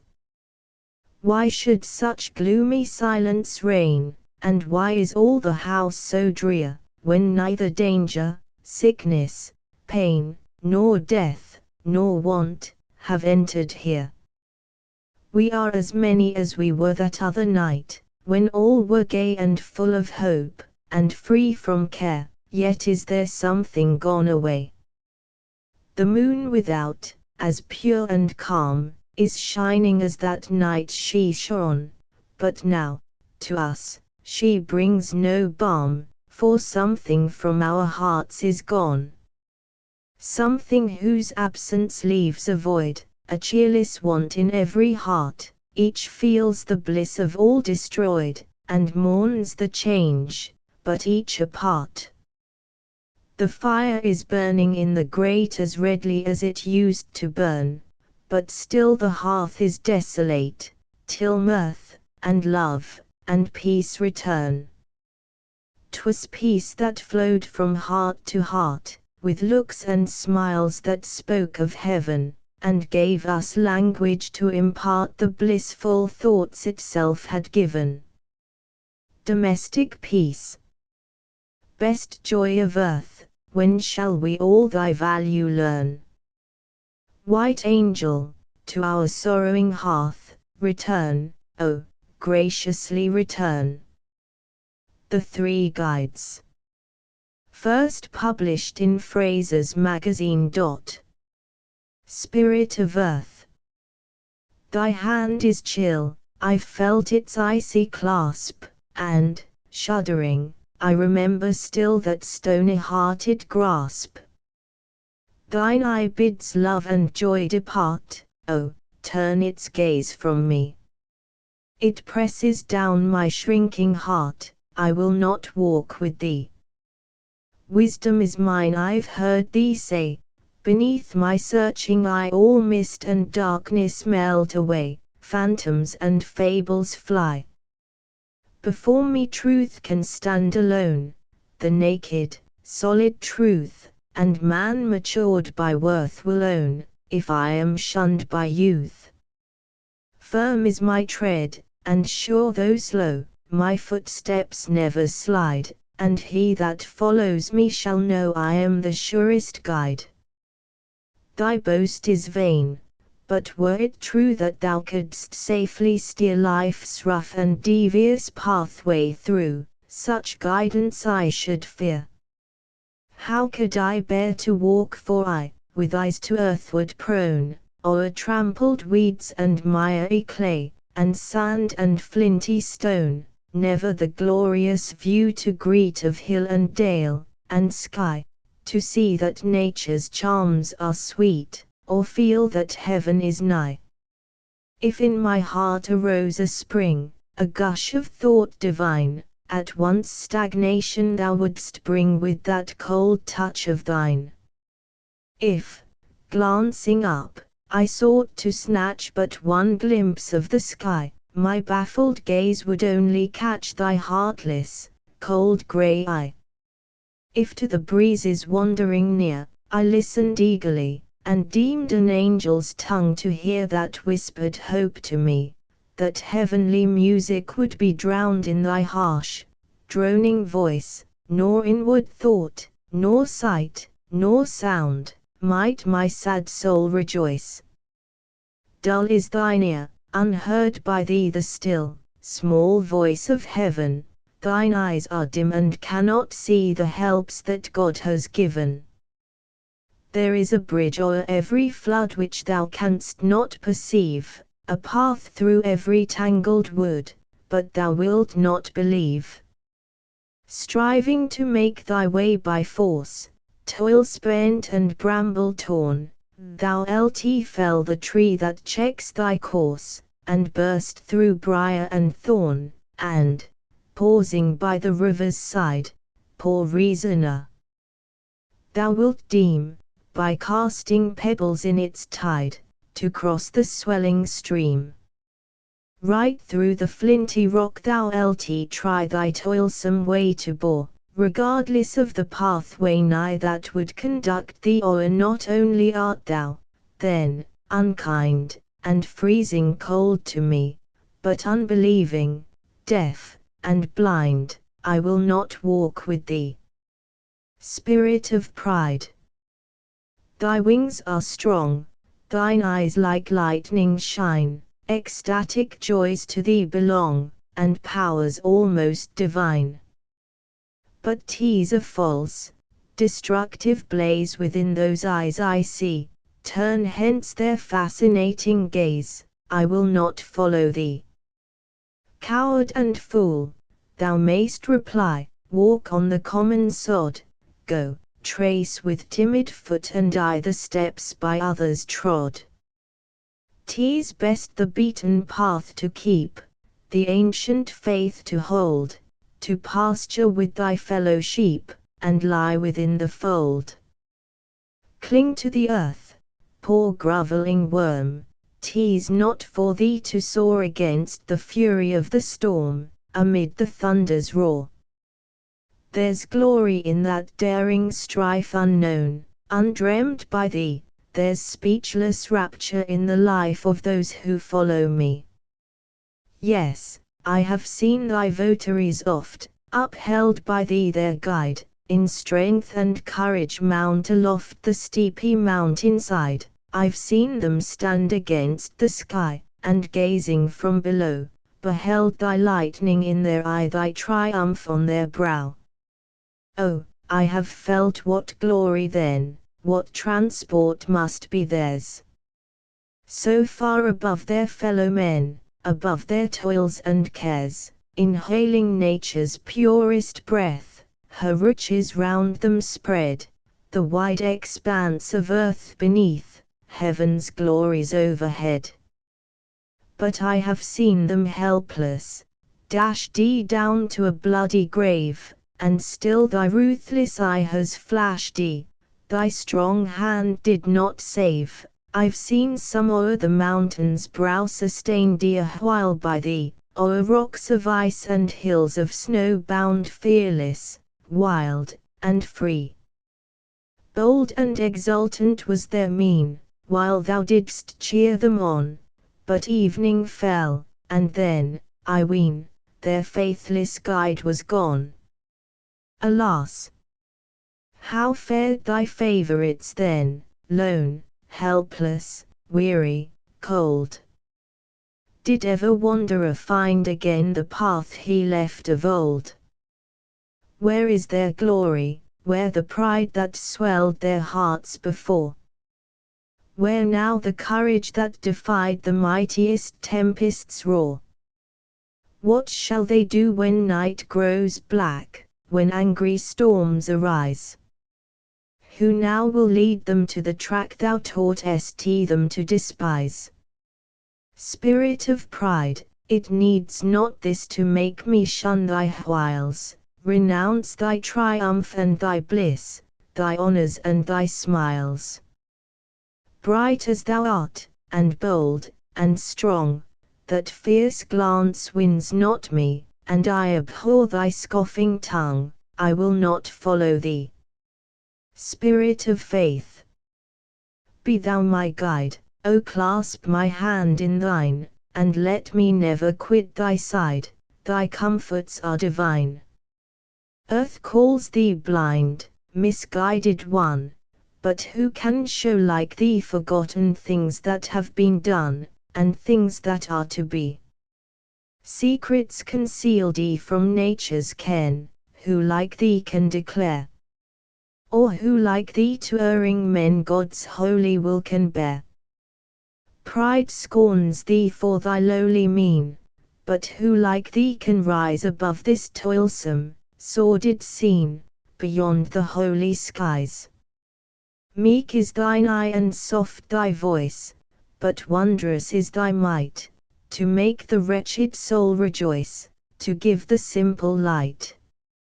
And still to all that seek thy way this magic power is given, while their footsteps press the clay, their souls ascend to heaven.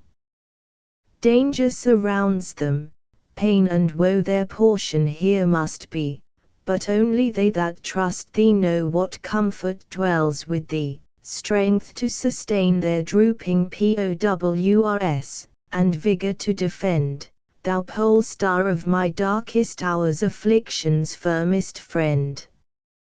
Day does not always mark our way, night's shadows oft appall, but lead me, and I cannot stray, hold me, I shall not fall, sustain me, I shall never faint, how rough soe'er may be my upward road, nor moan, nor plaint shall mar my trust in thee. Narrow the path by which we go, and oft it turns aside from pleasant meads where roses blow, and peaceful waters glide, where flowery turf lies green and soft, and gentle gales are sweet, to where dark mountains frown aloft, hard rocks distress the feet, deserts beyond lie bleak and bare, and keen winds round us blow.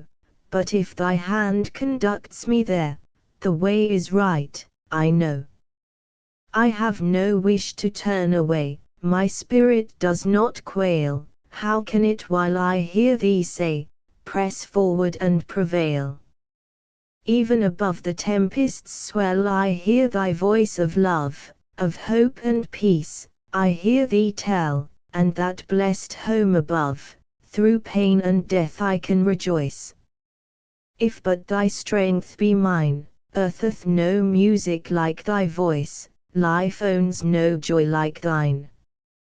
Spirit of faith, I'll go with thee. Thou, if I hold thee fast, wilt guide, defend, and strengthen me, and bear me home at last. By thy help all things I can do, in thy strength all things bear. Teach me, for thou art just and true, smile on me, thou art fair. I have given the last memento of my sister Emily, this is the last of my sister Anne. I hoped, that with the brave and strong, my portion task might lie, to toil amid the busy throng, with purpose pure and high. But God has fixed another part, and he has fixed it well. I said so with my bleeding heart, when first the anguish fell. Thou, God, hast taken our delight, our treasured hope away, thou biddest us now weep through the night and sorrow through the day. These weary hours will not be lost, these days of misery, these nights of darkness, anguish tossed, can I but turn to thee. With secret labor to sustain in humble patience every blow, to gather fortitude from pain, and hope and holiness from woe. Thus let me serve thee from my heart, waiter may be my written fate, whether thus early to depart, or yet a while to wait. If thou shouldst bring me back to life, more humbled I should be, more wise, more strengthened for the strife, more apt to lean on thee. Should death be standing at the gate, thus should I keep my vow, but, Lord, whatever be my fate, oh, let me serve thee now. These lines written, the desk was closed, the pen laid aside, forever. Asterisk asterisk asterisk end of the Project Gutenberg ebook poems by Currer, Ellis, and Acton Bell asterisk asterisk asterisk updated editions will replace the previous one, the old editions will be renamed.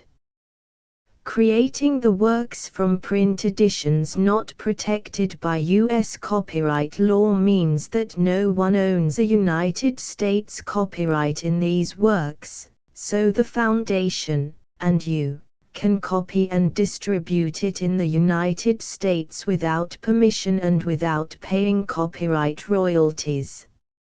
Special rules, set forth in the general terms of use part of this license, apply to copying and distributing Project Gutenberg trademark symbol electronic works to protect the Project Gutenberg trademark symbol concept and trademark.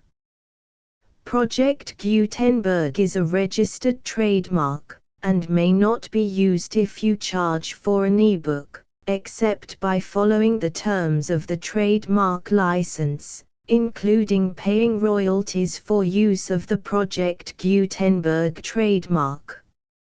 If you do not charge anything for copies of this ebook, complying with the trademark license is very easy. You may use this ebook for nearly any purpose such as creation of derivative works, reports, performances and research. Project Gutenberg ebooks may be modified and printed and given away. You may do practically anything in the United States with ebooks not protected by U.S. copyright law. Redistribution is subject to the trademark license, especially commercial redistribution. Start. Full license. The full Project Gutenberg license. Please read this before you distribute or use this work to protect the Project Gutenberg trademark symbol mission of promoting the free distribution of electronic works, by using or distributing this work, or any other work associated in any way with the phrase Project Gutenberg. You agree to comply with all the terms of the full Project Gutenberg trademark symbol license available with this file or online at www.gutenberg.org/license. Section 1. General Terms of Use and Redistributing Project Gutenberg Trademark Symbol Electronic Works 1.0. By reading or using any part of this Project Gutenberg trademark symbol electronic work, you indicate that you have read, understand, agree to and accept all the terms of this license and intellectual property, trademark/copyright, agreement. If you do not agree to abide by all the terms of this agreement, you must cease using and return or destroy all copies of Project Gutenberg trademark symbol electronic works in your possession.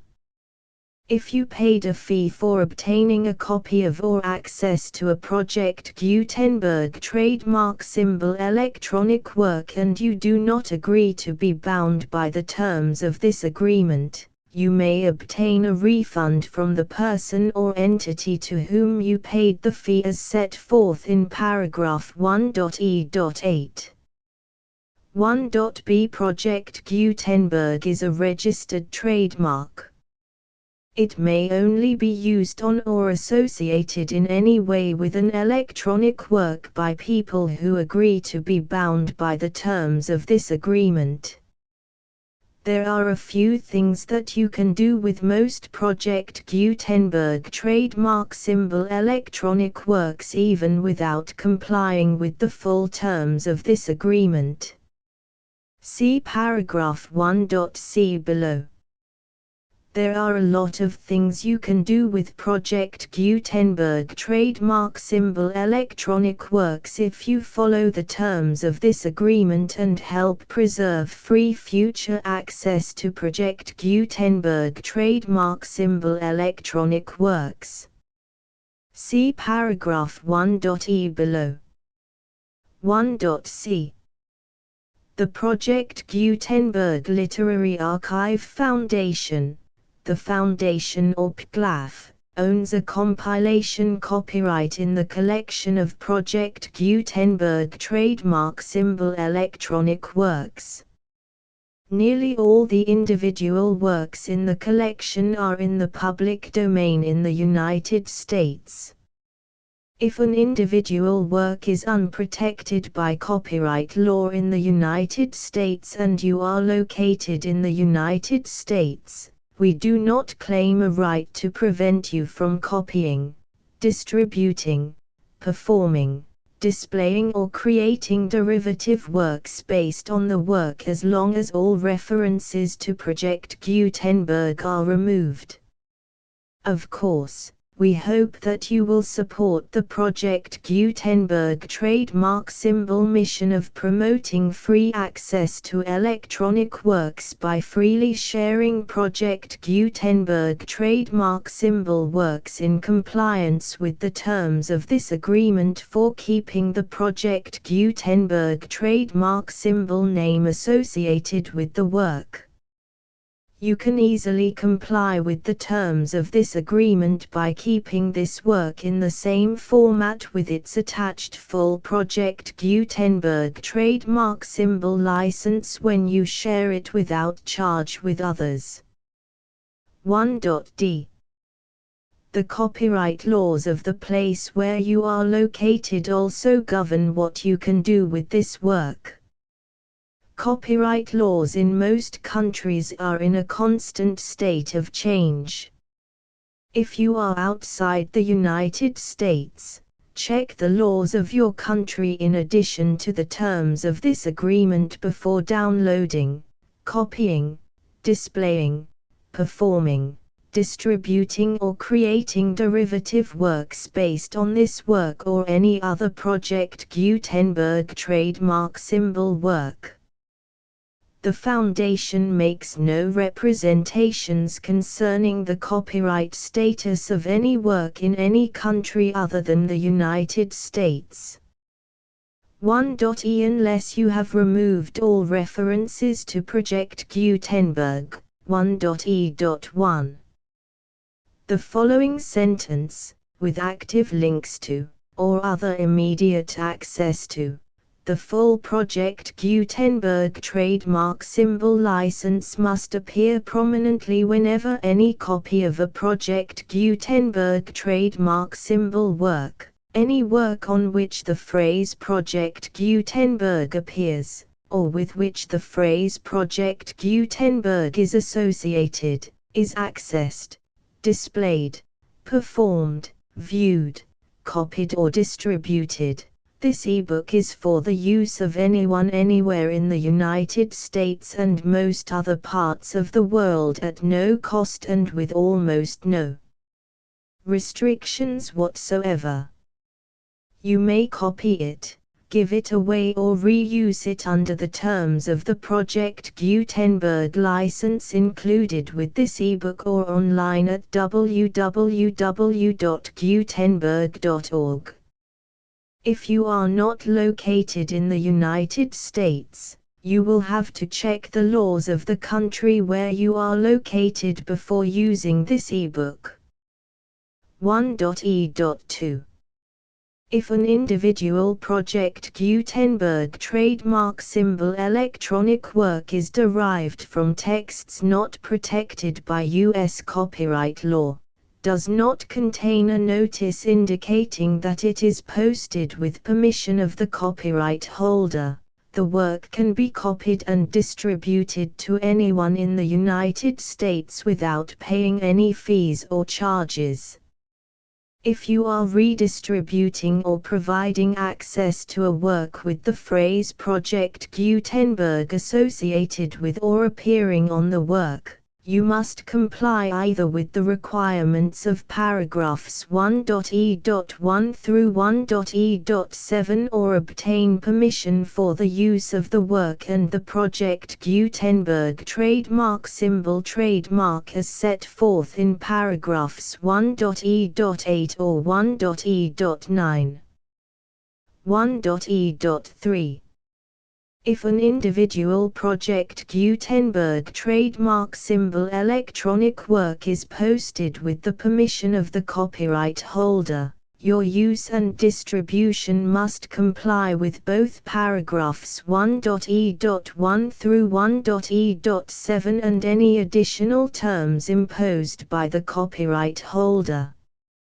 Additional terms will be linked to the Project Gutenberg trademark symbol license for all works posted with the permission of the copyright holder found at the beginning of this work. 1.e.4. Do not unlink or detach or remove the full Project Gutenberg trademark symbol license terms from this work, or any files containing a part of this work or any other work associated with Project Gutenberg trademark symbol. 1.e.5. Do not copy, display, perform, distribute or redistribute this electronic work, or any part of this electronic work, without prominently displaying the sentence set forth in paragraph 1.e.1 with active links or immediate access to the full terms of the Project Gutenberg trademark symbol license. 1.e.6. You may convert to and distribute this work in any binary, compressed, marked up, non-proprietary or proprietary form, including any word processing or hypertext form.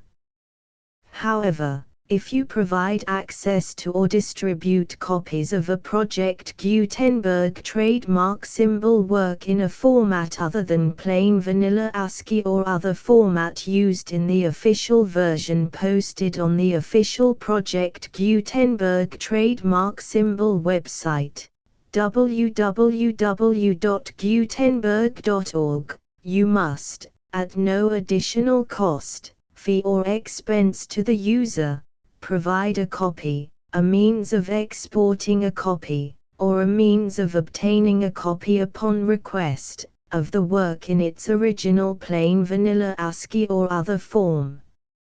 Any alternate format must include the full Project Gutenberg trademark symbol license as specified in paragraph 1.e.1. 1.e.7. Do not charge a fee for access to, viewing, displaying, performing, copying or distributing any Project Gutenberg trademark symbol works unless you comply with paragraph 1.e.8 or 1.e.9. 1.e.8. You may charge a reasonable fee for copies of or providing access to or distributing Project Gutenberg trademark symbol electronic works provided that you pay a royalty fee of 20% of the gross profits you derive from the use of Project Gutenberg trademark symbol works calculated using the method you already use to calculate your applicable taxes. The fee is owed to the owner of the Project Gutenberg trademark symbol trademark, but he has agreed to donate royalties under this paragraph to the Project Gutenberg Literary Archive Foundation. Royalty payments must be paid within 60 days following each date on which you prepare, or are legally required to prepare, your periodic tax returns. Royalty payments should be clearly marked as such and sent to the Project Gutenberg Literary Archive Foundation at the address specified in Section 4. Information about donations to the Project Gutenberg Literary Archive Foundation. You provide a full refund of any money paid by a user who notifies you in writing, or by email, within 30 days of receipt that he does not agree to the terms of the full Project Gutenberg trademark symbol license. You must require such a user to return or destroy all copies of the works possessed in a physical medium and discontinue all use of and all access to other copies of Project Gutenberg trademark symbol works. You provide, in accordance with paragraph 1.f.3, a full refund of any money paid for a work or a replacement copy, if a defect in the electronic work is discovered and reported to you within 90 days of receipt of the work. You comply with all other terms of this agreement for free distribution of Project Gutenberg trademark symbol works. 1.e.9. If you wish to charge a fee or distribute a Project Gutenberg trademark symbol electronic work or group of works on different terms than are set forth in this agreement, you must obtain permission in writing from the Project Gutenberg Literary Archive Foundation, the manager of the Project Gutenberg trademark symbol trademark. Contact the Foundation as set forth in Section 3 below. 1.f1.f.1. Project Gutenberg volunteers and employees expend considerable effort to identify, do copyright research on, transcribe and proofread works not protected by U.S. copyright law in creating the Project Gutenberg trademark symbol collection. Despite these efforts, Project Gutenberg trademark symbol electronic works, and the medium on which they may be stored, may contain defects such as, but not limited to, incomplete, inaccurate or corrupt data, transcription errors, a copyright or other intellectual property infringement, a defective or damaged disk or other medium, a computer virus, or computer codes that damage or cannot be read by your equipment. 1.f.2. Limited warranty, disclaimer of damages, except for the right of replacement or refund described in paragraph 1.f.3, the Project Gutenberg Literary Archive Foundation, the owner of the Project Gutenberg trademark symbol trademark, and any other party distributing a Project Gutenberg trademark symbol electronic work under this agreement, disclaim all liability to you for damages, costs and expenses, including legal fees. You agree that you have no remedies for negligence, strict liability, breach of warranty or breach of contract except those provided in paragraph 1.f.3.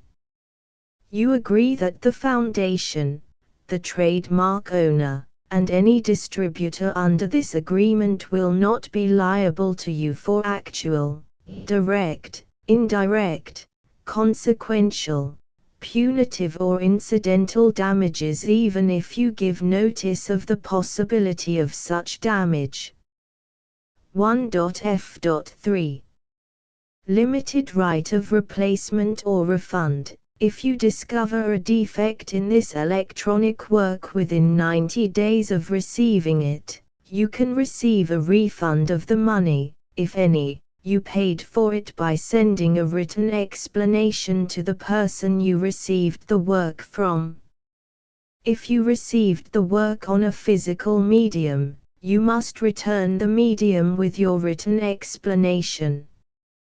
The person or entity that provided you with the defective work may elect to provide a replacement copy in lieu of a refund. If you received the work electronically, the person or entity providing it to you may choose to give you a second opportunity to receive the work electronically in lieu of a refund. If the second copy is also defective, you may demand a refund in writing without further opportunities to fix the problem.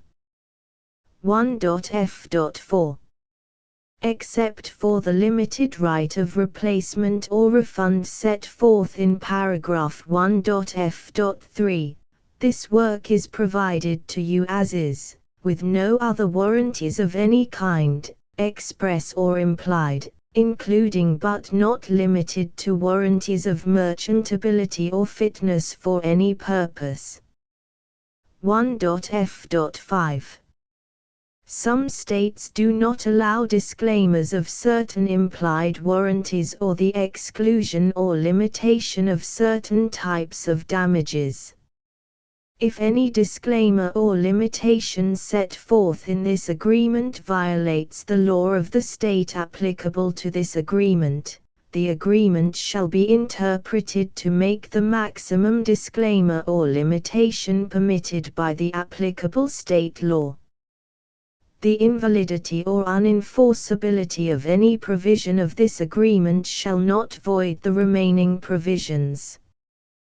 1.f.6 Indemnity. You agree to indemnify and hold the foundation, the trademark owner, any agent or employee of the foundation, anyone providing copies of Project Gutenberg trademark symbol electronic works in accordance with this agreement, and any volunteers associated with the production, promotion and distribution of Project Gutenberg trademark symbol electronic works, harmless from all liability, costs and expenses, including legal fees, that arise directly or indirectly from any of the following which you do or cause to occur. A. Distribution of this or any Project Gutenberg trademark symbol work. B. Alteration, modification, or additions or deletions to any Project Gutenberg trademark symbol work, and C. Any defect you cause. Section 2. Information about the mission of Project Gutenberg trademark symbol. Project Gutenberg trademark symbol is synonymous with the free distribution of electronic works in formats readable by the widest variety of computers, including obsolete, old, middle-aged and new computers. It exists because of the efforts of hundreds of volunteers and donations from people in all walks of life.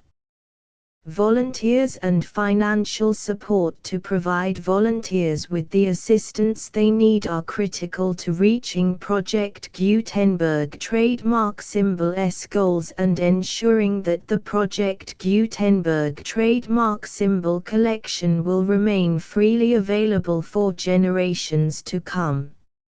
In 2001, the Project Gutenberg Literary Archive Foundation was created to provide a secure and permanent future for Project Gutenberg trademark symbol and future generations.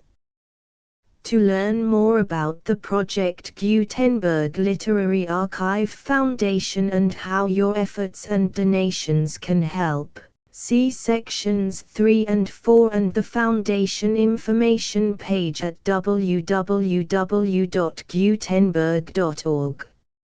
Section 3.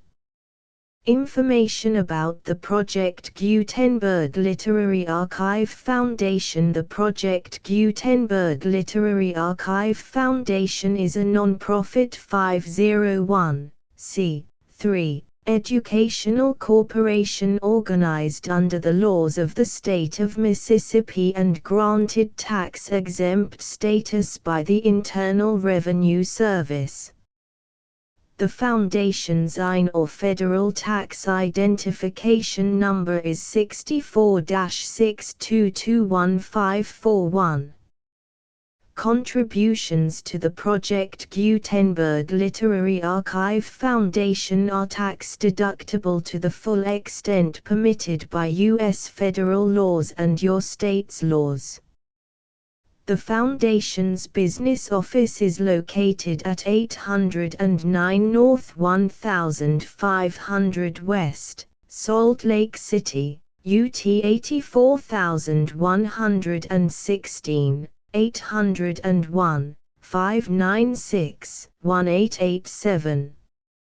Email contact links and up-to-date contact information can be found at the Foundation's website and official page at www.gutenberg.org/contact section 4. Information about donations to the Project Gutenberg Literary Archive Foundation. Project Gutenberg trademark symbol depends upon and cannot survive without widespread public support and donations to carry out its mission of increasing the number of public domain and licensed works that can be freely distributed in machine-readable form accessible by the widest array of equipment, including outdated equipment. Many small donations, $1 to $5,000, are particularly important to maintaining tax-exempt status with the IRS.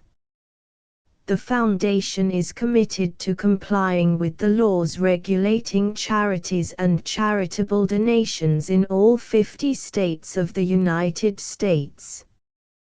Compliance requirements are not uniform and it takes a considerable effort, much paperwork and many fees to meet and keep up with these requirements.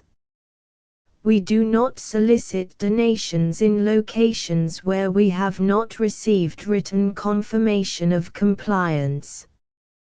To send donations or determine the status of compliance for any particular state, visit www.gutenberg.org/donate. While we cannot and do not solicit contributions from states where we have not met the solicitation requirements, we know of no prohibition against accepting unsolicited donations from donors in such states who approach us with offers to donate.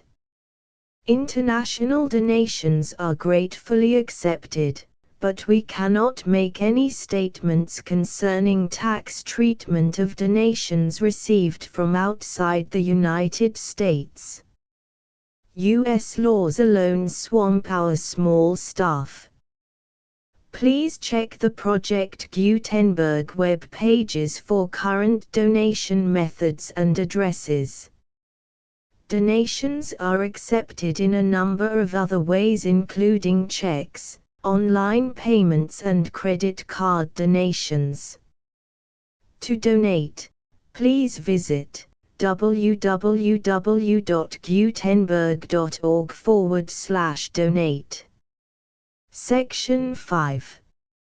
General information about Project Gutenberg trademark symbol electronic works. Professor Michael S. Hart was the originator of the Project Gutenberg trademark symbol concept of a library of electronic works that could be freely shared with anyone. For 40 years, he produced and distributed Project Gutenberg trademark symbol ebooks with only a loose network of volunteer support. Project Gutenberg trademark symbol ebooks are often created from several printed editions, all of which are confirmed as not protected by copyright in the US unless a copyright notice is included. Thus, we do not necessarily keep ebooks in compliance with any particular paper edition. Most people start at our website, which has the main PG search facility, www.gutenberg.org.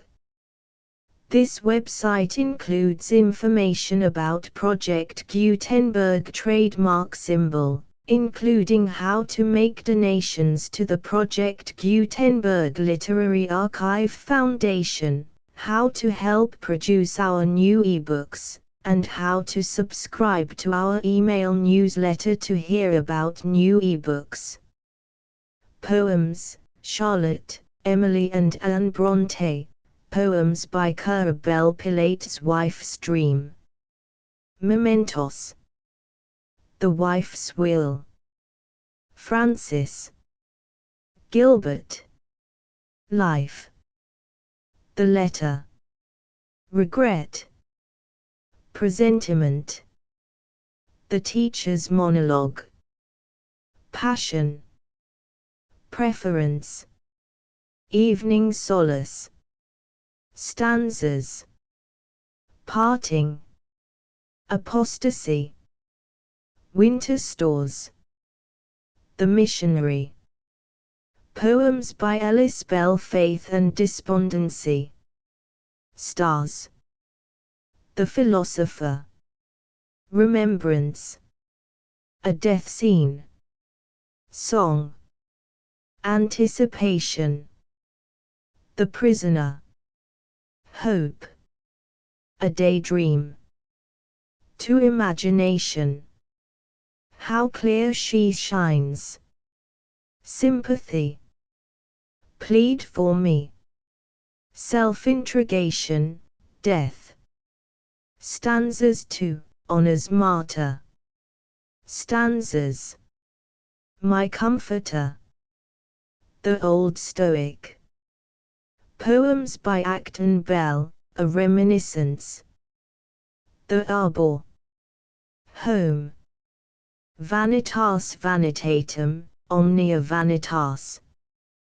The Penitent. Music on Christmas morning. Stanzas. If this be all. Memory. To Cowper.